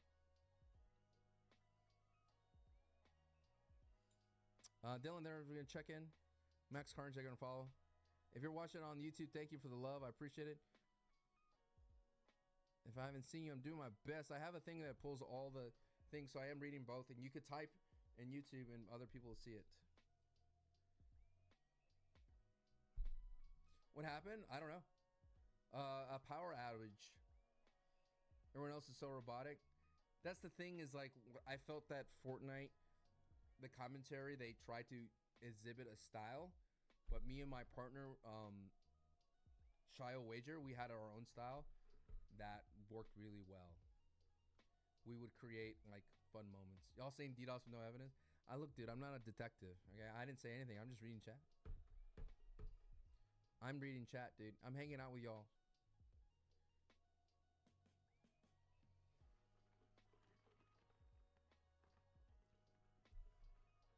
I would say Courage is playing well for not playing builds.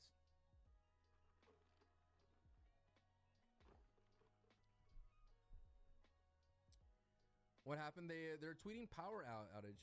Whose POV is that? This is the Fortnite official. Yo, Eric, man, thank you for the high five. This one. Do you know the song Fortnite is kind of dying? What? No, they're not. No, they're not.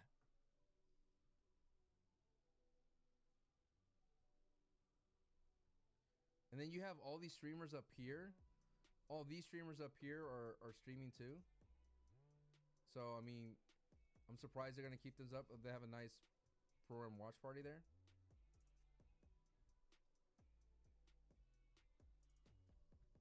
It's like everything's coming back on. This is Mongrel's POV.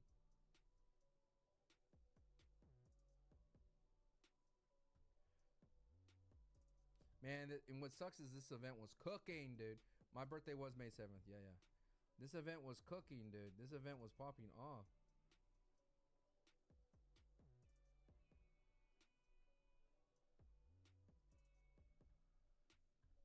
I'm gonna reload all this stuff. Yes, I slap girl. Yes, I slap daughter.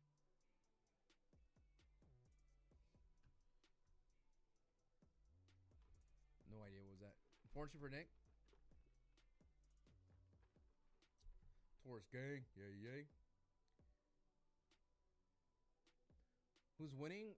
Kanata and Ronaldo are winning right now. What's up, Zimbabwe? How you doing? Why blame just him? Blame who? At least Nick and Queasy might get another chance at height next game. They're playing really well. Why they mute? No clue. They're playing really well. When you play at a height, you have a shot. So in order to dominate on height, you need things going your way. But to be in the striking distance, as long as you play height, you'll be in striking distance.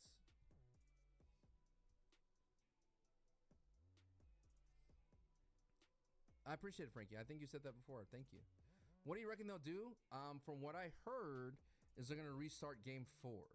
And if they do that, then they're going to probably cut out some segments, or they go overtime. Now, if you're watching right now, I'm not going to finish because I have Backlash as a WWE content creator to cover. So, you know, we're not going to cover that. We're not going to cover the rest of this, but we'll see. How did Alex and Lucifer doing? They're doing well. They're doing really well, Ethan. They're looking very strong. Ethan is out there getting a lot of elims, being aggressive. It's probably one of the top people that's fragging out today. Christian, they're going to follow. Surprised they didn't invite Ninja. He didn't really play anymore. I doubt Ninja wanted it. I think if it was zero build, Ninja would have played. Ninja would have thought about playing. But being build, there's no way Ninja's going to put himself in that situation. Why is Cypher having such a hard time Where he's landing is a rough spot. Cypher is literally landing mid-zone, can't really have control, and when someone gets interrupted from one side, they're gonna go into your lap and it's gonna cause chaos. And because of that, people are just keen into that area. So it's like it's not good.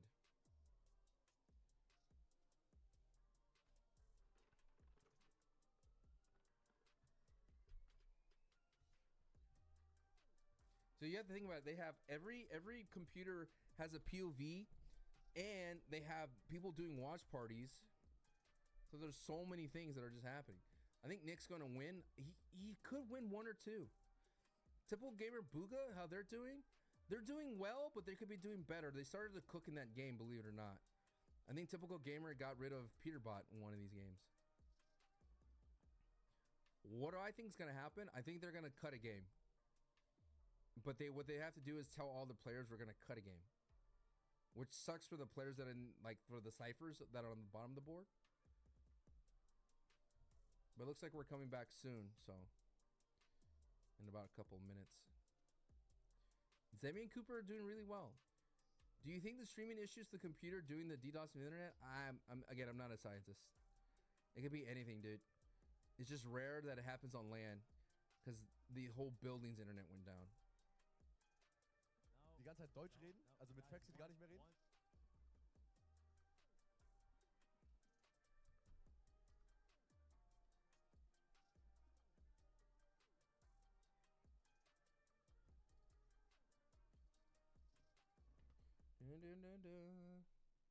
Like the arena's internet's going down. Like everyone is basically streaming off their phone, and it's just not working out. The IP got leaked and got DDoS just announced by Fortnite. No, they said they have technical difficulties, but I'll look. People love to spread rumors. Let me take a look at the comp. Fortnite's never going to tweet anything that's a problem. They're not going to reveal what happened. Yeah, there's nothing of that sort.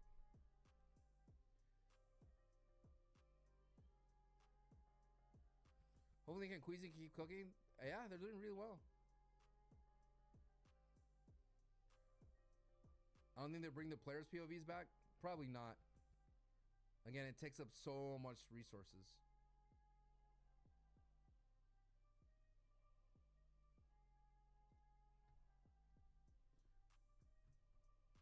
I mean, that'd be the easiest thing to do. Oh, another commercial break progress? Good lord. Come on now.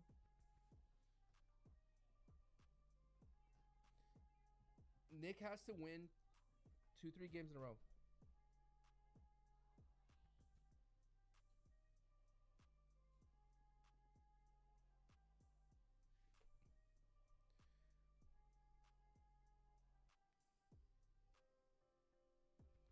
Said that was told. Until I read it, I'm not going to confirm it.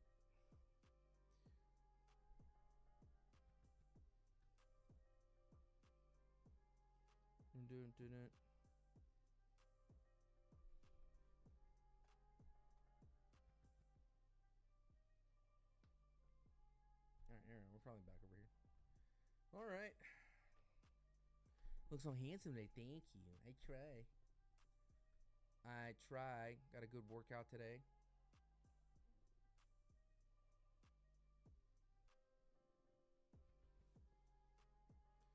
Does Pat McAfee take the W? No.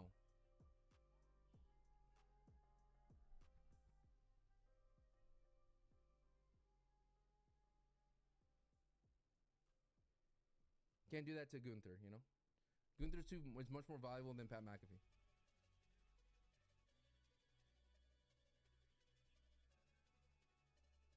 Seti and Regs are underrated. Seti is very strong.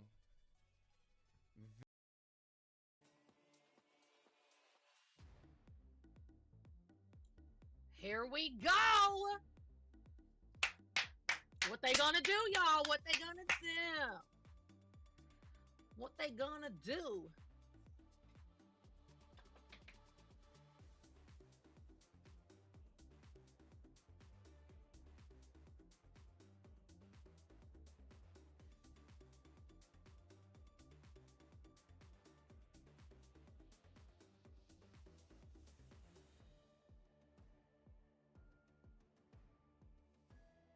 right. It's about damn time. Let's go. I'm curious to see what's gonna happen though. I really hope they don't skip a game. I hope they can redo that game. Really, really do. Because if they skip a game, that wouldn't be really fair, would it? You know what I'm saying? Guess we'll find out. 10 seconds, y'all! Let's go! Lock the fuck in! Here we go.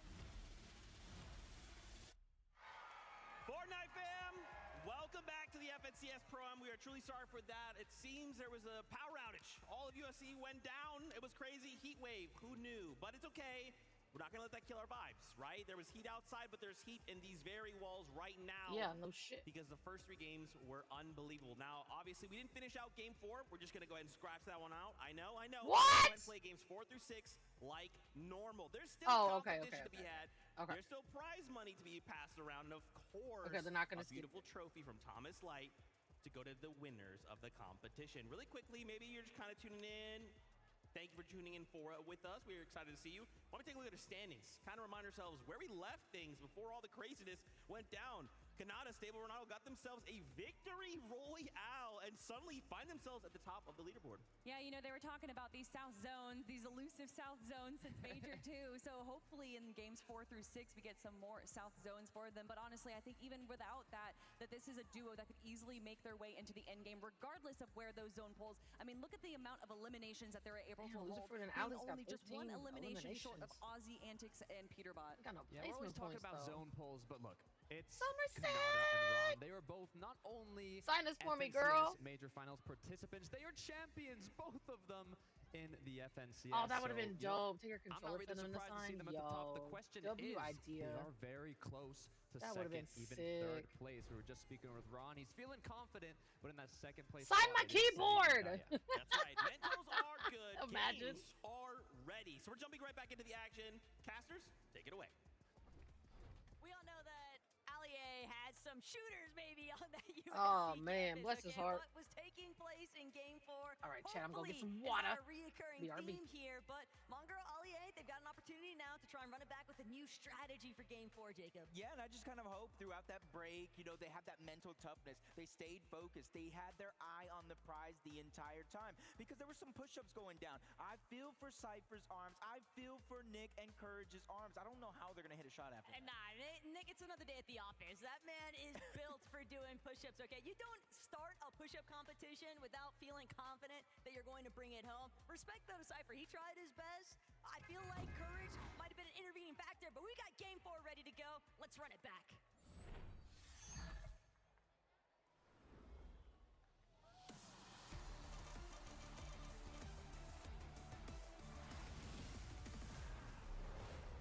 And we are back for game number 4, the second half of the day. And honestly, from what we've seen before everything happened, we saw a little bit more confidence going down around the entirety of the lobby. Obviously, kind of helping those players that are a little bit more down on the leaderboard than we would kind of guess.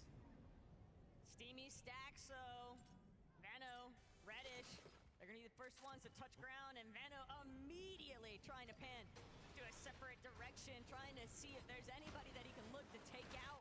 Reddish, slightly different mentality, wants to just prioritize that loop path. I just saw it in the feed too. It looks like Booga's getting his hands dirty this time, taking down Peterbot early. Mongrel getting taken down by Nikov, and you're just seeing a lot of these contested fights break out relatively early in some portions of the map. But for Zemi and Cooper, they are one of the few teams that have the most practice as an entire duo. They know how they want to play. They know how they want to approach the situations. So no matter what happens in and around their drop, I don't think they're going to get too antsy too soon. Going in Flakes. They've been having to deal with the brunt of the focus, though, at Dirty Docks. We kind of expected that there'd be a lot of motion happening once we saw Vaxity and Reason decide to last-minute contest on the day. But even with the heads-up from last night, even with Reason announcing it to everyone, we are going to that Dirty Docks strip. It still made things so difficult for Gun and Flakes today because everyone has just taken notice of that action. That's kind of the thing, is everybody just kind of feeling each other out in the first couple of games, and kind of realizing any strategies that kind of pointed out, notice. We've seen a lot of players solo dropping, letting their teammates keep them alive. It's about a 12-second respawn. You lose time on that respawn for Nox, eliminations, and full squad wipes. And hopefully they're able to kind of utilize it as Peterbot looking for a little bit of revenge, but it is going to All right, here we go, y'all. We back in action. Let's go, let's go, let's go. The shot, even almost getting Peterbot boxed up, but he's just too Bro, quick imagine building like and that. a little bit too fast that Mongrel's just going to have to slowly I but make surely myself try to back dizzy, down shit. to reassess the situation. Pretty much all of FP's control, though, belongs to Peterbot. He just continues applying pressure steadily to Mongrel. Mongrel, though, a little bit I like that they're playing this reload map, though, not that other one. Ooh, that other one sucks, bruh.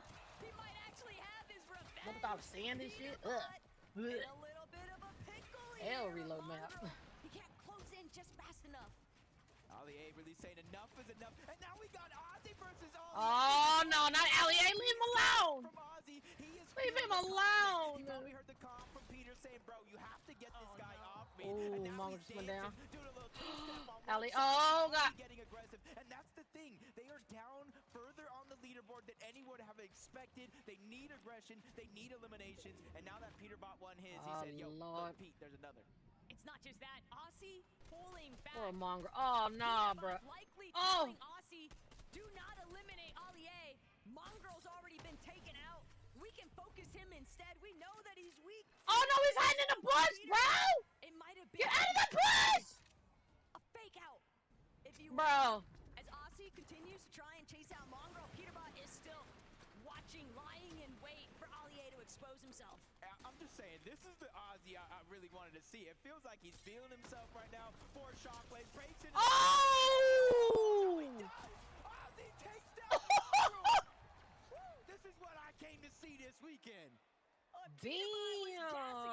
considering it a compliment when Peterbot says he's not as bad as I thought he would be. And Yo. hey, Aussie backing that statement up. He is popping off. The fact is, Mongrel is going to have some serious Oh, Ali A is cute. difficulties. Stop picking on him. He is being the Wow. punching bag now of match 4. Ali A might have just passed the torch along to his teammate. He's just been hiding down underneath. Oh, He nah. the shot, but now he has a full boxed up underneath. This is all over. As long as Peterbot. Oh! Ali A is not able to get out. Ah! And continuing shots after another. 3 straight back to back to back. No. You see the smile. He's a good sport for it. My heart hurts every time Right. it's eliminated at this point, Jacob. You gotta feel for them, but Mongrel's at least still alive. Aussie has opted to pull back. Slurpee still a little bit in zone, but this is the early game. There are still some recovery methods. Ooh, I want some that take merch. place here. Hello? Count them out just yet, but it is going to be a very I want rough some uphill merch. battle for Ali A and Mongrel to find their momentum.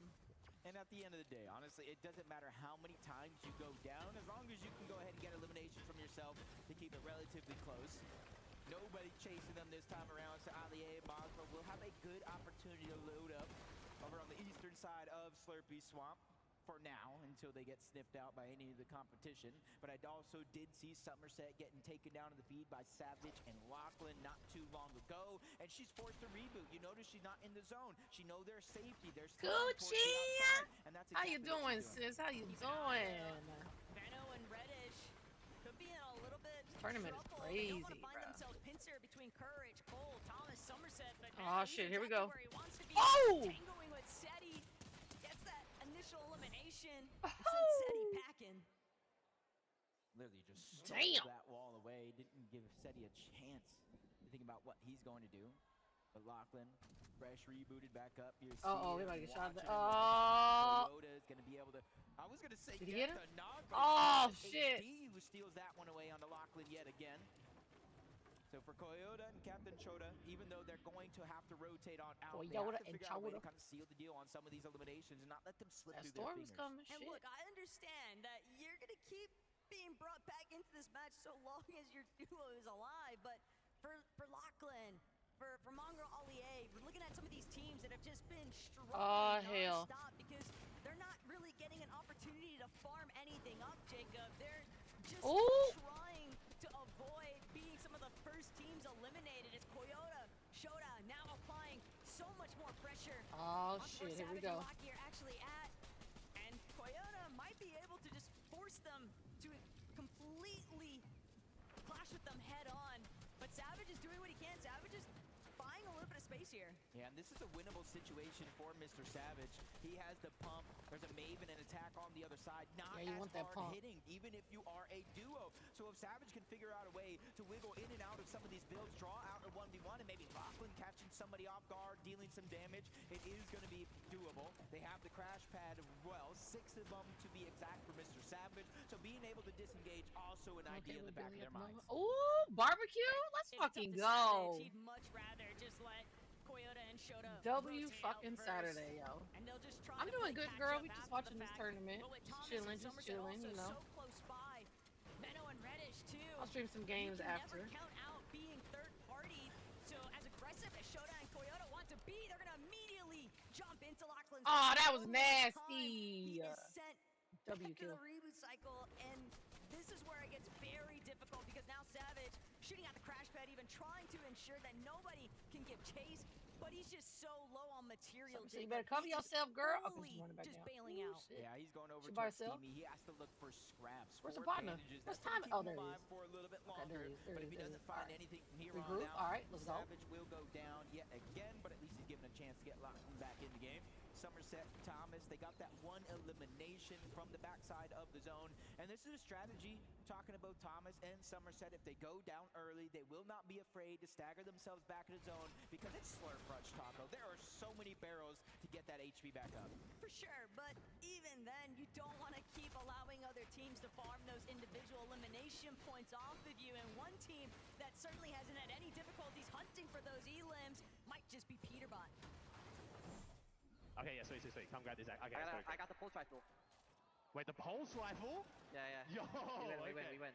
All right, so you want the great? Here, take. I think it's coming out. I got his back wall. I'm in his box with him. Oh! Nice.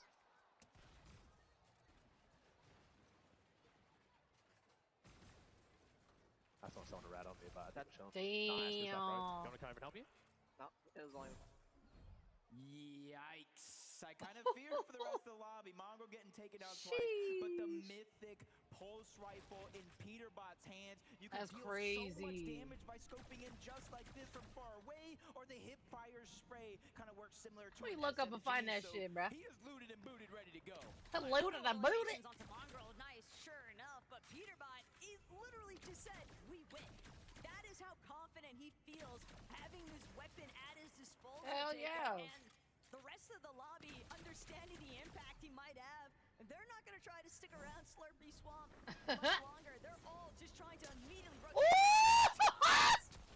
Let's go! So they've been trailing behind Toyota and Captain Shota for so long, and now Shota, Toyota paying the price. Good shit. I really believed in Thomas hitting that last shot. Hell At the last yeah. second, I thought it That was was gonna be fucking possible. nice. Those are the dangers that face around the entire lobby. If you kind of just get caught off guard for a second, the Mammoth Pistol, especially a headshot, can change the game around in the blink of an eye.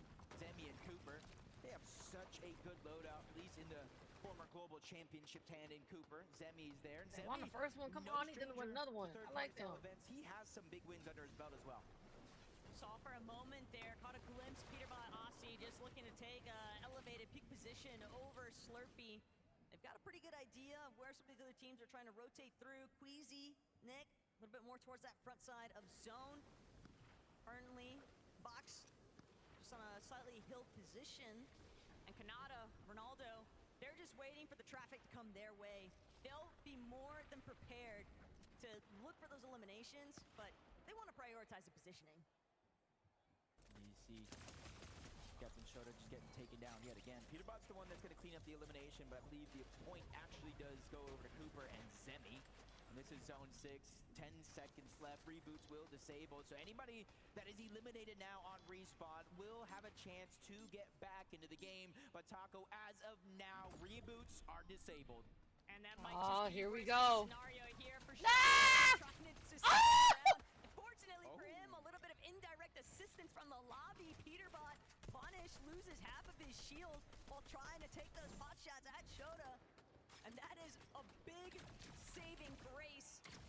But it might not make the difference of some of these other duos looking to rotate around Slurpee. Bugha, typical gamer. Gotta be wary of what's lurking Look at that above. circle. Oh Peter my Box god. continuing where he left off. about just to farming go elim down. after elim after elim. Zone pulling towards the northwest or northeastern side of Slurpee Swamp here. Kind of back home for Peterbot and Ozzy, but for Seti and Gaia, they have a decent rotation. They can one-hop it to the front side of the zone. They can sacrifice the HP if they want to try to take some high ground. Oh, now, shit. Trying to take it slow and steady. 7th zone, 5 more to go. You don't want to bite out more than you can chew at any moment. And look, it doesn't need to be Come on, girl. Girl power. They found a lot of success with consistency by just playing to their team's strengths. Both of these players are competent. They've got a decent amount of LAN experience and just in-game competitive knowledge, and they're letting it be put on full display here currently. Savage and Lachlan, they've been working a little bit chalked since that early start, but Shota just cannot escape Peterbot's vision. Peterbot just entirely too high up. The advantages are so steep, and that's going to be Shota knocked one more time by Peterbot. Ozzy knows his responsibility. Let me just keep the material count high. Yep, they're on the high Damn. right now, and that resource management is going to be crucial if you're looking to take it and keep it from zone to zone to zone and not really have to use the shockwave. Underneath, though, Cooper, Zemi, they do have the front side of zone already underneath their grasp.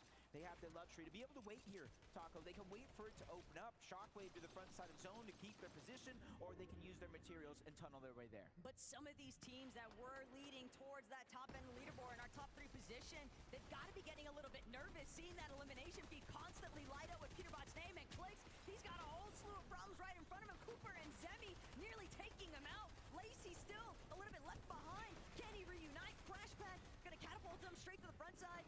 He's building, he's boxing, but that's his last splash. Now he has to wait for Clix to shit, play here we catch go. up. At least they've reunited into the same box. Click's now taking charge, even giving up some Hey. lazy. They might have shockwave out Smoke of zone weed one every game, day. but they won't want to make that mistake again, especially with the leaderboard this close. As Reason getting a pair of eliminations. Stable Ronaldo now left by himself with Panada getting taken down, and he's somebody we talked about his experience. He has a ton of it, but how much is it? It's gotta be enough, Jacob. If anything, Ron's familiar with pressure, so he'll try to let that experience carry this is getting over intense. into this type of. Look at the fucking mini map, yo. Oh my god. Look like a little ant pile. Oh shit. So congested. Oh my. Slurpee, Bruh. Peterbot and Aussie Look at that fully shit. controlling the flow of this lobby. We saw Baxity No, for thank a you. moment, but it was only just I am good. a shockwave, a crash pad. God Everybody damn. trying to just stay one step ahead of the pack. It's going to be extremely difficult for anybody to look up and try to contest it because of that mythic pulse rifle. Just constant pressure coming down from. Ooh, don't fall. Shit. Everybody can Oh! feel it, and even Oh, Peterbot's just going God. down low, making sure to reconnect. The FNCS strategies are coming out. All in you full see is force. fucking That's blue how edits serious everywhere. Peterbot's taking That's the second half. insane. And look at Aussie from behind. Look at playing that support measure circle. too. Peterbot, he's got open season on the rest of this Oh, lobby. All of shit. these mid-tier, low-ground layers just getting smothered on top of each other. Yo, Peterbot imagine. and Aussie have a full chokehold on Fuck. this lobby right now. But typical game. Look at all those people right there. Oh my god. To try and make their debut, they're tarping their way through that secondary height. And Aussie, he's going to be forced to actually pull back. Took a little bit too much damage. He's going to have to wait for the heals to pay out. But now, Queasy still alive as a solo.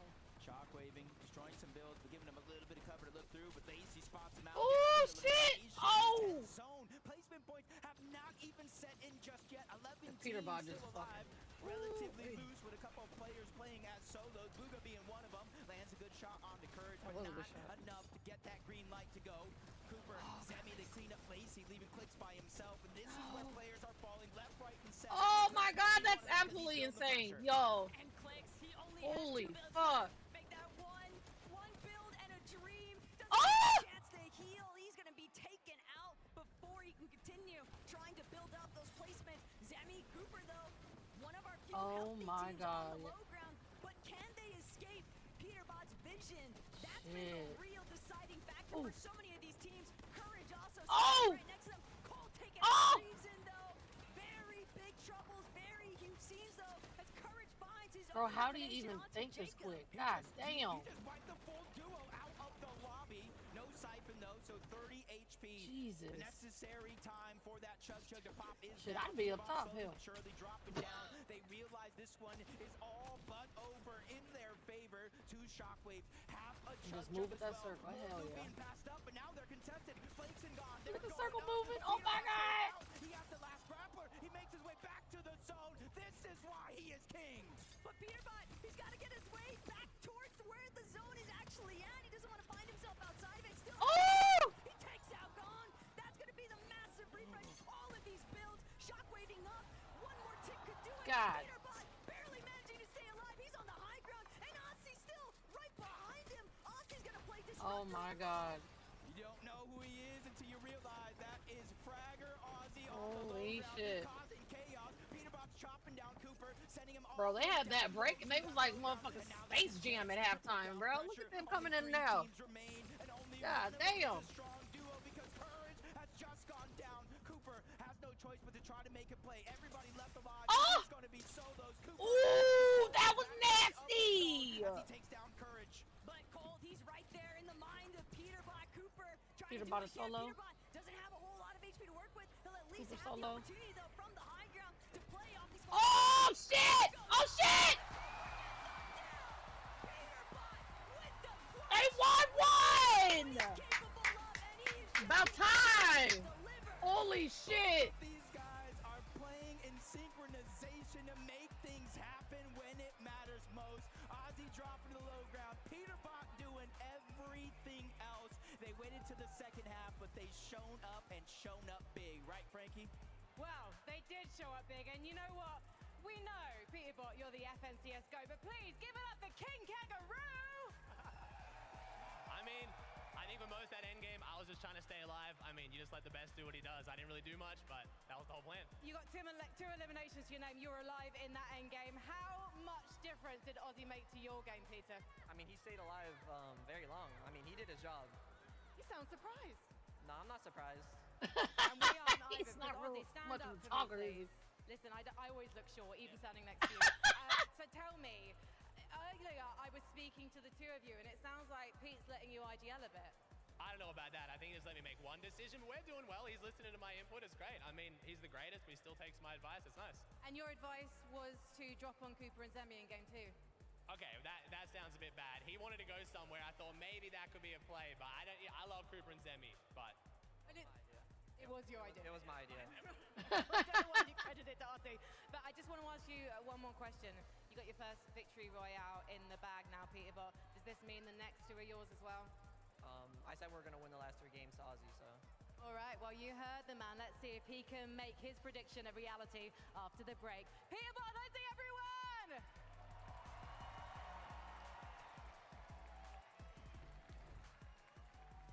Ah! Typical gamer.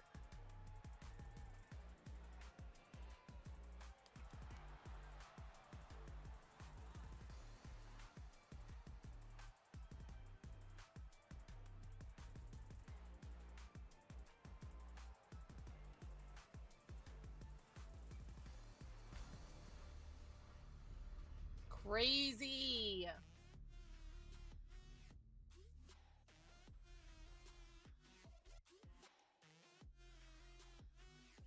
That game was fucking crazy.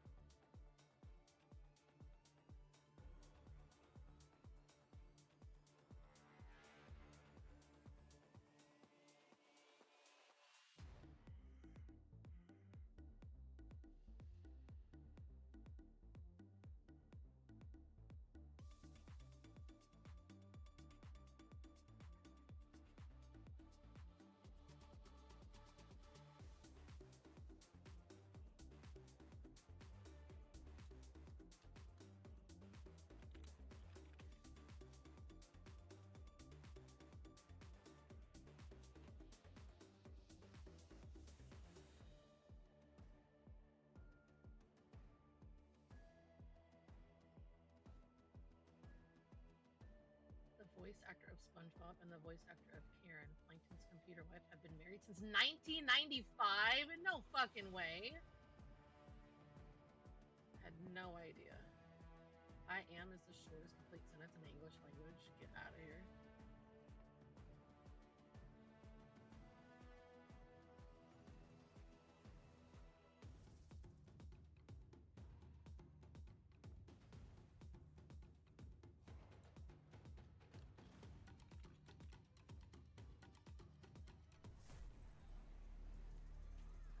Fortnite fam, welcome back to the FNCS Pro-Am, where Peterbot and Ozzy just got a victory royale!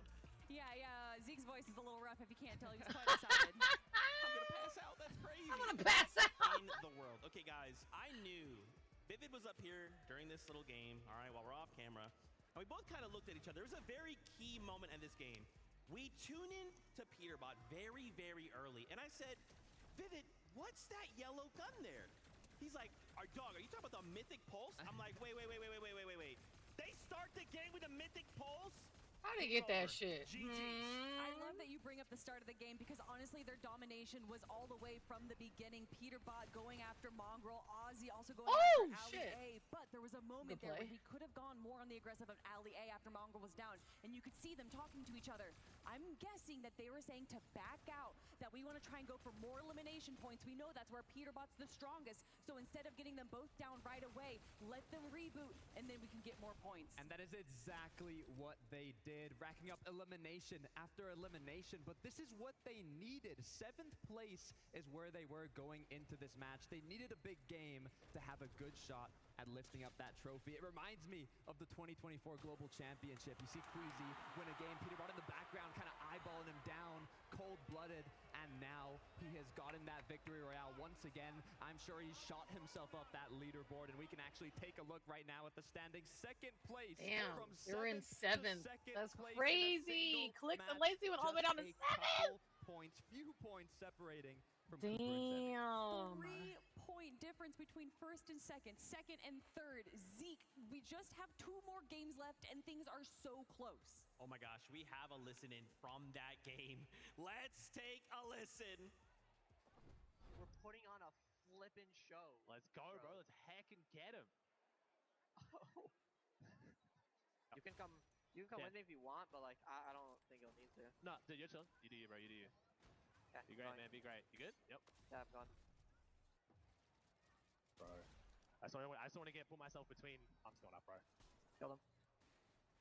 Did he go underneath? He went underneath. Try I'm chopping in on him. Killed him. Nice, bro. Good job. Let's go, baby. I'm sorry, Mongrel. 2 slurp.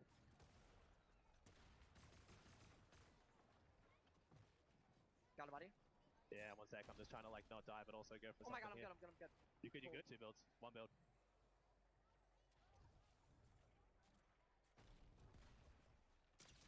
Bro, you're crazy. Let's go. That's so dope. I just cannot believe in that moment when the shockwave back up to high ground. He's literally getting eaten alive by the storm, and he should have gone down. I'm talking milliseconds there before he just finds his way just barely outside his zone and then goes on to win that game, Kelly. Also, is Ozzy Antics better than Mongrel and Mr. Savage? He did eliminate Mr. Savage in the practice matches yesterday, and now he eliminates Mongrel today on show day. But look, that's Cooper dope though. You got a Zemi, content creator and a pro. They took That's home fucking the sick. win on the first match, and now getting 2nd place in the hands of Peterbot. I'm telling you, it's a repeat of the Global Championship. Pete did not want to let that one slide, but Cooper and Zemi have been playing incredibly consistent, and it's exactly what they need to do to maintain themselves in the 1st place spot. To be in a final 3 teams and to literally be a solo player against Peterbot and Ozzy and Cold and Courage and to still have your composure, that is why Cooper is a global champion. And to get 2nd place as well, to get these eliminations, just leading them to victory. And although it is a 2nd place, if you are going to be in this solo situation, this is a best case scenario. They almost had it! Any other player gets That would have been their 2nd game, bro. It had to be Peterbot. It had to be Peterbot, and it took Cooper I want them to win another half a game. millisecond to get eliminated. this is going to be interesting. Guys, I don't know if you remember this. Hold on, that's right. So Cooper's a global champion, Yes. and he won when it was a one-day format. So could we see history repeat itself? I think that is definitely a likely possibility, especially looking at the stats there from Cooper. An average placement of 3.8 out of 20 teams is a pretty dang good placement. Definitely good odds. We do have 2 more matches to be played out, so all they have to do is keep it up. But look how close it is. You said it. Somerset 3 moved up to points number from 10. first Let's to go! second, and right behind Wait, them, Lucifer we can't dropped put off. them out yet. Seti Ah, and Daya in shit. 3rd place with 41 points. This is still anybody's game. Where are they? Like, what is going on? We're never seeing them, and yet they're in 3rd place? No, we see them. We see Seti a lot in the end game as well, and obviously Dai being an incredible competitor. We do see them, honestly, frequently in the end game, so it doesn't surprise me too much to see them in 3rd place. I think what we should have seen is their names a lot earlier in the people's predictions. A lot of people just kind of overlooked them, and obviously they're not going to be overlooking them now. They are so stealth mode right now. I mean, this is crazy. Also, Cold encouraged JD in that last game. Courage said, half break? All right, I'm waking myself back up. And in case you guys didn't see, he was out here doing push-ups not that long ago and then goes on to put on a performance like this? Okay. I think he needs to do push-ups more often in between games. I think that might honestly get the juices going because he was doing such a good Yo, job. that's following Cole insane! CT Look at box that to box, shit! Doing such a good job running that low ground, getting so many eliminations and kind of just pushing everyone else out of the way. I'm actually loving this so much from Courage. I want to repeat what we said before, but Courage literally played more tournaments this past week than he had from 2020 to now, and he is keeping up with Cold. He is staying together with his teammate. The chemistry is looking amazing, and I am honestly incredibly impressed with how they've been performing. Look, Courage is an OG, all right? This guy has been around competitive play for a very, very long time. And I can just, we definitely appreciate that he's been putting in that work, and it shows. Like, obviously, when the camera comes on, he's gonna be Courage, right? Loud, funny. He's gonna make you, laugh every single time. But when that bus launches and he jumps out, it's serious time. No, I mean, we saw it from even 2 weeks ago. He immediately started practicing as soon as he saw I think he got a little nervous when he saw that Cold, the reigning Major 2 champ, was announced. And he wanted to bring the energy that we're seeing right now to all of you to prove to not just himself, but to everyone that, yes, I might have been the 2nd place Fortnite first Pro-Am, but I'm here again, and I haven't dropped anything. It's what you love to see from the 2018 Pro-Am 2nd place, now once again here in 2025. He talked about eating 12 bananas. He talked about the push-ups. Maybe it's these routines that are helping him out, but all we know is we've got 2 games left, and they've got to make it happen. Dude, I don't even know how this ends, right? Again, with moment to moment, this could change. This could be This is gonna be, these last 2 games are gonna be fucking I'm chaos. still, where is Clix and Lacey, right? We kind of saw that last game. Lacey did kind of get picked off, kind of got cornered there for a situation, but Clix is still being Clix, right? This is still looking like Major 2 Clix. You cannot put anybody out of the competition. We saw what Peterbot and Ozzy just did. They went from 7th to 2nd place, almost first in a single match. They're still at the top 10. All they need is 1 good game again, and they are more than capable of getting it. Yeah, still being in 7th place right now. I mean, if you look at the points, they're about 18 points below, which is obviously a big chunk. But we know that Clix can really lock in. We've seen Clix go for those W key games. So I definitely think there's a possibility of them to jump up the leaderboard, just get a few more elims and points, and set themselves up in the top. I'm curious, do we think that with 2 games left to go, I mean, clearly the competition is fierce. Do we just say, that's it? Everyone swap up your drop spots. We're going for the first place. We're landing on them. We want to win. Let's take them out. And then suddenly, we're feeling like that invitational once again. I mean, if everyone changes up their drop spots, then no one changes up their drop spots, right? I don't know. That just kind of makes everything. I'm up for it. Okay, Alex kicked it off, kind of splitting up with where Loser Fruit was dropping. So maybe, in the last game, I don't know if this next one, but maybe the last match of the day, we'll see something interesting. How have you guys been enjoying this? I mean, this is just so chaotic. What's crazy, too, is no 2 games have felt like the same. And sometimes in the FNCS you get that, right? It's like, oh, high ground win. Okay, high ground win. Oh, low ground win. You know, and it's similar, but this is just like, you look over and you're like, okay, I guess Peterbot just has a mythic pulse. I don't know. I mean, we keep talking about these practice games, and what we saw was a lot of heal-off potential. And I think a lot of these players initially in games 1 and 2 had a lot of heals going into the end game, but I think they're starting to realize that this is more, I don't think we've actually seen a heal-off just yet. It's been way more aggro. I honestly thought there was going to be more heal-offs, especially looking at the practice games from yesterday. It's what I thought might happen, but we haven't seen that. Even Cooper and Zemi in the first match were saying, Cooper said, you know what, we don't even need to go high. Let's just drop low, we'll get more eliminations, we'll get more opportunities, and it's working out for them so far. Cooper and Zemi, man, they are just so good right now. I also did want to highlight in that last game, we got to finally see Thomas HD and Somerset. Thomas HD with that gold mammoth in hand, and I thought, guys, this is it. Game over, but it's a very difficult competition overall, right? I thought it was just going to be put a mammoth in Thomas HD's hand, but bro, there's just so much talent literally in every single corner of this map. With 2 games left to go, anything can happen. 100%. I mean, Peterbot Alex were tied for the most eliminations. 3rd place, it was Thomas HD with that mammoth in hand. We saw him hitting his shots, getting those eliminations. Now, unfortunately, they didn't make it as far into the end game as they would have liked, but hey, you still got 2 matches left.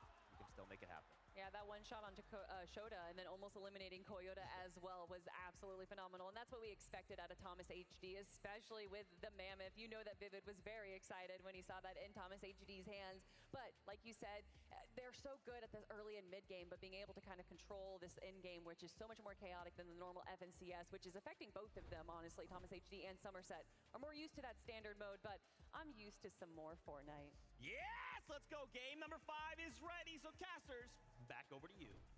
Thank you so much. And with 2 games left, one of the biggest things I've noticed while looking at that leaderboard, this isn't as elimination heavy as we thought it was going to be. It's come down to straight consistency throughout these 4 games. You say that, but when Peterbot and us here in the lobby, especially Peterbot, eliminations might actually be the real recipe for success. But we got game 5 ready to go.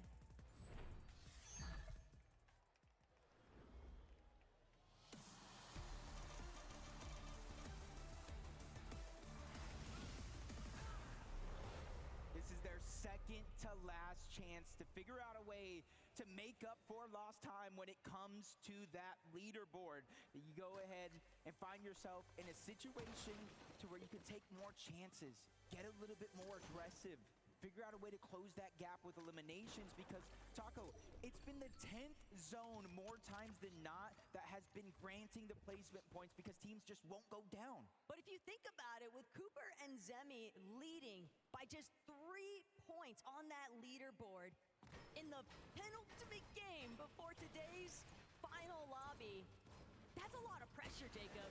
Even for a seasoned competitor like Cooper and Zemi, it's still just so much bearing down on their shoulders, but they've got to see it through.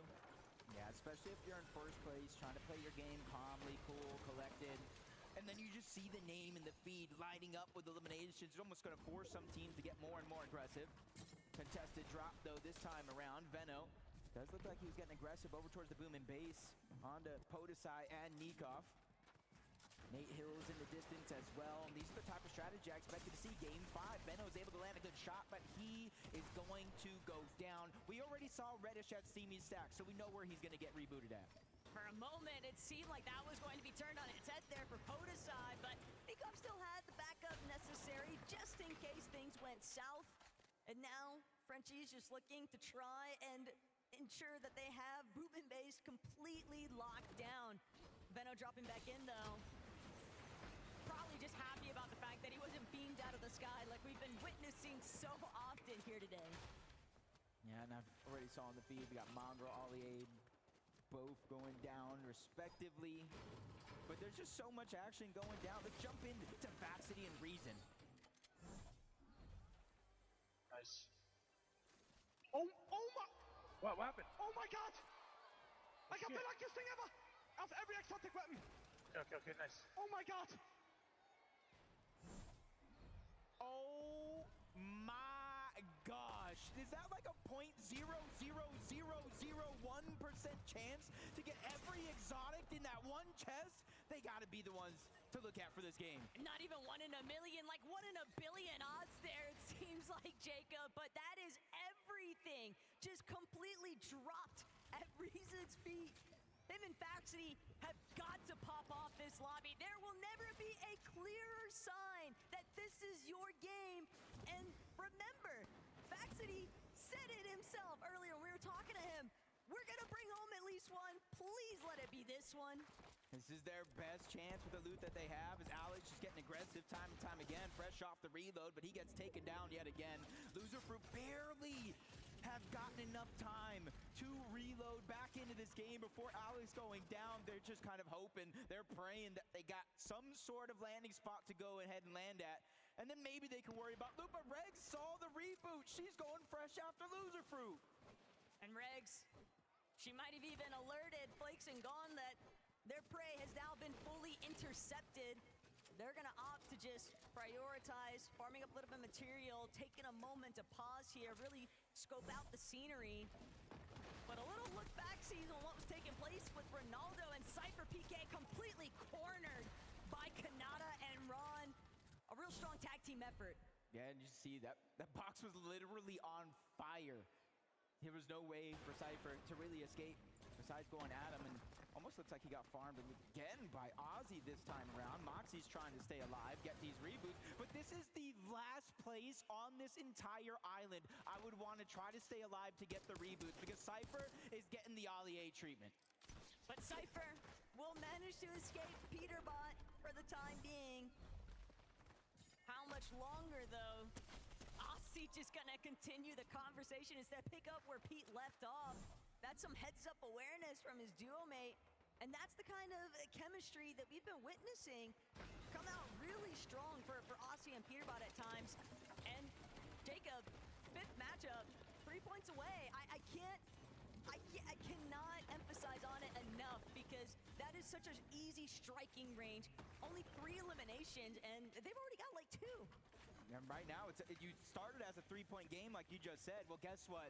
It is literally a 1-point game, barring if Cooper and Zemi don't got elims, as Moxie lands a good shot onto Ozzy, but it's Peterbot the one you have to worry about. He dives straight in, gets the elimination, and he's just showboating yet again. Peterbot is putting on a show today.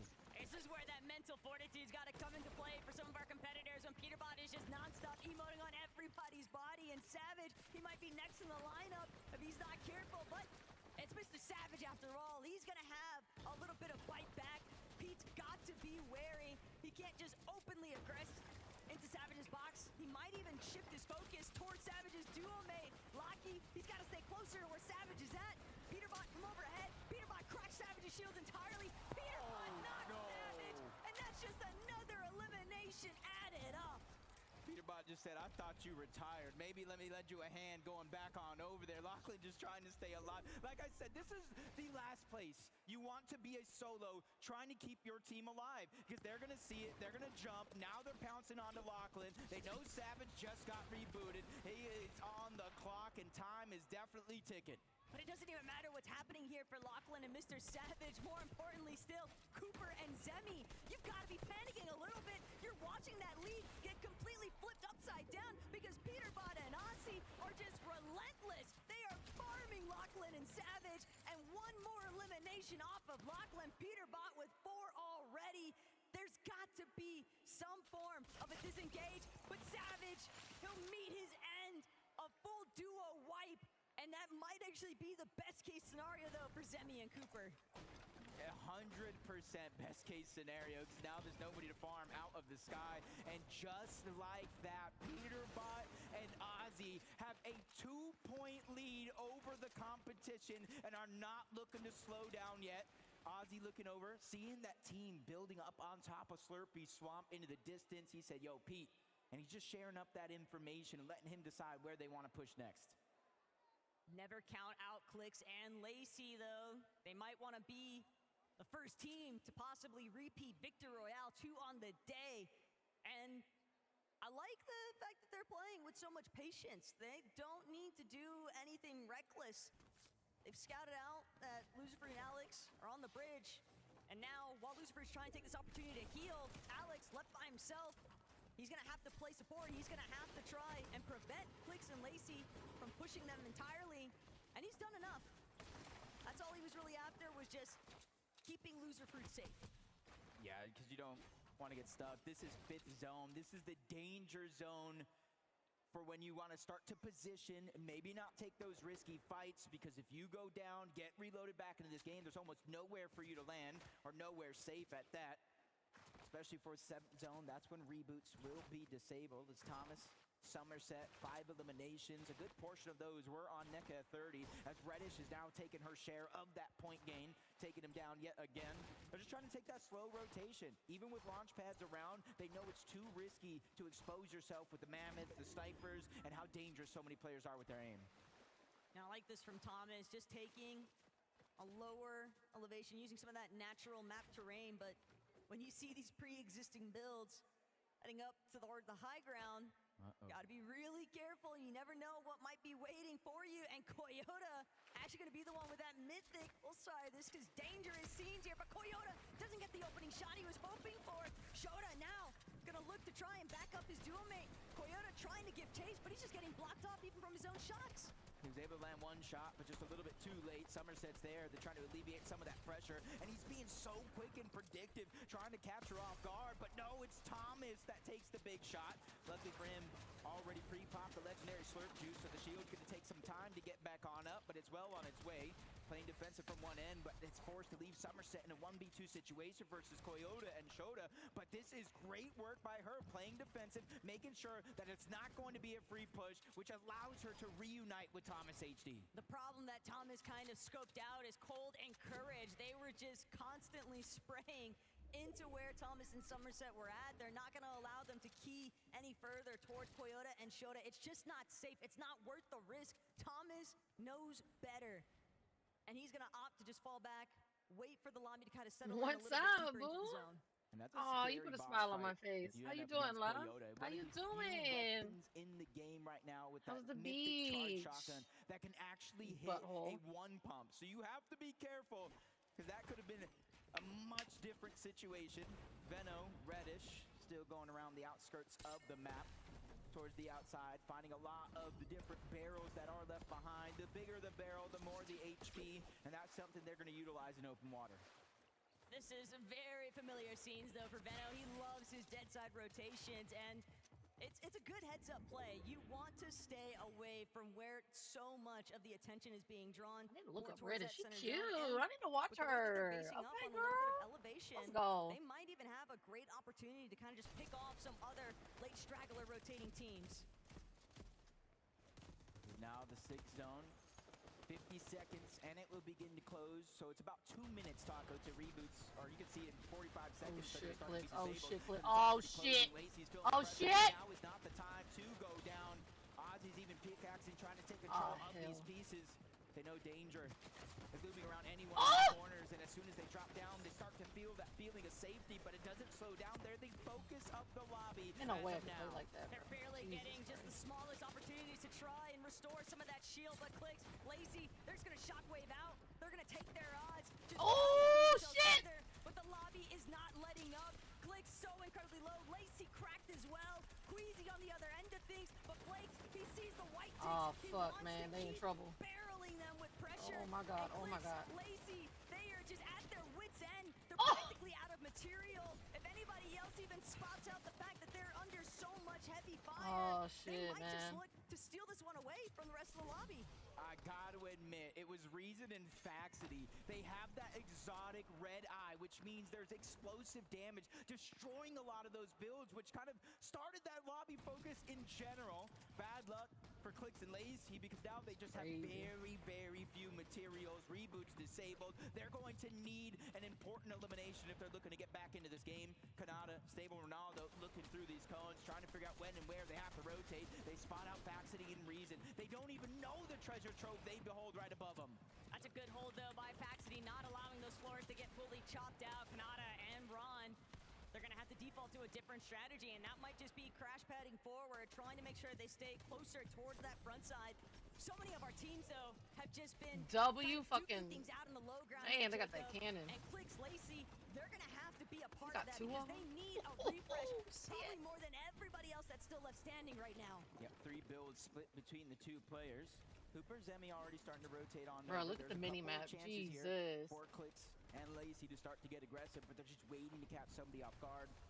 A nice maybe 200 damage, and it's Ozzy, the ones that looks like they're going to pounce on him first. Peterbot way on out, and now he's going to be by himself because they go ahead and take down Ozzy and get the loot they desperately need to stay alive. But it's just That means not Peterbot's enough by material. himself. Lacey still has 0 builds to Reboots are work disabled? with, Aw, and there shit. is shots coming in from every direction. They're just playing a little bit too close towards that backside of zone. Teams know that this is an injured duo. They are not healthy enough to keep pressing forward. But There's Jacob, Peterbot. he's He's on lost the in the side. fray. Cammy gonna be the only one left standing now at that duo, and Thomas with that mammoth pistol trying to see if he can take somebody else's head off. This is where you really have to be careful and thoughtful of your shockwaves Oh, and your Lord have crash pads, mercy. because someone just like this Oh! is going to deal so much damage Good just shit. like that. Queasy just gets deleted out of the sky, and their chances for high ground go out the window because it looks like it's Thomas HD and Somerset's turn to claim it as their own. And Thomas all too happy to take over. But that's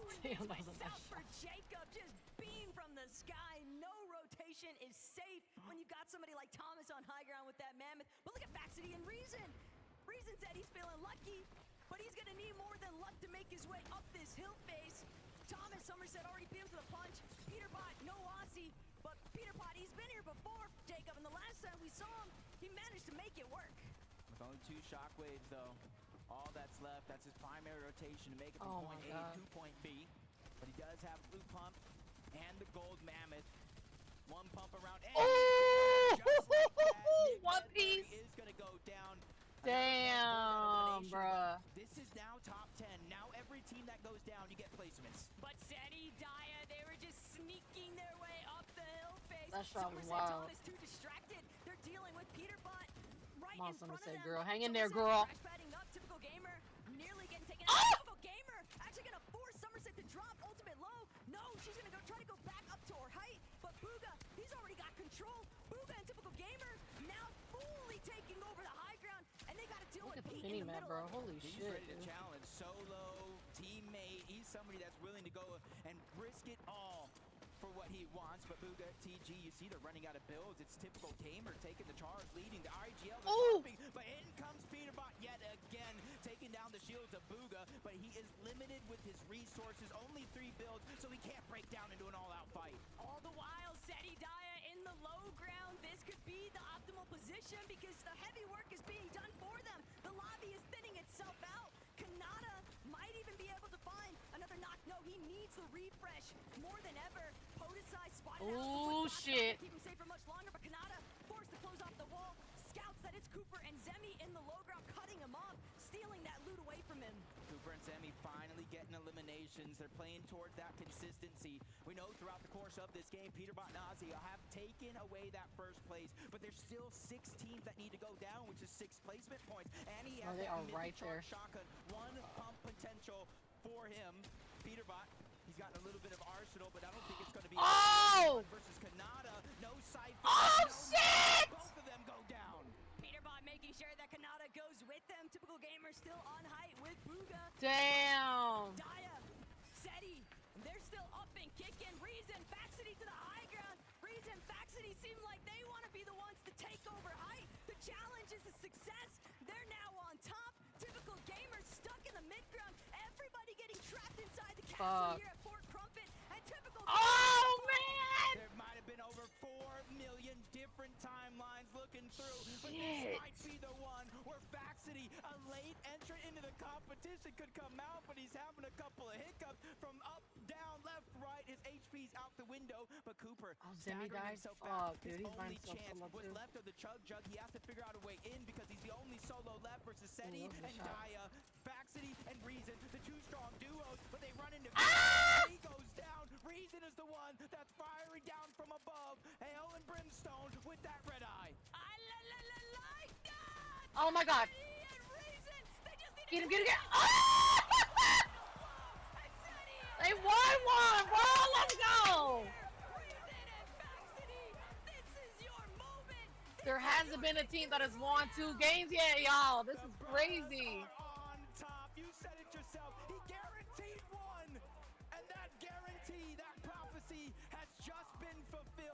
need to feel and see how they're feeling with Frankie.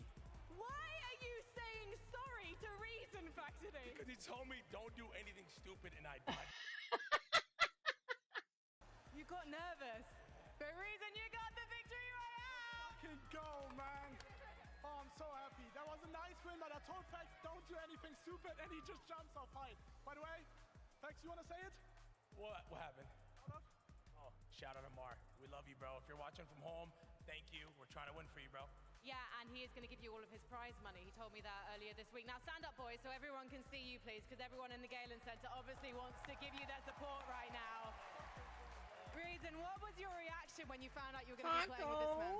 I mean, You're I was happy. I back. like him. He's good. It What was are you fine. doing? And has he taken Are you you at by work? surprise? I mean, you just You got a butthole, victory you at royale. work. You've only been playing Oh together. no, you out of town. I No, forgot. he's been playing good. He's actually been playing good. I've been advising him a bit. He's good now. How was it so far? I have to say, one of the highlights of this entire event has just been watching your shenanigans on the internet. But you're showing you can also put your money where your mouth is because you're here with me right now. Have you got anything to say to people at home watching, supporting you? I appreciate you guys. We're going to try to win last game as well. How is it so let's keep doing what far? we do. How's Do the you think you weather? can- yeah, of course you can. Shout out to Germany. Shout out to Are you all my enjoying viewers, and, yourself? Danke schön. I mean, he's one of the most popular streamers in Germany. I'm sure they're all wishing you well, even though it's past your bedtimes, Germany. Right, guys, we have got to take a short break. But when we come back, everything is going to be on the line. Don't Yep. go anywhere. Last game. Give it up, Reason and Faxity! Last game. Coming up.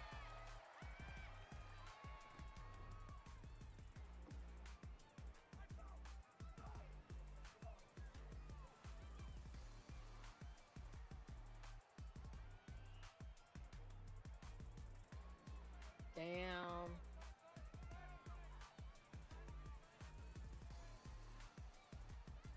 They didn't let them win the second game. That's crazy.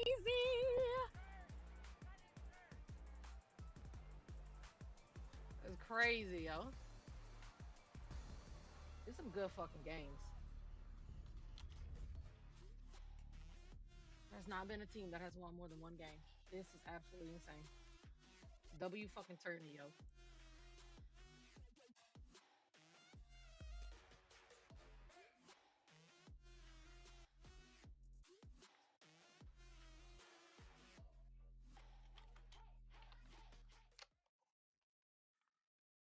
Yo, W juice, strawberry, mango, ocean spray, zero sugar. Lock in. That's my new favorite juice. That shit is fire, bro. I was a big fan of ocean spray, but motherfucker is fire.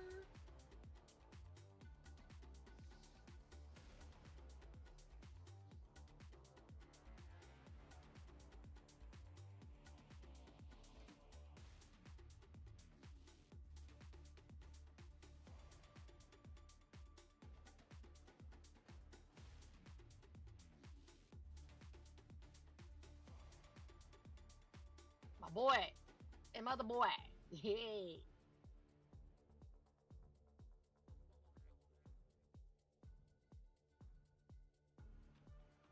Typical gamer.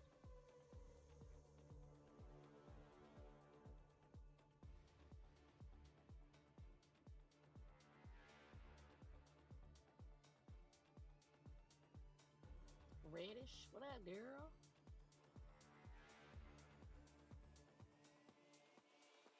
Somerset.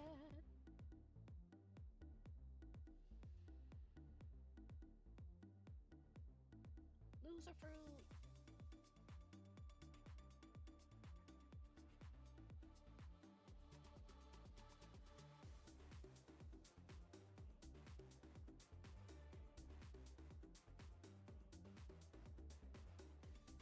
I love those two, man. I love those two.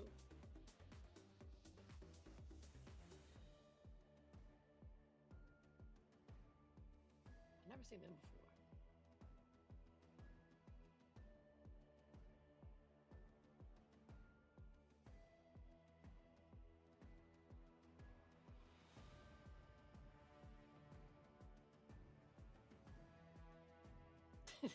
He's so funny.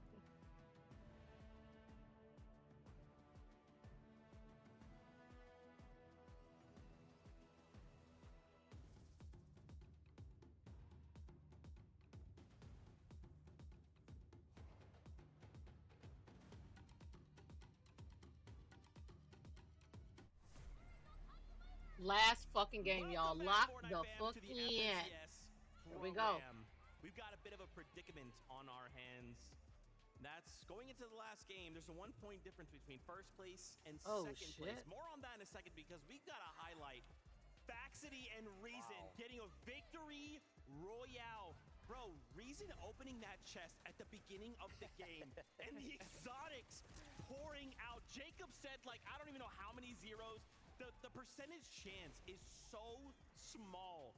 And they literally I take miss that them on to guns, getting man. a victory royale. I mean, hey, listen, you find the loot, you make the most out of it, you go ahead and win the game. That's kind of like back-to-back games when you think about it, right? Pete getting that mythic pulse right from the last game, instantly switching over to a couple of exotics for Reason and Faxity to work with. They then win the game. Oh, that's how he died. You can see Faxity's reaction. He limbed himself to fall. Yo. But hey, it was meant to be. You talked about the odds of getting that loot. Reason was able to close it off. He said, you know, don't worry, I got you. I said don't mess up, and you went down to fall, but they still got the job done. That was almost career-ending for both of them, right? A couple missed shots by Reason, but Faxity slipping up, you know. I was really concerned there for a moment because I was like, yo, Daya can clutch these situations. Yeah. You got to be real Yeah. careful.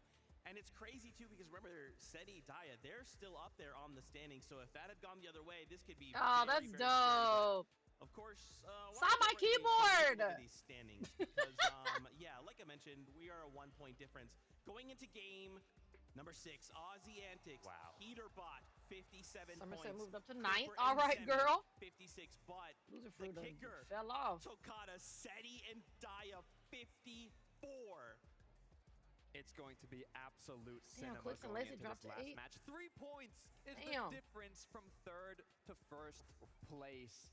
You couldn't have asked for a better last match here at the Pro-Am. And not only that, Reason Faxity weren't even in top 10 going Why do into they have that earbuds match. and a They're mic? in 6th place now. You can see just how much that leaderboard can change in a single match. Crazy stuff. I mean, we got Peterbot storming to the top of the leaderboard. Obviously, very, very elimination heavy. Then you got Cooper and Zemi every single time we tune into an end game. They're there consistently. Going into the last game, Zeke. I don't know. Would I take that elimination play style? Would I take that placement style? I mean, speaking about placement styles, though, another duo that we keep seeing in the end game. Seti and Daya. I mean, nobody was talking about them. And here they are, third place. You love to see it. I mean, on paper, this duo looks insane. Global champion, Daya coming from a win at the Milk Cup, and now they have been incredibly consistent in Camiseti style, getting to that end game. I love to see them doing it as well with Daya and Seti. So close to getting that victory royale, but they still have 1 match to make it happen. Man, anything can happen. And keep in mind, we could just say, hey, why don't we just land on the top 3, right? Ah, you had it, why don't we girl. Take it invitational style, just end the tournament right Good here, shit, right mama. now. Peterbot is one that could do that, right? Like, with 3 duos rather going into this last game, all kind of battling it out. Y'all have to keep your eye on the elimination feed. You got to make sure you're following. Okay, if one goes down, where's that other player? Are they safe? Because we need the reload. You've got to imagine, though, right? That's something that we've actually already seen. Game 2, Peterbot and Aussie trying to actually go over there, land on them, but it didn't actually end up working out. Is that going to kind of play a part into that decision-making? Like, oh, listen, we already tried that. Didn't work out. We should not do it again. That's the big question, because there's 3 duos that are in that 3-point difference from first place. But if they all start battling it out at the start of the game and they all get eliminated, then it's free pickings for everyone else. I still am blown away by that exotic chest, bro. And the fact that Faxity and Reason got a victory royale. We have a listen in from that last game. Let's check it out. I'm up. Is he build fighting? Is he almost? No. How many builds do you have? I have 7. I have 10. 100. Right here, 100. Dead. Nice. I think I'm going for that. Yeah, go. Watch out, you don't get shot. Oh my god. Are you I'm good. Dead. I'm front. Ready? They knocked each other. Three. I'm front. 1v2. Nice. I'm front. Don't do anything dumb. I'm not. I fell. No. Come on. No, please. Come on, Razan. No. That motherfucker fell, bro. Bro, I'm telling That's you. so Like funny. I said, you got to be careful. Daya can clutch those situations. And for a moment, I was like, no, it's over, Reason. But again, those exotics bro. Those exotic weapons, so rare, so powerful. I mean, that's just why we love Faxi, right? I mean, the guy gets shockwaved into Storm by his teammate just laughing at it. He's like, It's good. he's having a good time. Said no worries. Look, they both kind of made a little mistake there, but hey, the win is what matters. Guys, the last game, the 2025 FNCS Pro-Am. Last game. Lock in. The trophy for the last time today. Take it away, casters. This is ridiculous. Easily the highlight listening of the day so far, though. Reason and Faxity, This match is they gonna might have be brought it home in insane. Game 5, but that leaderboard is entirely too tight for Trying to get them comfort, points Jacob. up for the win. I know we can honestly see one of the first times where the winner of the game wins the entire thing. That would just be the cherry on top. But I just love how close, how entertaining this entire thing has been. Look, Hell if yeah. you're not excited So after good. what just happened in Game 5 and even all the lobbies before that, I don't know what to tell you because this is peak entertainment for both of us, especially. We've got the best seat in the house. Yeah, I just want to know, anybody in the chat, anybody watching at home, who is going to win? Who do you guys think? I'll be looking to see what names you guys are typing. Everybody in the arena, I think they all have their favorites as well. Peterbot fans, the Clicks fans, and I want to see Clicks. He already has one win today. If he can figure out a way to bring that back, who knows what can happen. Game 6 might just be absolute mayhem, though, because Yes, some of our creators, it's gonna be some of our crazy. pros, maybe Cray, they cray. decide, hey, what if we just make some uncontested Ospawn fights, now some heavy slugger matchups? Anybody might just decide that they want to break out of the mold and do something different. It is Game 6 after all. Yeah, I want to see if maybe Cooper Zemi, they were at the top spot at one point or another. They kind of lost it throughout the course of that last game to Peterbot and Ozzy due to their aggression, getting eliminations. But now that this is the last game, do we even see mind games happening with Peterbot and Ozzy? Maybe they don't get as aggressive because they know teams probably have to catch up to them. Look, Peterbot has been here so many times before. It is very difficult to really tackle what might be going through his mind currently, but if anything, I'm still expecting him to lead the charge. I'm still expecting him to just treat this like every other lobby before, and he might even take matters into his own hand and just look to be that difference maker with the off-spawn contest. Yeah, now as I keep thinking about some of these other teams, Seti and Daya going into this, I think they're probably one of the more consistent teams that we've seen make endgame after endgame after endgame time and time again. And even Daya, they're having an opportunity to win it all. And I almost think anything other than exotic loot, Daya might win that 1v2. Oh, I don't want to say easily because it's still Reason, right? He's still the pro player at the end of the day. But Game 6, everything on the line here. Let's see who brings it home. Ooh, here we go. Last game. Oh, shit. Here we go. Lock in, lock in, lock in. All of our competitors know that this is their last chance, the last stop the Battle Bus is going to make in the 2025 FNCS Pro-Am here at the Galen Center. I better hear you guys get real loud for these pros as we seal the deal on what comes next. Things kind of staying the same over towards the Dirty Docks. All three teams landing here. Reason, Faxity, they're landing towards the outside, just trying to get what scraps are left behind. You see some rare chests there, but Savage and Lachlan said, you know what? With everything on the line here in this last game, let's just contest one of the greatest of all time, Peterbot and Ozzy, and see if we can try our luck. Because if we take them off the map, you got to imagine that opens up possibilities for more and more elims. And this might not be what Savage was looking for, though. Bugha going to temporarily prevent Peterbot from outright keying Savage, but Peterbot, he has other plans in mind. He's looking for that fight regardless. Savage just trying to keep this wall closed off long enough, but Pete already immediately looking to take it. Savage Oh, shit. Oh! but Savage, he just can't get the Oh, no, no, no. Ah! Oh, you knew better, man. Disgusting. It was almost Damn, like Mr. food Savage. edits. Instantly gets the upgrade with a shotgun. So now he's gonna have the thunder with the red eye. They're saying, hey, just keep on coming. Damn. Savage gets reloaded right above. That's where they're gonna look up and try to land the shots, but just a little bit too late and slow to go ahead and attack that one. And that gives it up to Bugha and Typical Gamer. Heads up play, though, from either Typical Gamer or Bugha. Not sure which one, but shooting shots to Peterbot so that he can't continue to try and apply pressure there. And poor Lachlan, he's just caught in the center of all of this. He can't even afford to leave because you've got Ozzy up on heights at Slurpy Swamp. Savage doing what he can to see if he can finagle his way out of this this one, but with two separate teams just hawking you down, what odds do you really have of making something out of this match? You almost just gotta hope Peterbot gets bored and goes and moves on to somebody else that could potentially get rebooted. Lachlan's only chance is just kind of hide and bunker down into that bush. Well, he gets found out, so his only chance went out the window. But luckily, he did buy enough time for Mr. Savage to get reloaded back into this game. But hey, can't discount what Seti and Daya have been able to accomplish throughout the course of our lobbies today. 54 points going into this one. Alex brought to his end. Only temporarily though, but it looks like Gon and Flakes have had enough. They are sick of the off-spawn fight being so conveniently interrupted by Alex. They say, hey, if you're looking for a fight, we'll pick one with you instead. That's a heavy hitter to get out of the game as well. Not fully out, but definitely making him reset his looting opportunity as Peterbot straying away from Slurpy Swamp for a short moment. Still on the hunt for Lachlan and Mr. Savage. Both of them are just in complete shambles here. Really not able to answer the call as Peterbot gets the wall, gets the piece once, as he fires a 78 shot. Just a little bit too quick to the punch as he takes down Lachlan.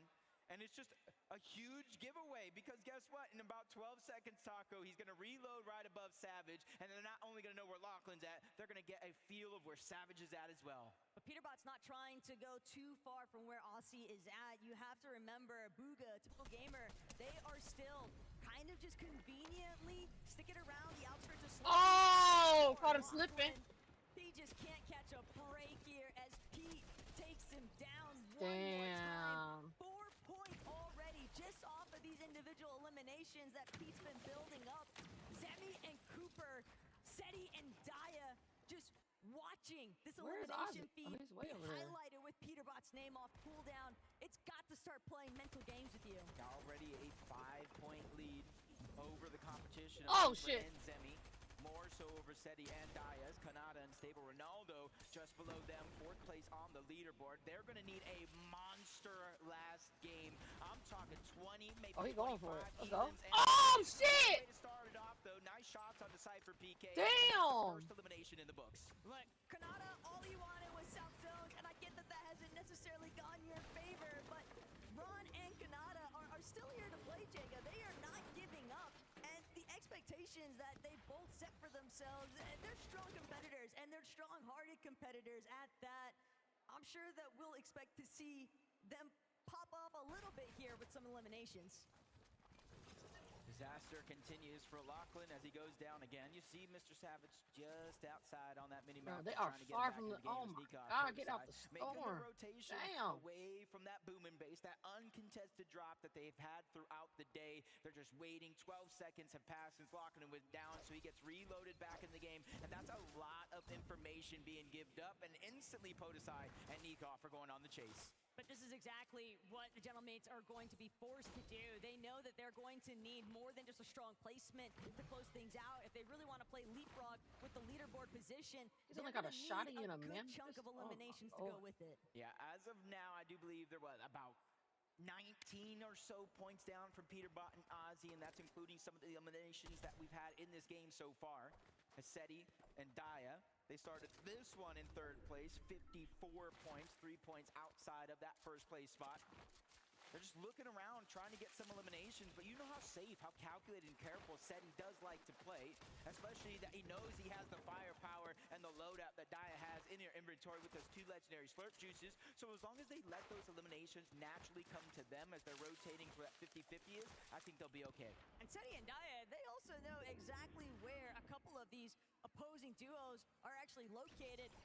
Poor Lachlan, though. He has just been getting beatboxed every single time he loads back in. The moment that he starts to drop, it just seems like there's going to be somebody looking to clean him up.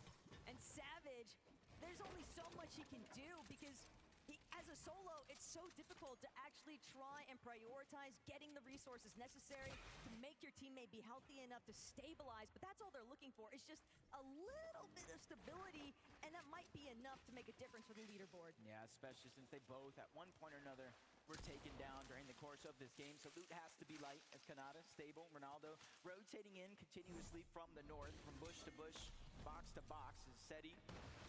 Hey, this is looking like a bad... Damn! opportunity there for Cypher PK. Fresh off the Motherfucker slid in there and he got just a little bit of room, but it was instantly snatched away by Seti. All Seti really wanted in the first place, with their full intention of hovering around that still town. They knew Cypher, somebody, it just keeps dropping in. Cold, picking some shots at his IGL. But Cold knows better than most. You take the advantages when you have them, but he doesn't necessarily need to try and force that engagement. It's a little bit of damage. The knock would have been nice, but if he doesn't get the clean headshot, he'd rather just move in towards the zone, prioritize positioning, and then you can just peek back and control the flow of the lobby. Right now, Courage and Cold just trying to focus on their rotation. Starting this game about 7th place, 33 points. They're at least within grasp, especially if some of their competition above them on that leaderboard goes down early. Zemi and Cooper, they have placed top 7 in all 5 games, but they find themselves in 2nd place due to just the sheer regression of Peterbot and Ozzy able to pick up those elimination and close the gap for the bad games that they had at the start of the game. And the scariest part, too, here for Zemi and Cooper is that every single time you can tell they're looking, they're hunting to see if they can find a knock, start building some elimination points of their own. But as long as there's Mammoth pistols, as long as there's snipers, it's so dangerous to peek, because the moment that one of them gets taken out, they will just be so turbo focused, they won't have a chance to try and recover. Ooh, I like this loadout coming out from Clix. He has that mythic minigun. Oh, hell, he about to go When off. you're almost essentially box to box away from so many other teams, all it takes is someone like Clix and this loadout to start a lobby focus. And then bam, there goes one player, there goes 2, it's zone 5, so they will have a chance to get rebooted back into the game as Savage and Lachlan seemingly still on top of figuring out how to make it work. It's Venish and Redo, though, there on the outside that are just closing in on that distance, and now Clix is joining in on some of that fun. There's just nowhere for Lachlan to land. The zone is already too tight, and everyone is just preventing this poor man from actually setting even 1 foot for longer than a second on the ground.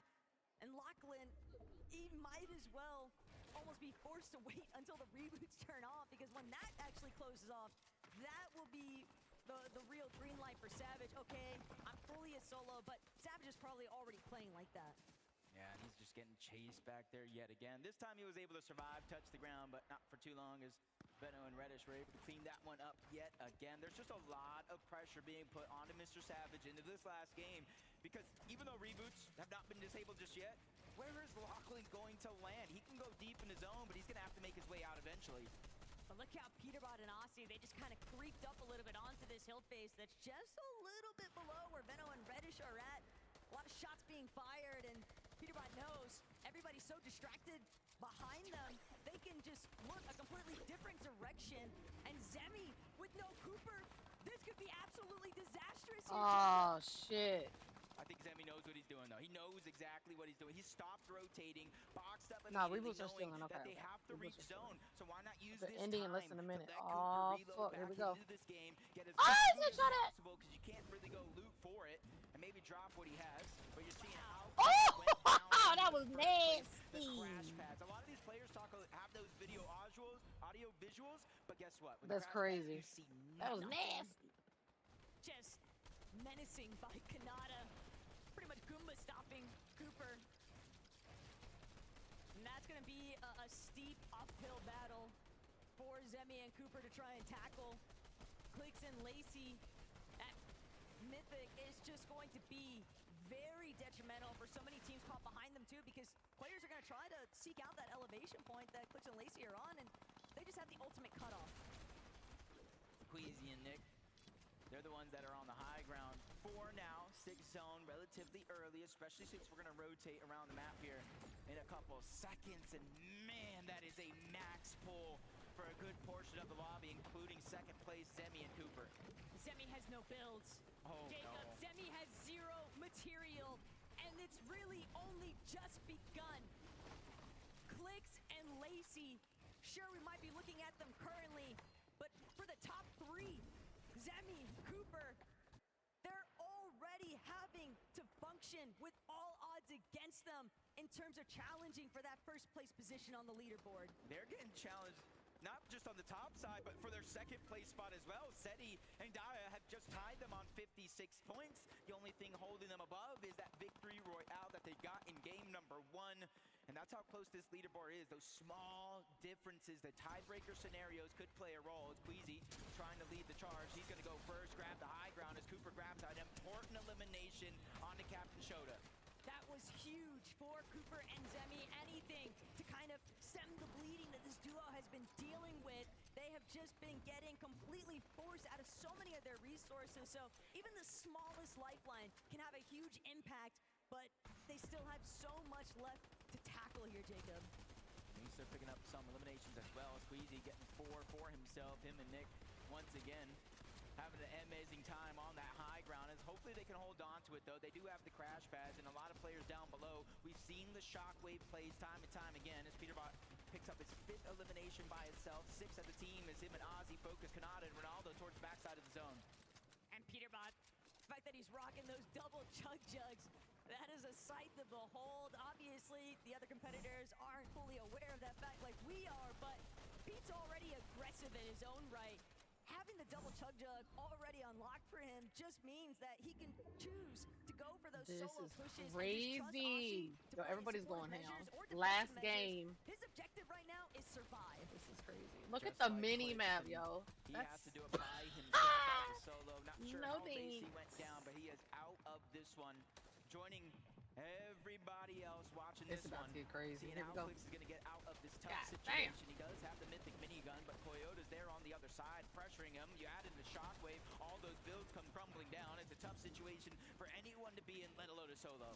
But Pete, he's just got so much material. He I don't doesn't know, y'all. I mind think giving Peterbot a and little Austin bit might more. take this But one. Aussie, he's been picked off from behind him. Peterbot now trying to see if he can actually target his way back, but he can't get to Man, Aussie's body in Peterbot, time. he been going cleared out fucking the high ground. The real crazy. reason why Aussie couldn't make that rotate next to Pete, Queasy, and Nick at 30. They're still in control of height 2, just launching themselves to the next front side of zone, and that's gonna force Peterbot to drop yet another layer. And you see they didn't even tarp on over, not trying to have Aw, too many weak shit, points here we for go. them, only build out when they have to. And Jacob gets eliminated down Here below. we Top go. 12 Lock situation. in. Points don't come in until 2 more teams do go down, but they're still holding on to it with every fiber of their being. Okay, they got the high ground. They got the high ground Easy. again. This might be the time that they have high ground and close it out. Clix is just trapped in the backside of zone, barely managing to make it in off a sliver of HP, but Nick, Peterbot now continuing to Oh, he lost his seeming teammate. create any Peterbot form of solo. space for himself. He spotted out Thomas, Oh, but shit, not dude. sure that he's completely sold on actually taking this fight up close just Reboots yet. are disabled too. Peterbot gets Oh no, attacked, Peterbot found a solo. big enough one. He's gonna use that grappler instead to move on Oh, he's forward, going in. Let's but go. he's gotta be real careful. There are so many players starting to build a congestion on Going his for layer. Somerset and Thomas. Oh shit! Oh, he got clipped. That Zemi, Oh! Seti, Daya will have to overcome, and even Yo. cleaned up as he gets the elimination on to Clix. That's 6 solo Took my boy eliminations out, for man. Peterbot. Him and Ozzy have 7 overall, and they're trying to continue to increase that lead. Okay, And you're Seti seeing our solo. top 3. Seti is now by himself. He's Okay, feeling that Zemi and same Cooper, pressure they that still Peterbot good. is. But wait a second, Zemi, Cooper, they might have just been reintroduced to this winning conversation. Seti getting sent so far outside into the storm, he's gonna have to use his chug jug way too early. Valuable seconds being ticked off here now.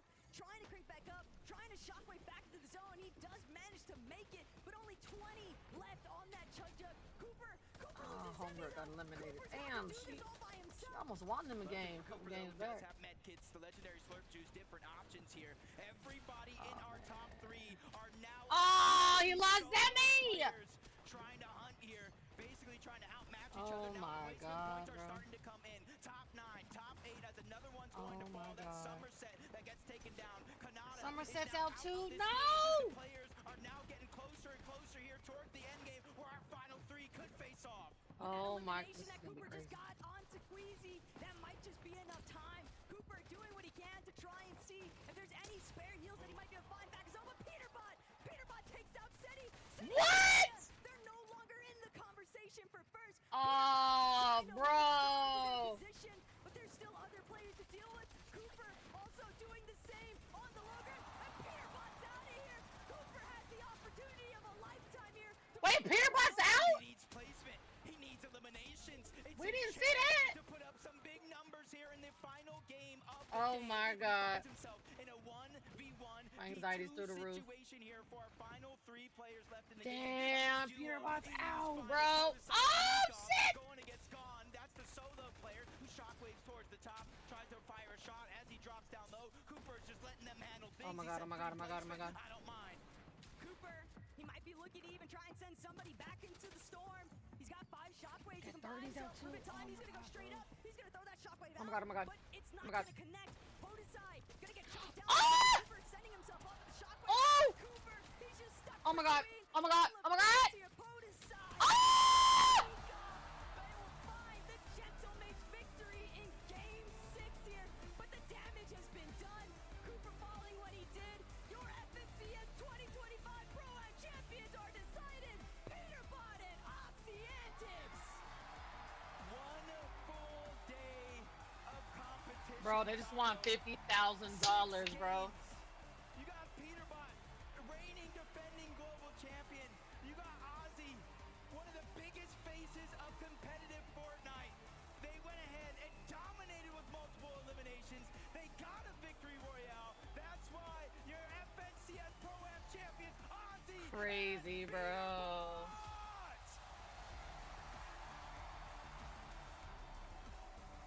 That's crazy, bro. 50,000? Shit. That's insane. But who takes the trophy home? Oh, you know, Peter Bot gonna take that trophy. May have had your doubts about this duo because it took them until later in the competition to really take it by force. But once you had that victory royale under your belt, Damn, that's you will be stood with crazy. me and this trophy. What does it mean to take victory at the Pro-Am? It means everything because now I'm back-to-back land winner. So You are, and potentially you This could be motherfucker don't talk. back He to don't back mind no- later on, but that is something we need to discuss another time. Because right now, Aussie Antics, you must be so proud of yourself and Peter. I'm pretty proud. I mean, he's the GOAT. Everyone knows this is his win, but I did my best to try to make sure I didn't hold him down and I didn't stop the run. And what's interesting is normally you are watch partying this man do his thing, and now the world is watching you win. What's that like? I mean, to be fair, in the last 2 games, you were watching me watch him again, so it felt kind of normal. He was solo clutching like crazy, but it feels amazing, genuinely. This is super fun. This was such a good event. And what is going through your mind when that need to win really takes hold? I don't even know. It just means everything. Does it come naturally? Do you enter a flow state?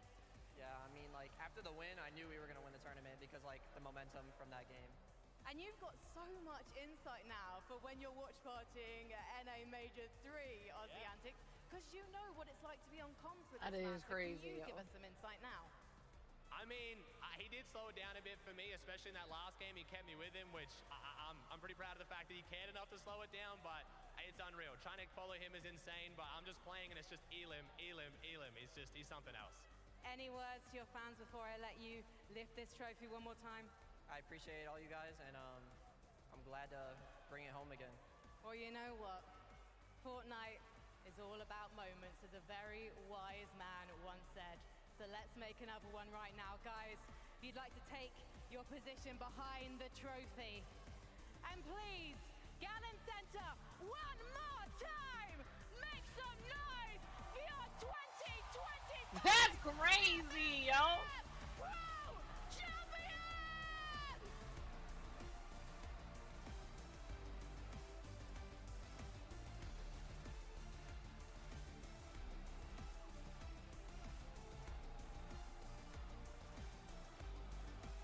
That motherfucker has no reactions, no emotion. Like, he's just so non-motherfucking chalant. Like, he's barely talking. Oh my god, bro. Wow. To think, Ozzy, we've been friends for a really long time. Man, a really long time. To think it all began on an FNCS broadcast. Yep. And now we've taken it to a win in an FNCS Pro-Am. I mean, Brother, how does it feel? I mean, it's the same corny thing always. It feels amazing. I don't really know what to say. I wasn't honestly expecting this. I know it sounds crazy, like I'm playing with Peterbot, like he's the favorite to win, but I thought like there's some really, really good duos here, but I mean, he's just too good. But it's been so much fun. The event's been amazing. The vibe's been amazing. I'm so happy. I'm 1 for 1. I wonder what it takes to be Peterbot's duo. You know what I'm saying? Like, you gotta be cracked the fuck off. That's it. I'm gonna hold on to that. Like, what? I mean, I feel like I've watched we're good Ozzy a few friends now. times. I see you like this pretty often. He's a W player, though. You know, another accolade, another notch on the belt. Does it feel any different? He Does is. it He's a feel cool special at dude. all? You're just like, I well, like him. Another day at the office. It's just another day, to be honest. But I've only it does heard feel about good to, Peterbot, play but in I've front never of a really crowd like because watched you don't him. get to do that often, and to win, you know, it just feels good. Guys, before we get to Vivid and his questions, we also have medals as well. So you guys gonna get trophies, medals. That's No right. way! That's Oh, fucking wow. sick! Yeah, I get this. I mean, and that trophy, it is heavy. Like, heavy. I don't know. I haven't looked at a trophy before, so I didn't really know what to expect. Was not expecting that. All right, Pete, listen, you know, I listening to Ozzy's answer there. He's like, yeah, I'm playing with the GOAT. I'm playing with the GOAT. He's just so good. Elim. Give us a little insight how it was to play with Ozzy. It was actually pretty good. You know, he's really good at staying alive while I'm just trying to rack up Do some my thing, eliminations. yeah. And He was getting the limbs too, though. Ozzy was going off too, though, low key. Streak and competitive, but you also have a streak as a sub for Aussie Antics. Oh, Are you yeah. gonna keep subbing to him? Ah, that's what I'm talking about. supporter. Yeah, W supporter. Honestly, yeah, he's been a supporter since day one. I really appreciate it. It's been good. I have a question. If you guys could just take a small step back. If you just want to hold this up to the camera. Yo, just hold this up. Look at that! Let's go, baby! It was first official LAN win game and then the tournament. So I mean, Peter, thank you so much, bro. You put OC on the map, man. Well done, bro. You got this. How does it feel? Ozzy, it was you. Shout out to Lachlan for, of course, that map. Yep. You guys got OC a victory on LAN and a title. How does it feel? It's you, dude! I know. I don't think it'll set in until later as well. I do want to take the moment as well. It's also Mother's Day back home for me, so I missed my mom and my beautiful wife and her second Mother's Day. So shout out to he's them for being married, so damn. supportive as well. But yeah, it feels amazing. It's been a surreal week meeting so many of my heroes and friends that I've met before. Nah, I'm playing. It's amazing. We have to do another one of these. That's all I'm saying. I love that. Pete, how's it been for you? Obviously, like, you know, you're pretty used to like the pro side of things, coming in, meeting these content creators. You're also like, dude, respect, they're dapping you up. How's it been for you? I mean, it's just good to see everyone, especially just playing on stage. You know, I don't know. Especially like when you like eliminate them, it's like you really don't get to do that often. You know, it feels good. I do want to say as well, the crowd, my first time playing in front of a crowd, this crowd was electric. Thank you so much, guys. The energy every time. I knew every time you got an Elim off spawn if they were watching or not, because you could just hear the crowd yelling. It was amazing. Guys, congratulations again. Don't forget your medals. You guys get out of here. Go celebrate one more time, audience. Your 2025 FNCS Pro Am champions, Aussie Antics and Peterbot!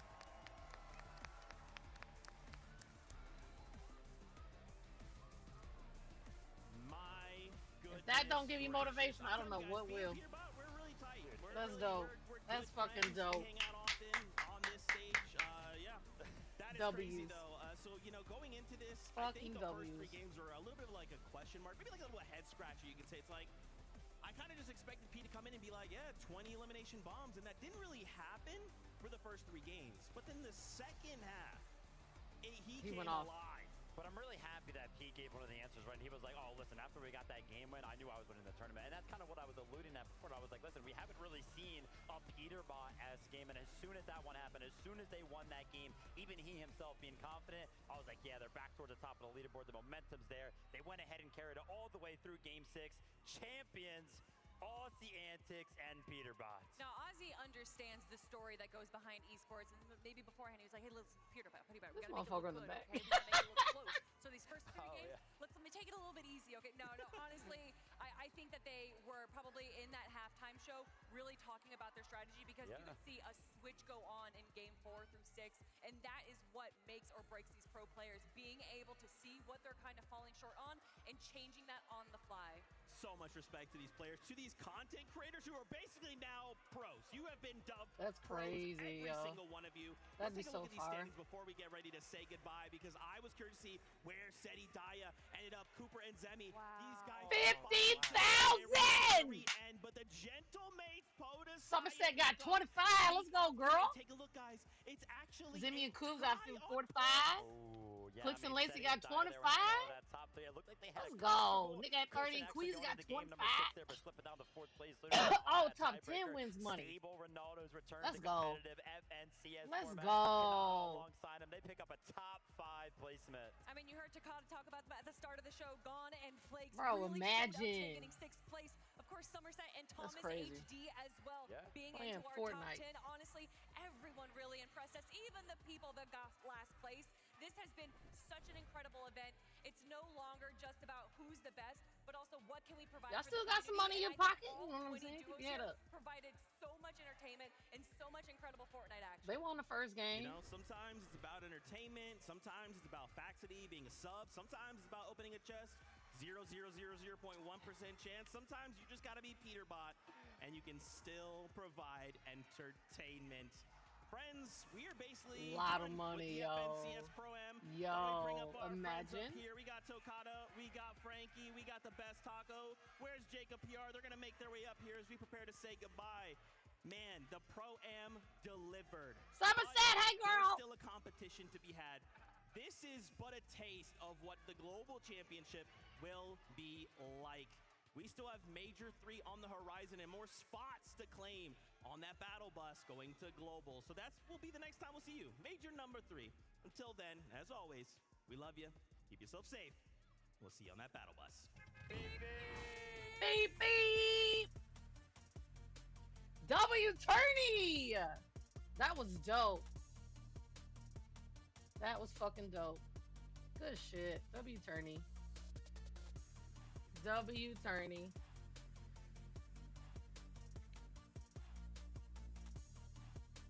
All right, y'all. I'm gonna take a break. I'm gonna eat some food. I'll be back later for another stream.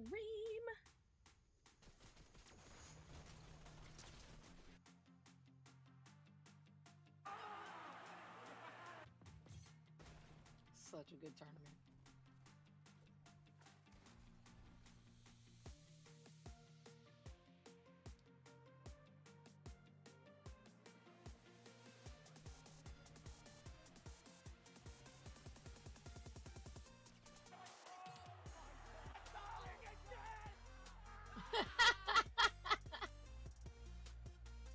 Boop boop.